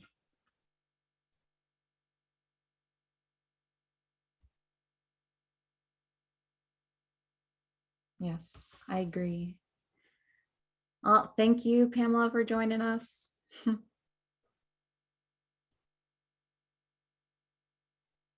Okay, I'm gonna take a peek at the Facebook chat to see if there are any questions there, but none thus far. yeah.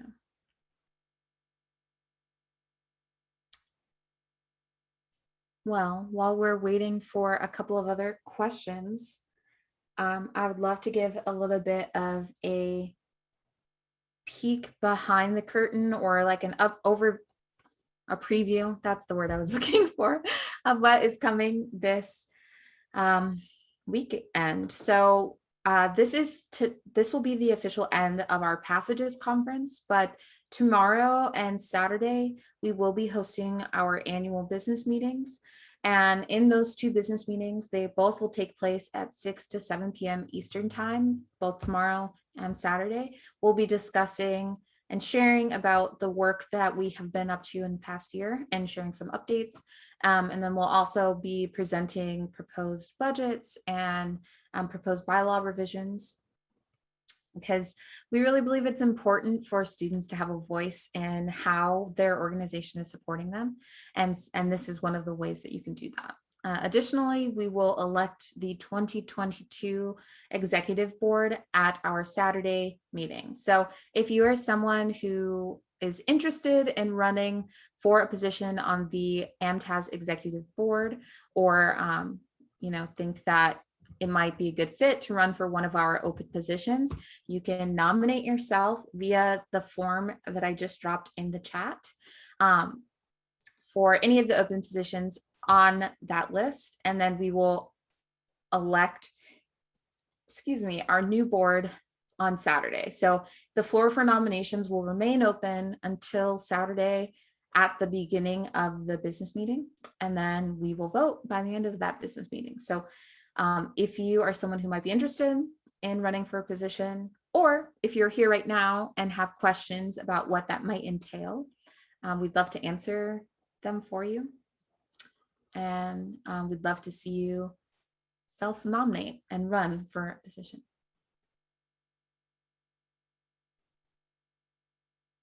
Yes, they are. So we did have a CBMT, an 8-week cafe series where we went through the CBMT domains, and myself and one other new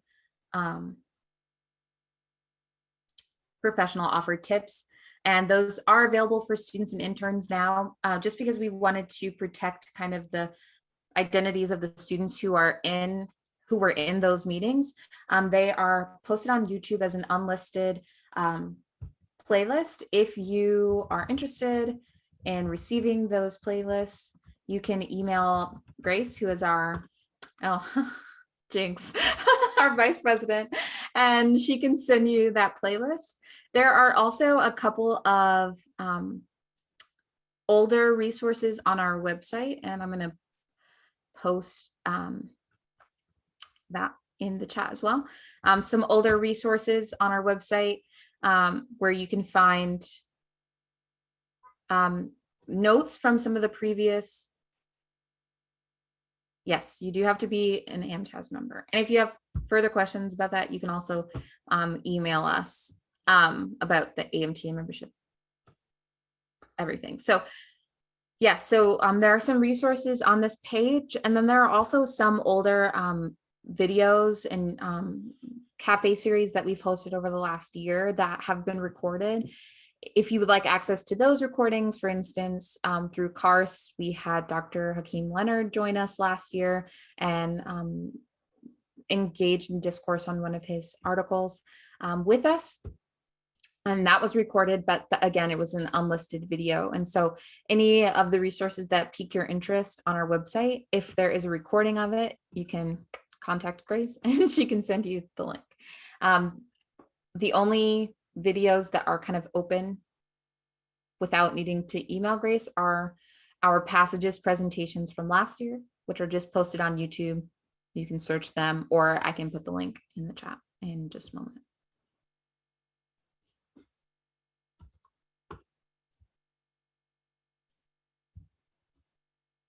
All right.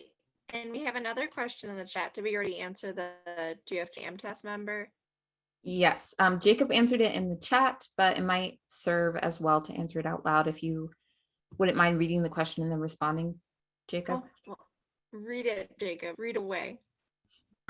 I was gonna let you do it, Grace, but I can do it. Okay, so the question was basically, do you have to be an AMTAS member to run for a position on the exec board here with the AMTAS National Exec Board? And the answer is yes, you have to be an AMTA member. Obviously, if you have any questions or concerns about that, please email us and we can work through that process together. But highly encourage it, highly encourage getting involved, highly encourage being a part of this exec board. There's a lot of great opportunities to be a part of this, a lot of great opportunities and networking opportunities that you'll get from being a part of this organization and exec board. So either way, I highly recommend a membership anyways for students. This is just an added bonus. Any other questions from those of you joining us either on Facebook or here?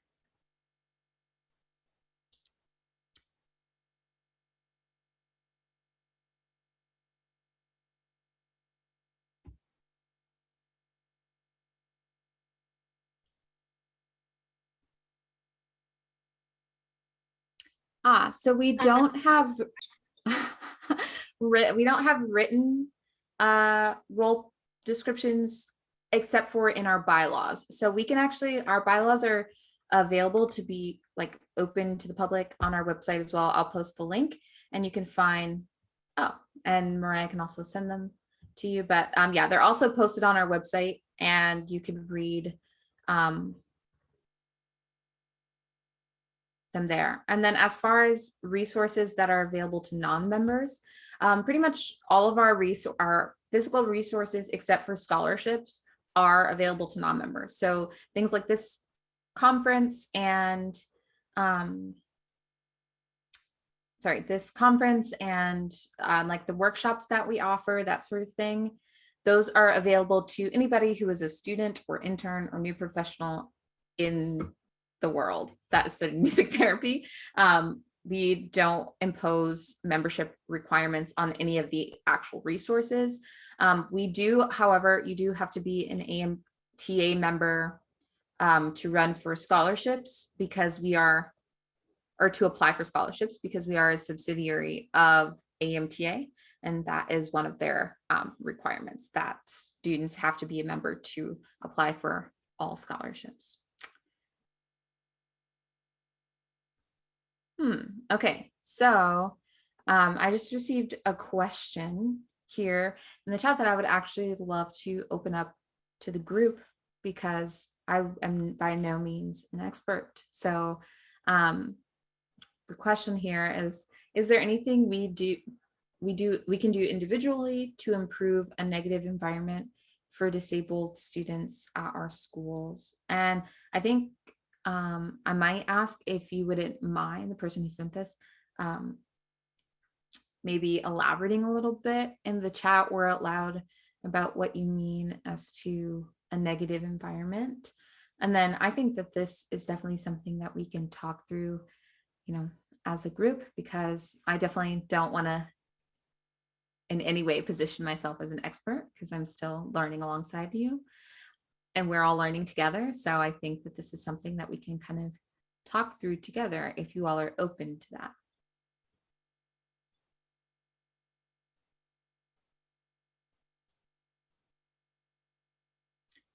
Okay. And then the message here also says the professors have a history of discouraging students with disabilities from moving forwards in the program. I'm so sorry to hear that. That's really awful. I will offer a resource because all university programs are required to be AMTA members, like the programs themselves. And if you or another student in your program feels as though they are experiencing discrimination, or if in this case, like your professors are outright discriminating against students, you can, and I you can be lodge a formal complaint with AMTA, and they can help with some more legal / concrete solutions to something like this, especially when facing like outright discrimination and ableism. So let me see if I can find a link. I'm going to go digging on the AMTA website really quickly and see if I can find a link, and I'll post it in. Thank you, Greg. Amazing, so fast. But yes, of course. And like, I just first want to say, like, I want to empower you to be able to have that conversation or start that process. And if that is something that feels intimidating, we would love to offer support in that process as part of the AMTAS executive board. Would love to offer support in kind of how to move through that process, if that's something that you feel like you need. That's a good point too. Felicia, I hope I said that right, but someone in the chat, Felicia, said, I wonder if the person who asked this question has a disability resource center at their school. At my university, that department has helped students fight ableism within the university. So that is a good point, something that can be handled on a more regional level instead of first taking the step to the national organization. That's a good point.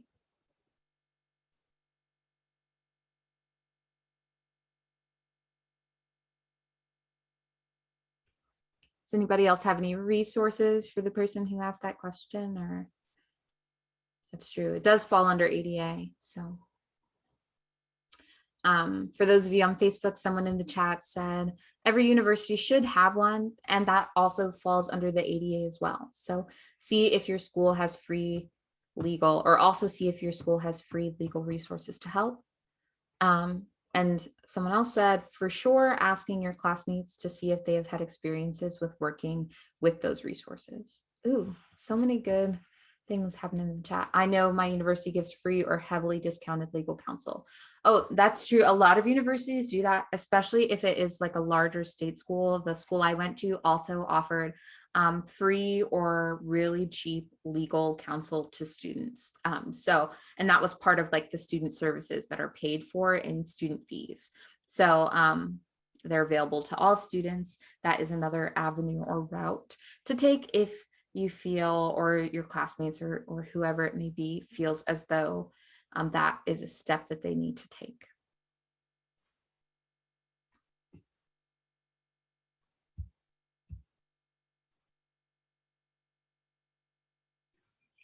Cool. Does anybody else have any questions or thoughts or comments? Grace, I don't know if you're trying to talk in here, but you're muted. My internet stinks, so I'm taking the comments from Zoom and doing voice to text into Facebook Live on my phone. So I'm like old ladying it. So I'm sorry.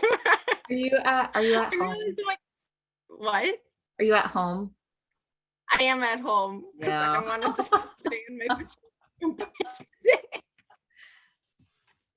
So one thing I will say, if you are considering running for this board, one thing that is kind of fun is that you get a monthly insight into the home lives of the people that you work with, because you are working with them, across, we're all, well, actually, I was gonna say we're all in different states, but actually about half of the board is in or was in Missouri/Kansas. So pretty close to each other. And yes, Grace has notoriously terrible internet.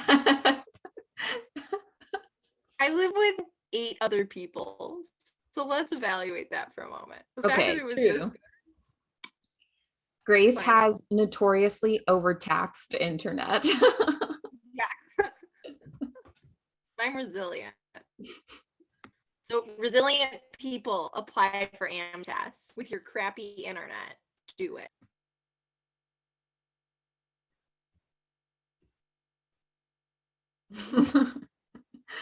No, I understand, Taylor.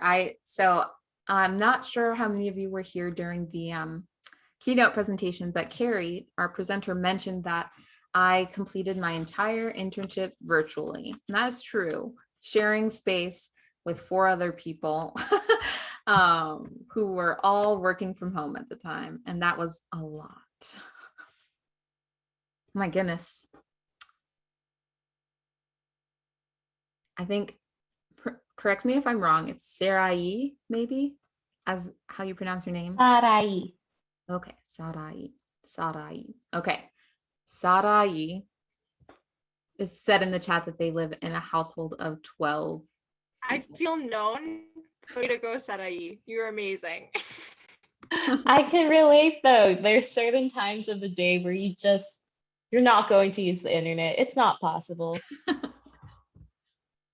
Well, especially during like deep COVID, both my parents are educators. So we were all trying to do Zoom school and it was a terrible, terrible.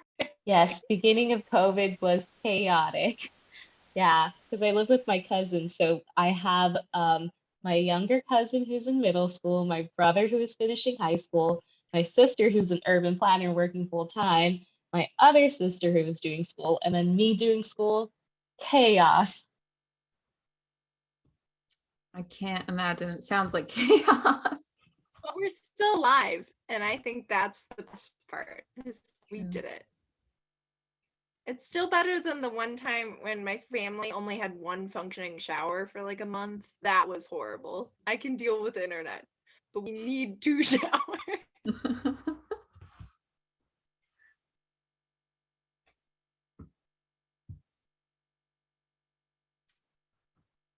Amazing. Well, we'll see kind of if anybody has anything else to say, but we'll just kind of hang out in case anybody has anything that they want to offer, or feel free to email us if you would prefer to ask any questions offline or off of the live.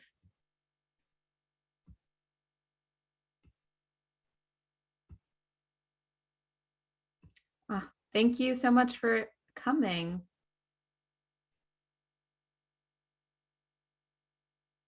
No, it was really cool how many people showed up, and yeah, Zoom felt less chaotic than last year. So way to go, team. Yeah, we're definitely so oh, didn't want to leave you hanging. So honored to be able to share this virtual space with you all every year. So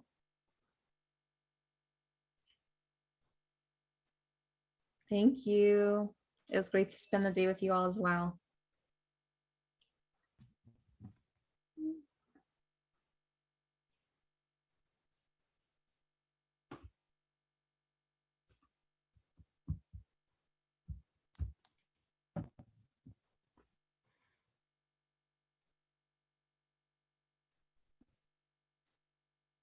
I'm not voice to texting all the nice comments from the Zoom chat, guys. I can read it aloud so that future viewers of Facebook can get it. I'm going to change voices for each one. Naomi. Bye, Megan. Thanks. Sarai. Ah, no. Then I've got to head out. Thank you for hosting this conference. Ditto. It was a wonderful experience. What's happening right now? Thank you so much for holding space for us today. An awesome way to spend the day with y'all. And then that person only sings. Thank you. And then another one says, great conference. Thank y'all for putting this together. I used y'all. And then I think the 8 hours on Zoom today are getting to you. I think they're getting to you. I'm a little funny. Another person. All the presentations were so interesting. Thank you for gathering the resources and amazing people. And then thank you. And then someone else said story time with Grace. And that is the end. And your little story time here will live on in infamy on YouTube in this recording. I figured we need some documentation. Man, are we still live streaming? Yes. So I think I think now is a good time to kind of wrap it up. So thank you all again so much for joining us today for our second ever virtual conference, Virtual Passages. We hope to see you all at some of our events throughout the rest of this weekend. So thank you all and have a great night. Run for AMTAS. Oh yeah, go ahead. I have a question. I was just curious if any of you guys are on your Student Association of Music Therapy like boards on your at your university, and like if so, how do you balance? Because I'm president of my SAMD, and I'm also like the social chair of another organization, and I'm interested in nominating myself, but at the same time, I'm like, can I handle it? I'm not sure. So I was just curious of if you guys are also involved in other organizations. Yeah, so I know both Jacob and I have been, and I can start and then kind of let Jacob take over. But when I was a student, so two years ago, or a year ago, there was a moment for about 6 months when I was the president of my school board and the vice president of the Midwest board, and then also the president-elect of this board, so last year. And I think that it's really a matter of evaluating kind of like the size of your plate. The way that somebody really helped me to look at this is like really taking a moment to actually evaluate like your own boundaries of your time, and also just like what you feel like you have the capacity for. And if it's something that you are willing to either move other things around in order to make space for something like this, or if you have extra room on your plate already to fit something like this in, because it is like work. It's probably not as consistent work as your university, because we meet once a month and we provide resources throughout the year. So I think as president, I was probably putting in like 8 to 12 hours a month, which isn't really all that much, depending, sometimes a little more than that, depending on the requirements of what I needed to get done that week or that month. And so it's really about like, oh, is this something that I want to prioritize in this coming year?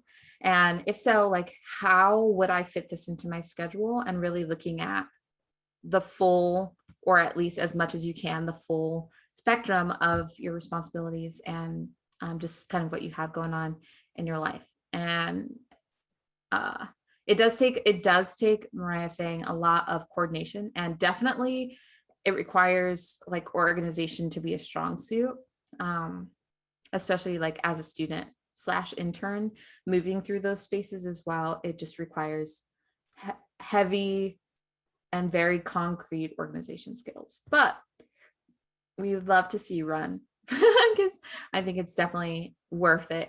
At least for me, it was really worth the time. And because I was, really passionate about supporting students in this way. So it was really worth it for me. And then I'll let Jacob share his perspective too. Yeah, ditto to what you basically just said. And there's also moments where it's like, I have so much to do that I have to weigh my options here and say, okay, I need to get this done right now, and this can hold off for now. And that's just something that happens in life generally. And, being an adult is making decisions in that moment. So it's also great practice, for me, especially right now, working through this board, the Midwest board, and then also the board at KU. Working through those decision-making skills and those adult life skills and saying, okay, here are those things that I find myself excelling in, and here are those things that I can work on right here and right now and make some success with. So evaluating that and what you're capable of is probably the first step to knowing if you'd be a great fit for this. And even not, I would even say that just try it in the first place, because there's always people that you could relate to. I'm going through this process myself, so if you're going to apply and you make it onto the exec board, we can do this together. So that's going to be the next step in general. And life is a mystery, so just do it as you can. Yeah. Go ahead, Grace. I will add, as this was my first ever board that I'd done, I was then on my my school board this year and the year before. But it allowed me to network really easily with my school board. And oftentimes, if you're planning a dope event with the national board, you can get all of your school board to go to it because you're their link. So I've at least noticed that it's allowed my school to be more integrated in what is going on in the national and regional level. So that's been really helpful for my school board to kind of just go to events that are already being prepared that are really awesome, and especially our regional events going on, like just having that nickel in as to what's important and what's cool right now. And then oftentimes it's easier to find people to fill your spot at your school board too. So if you're taking on this new board, you can get people really excited about what's going on and encourage more involvement in your school to start at a school board level and then rise through the ranks. I don't know how den mothery you are. I am a den mother and I love forcing people into filling roles that I don't want to do anymore. But it's a great, no, it's more in the sense that like you learn a lot on this board, and so it can streamline your school board if you manage your time well with it. But then also it can encourage just greater integration with your school in MTAS structures, if that's something that you would see as valuable. Thank you everyone for sharing your perspectives. You have officially convinced me. So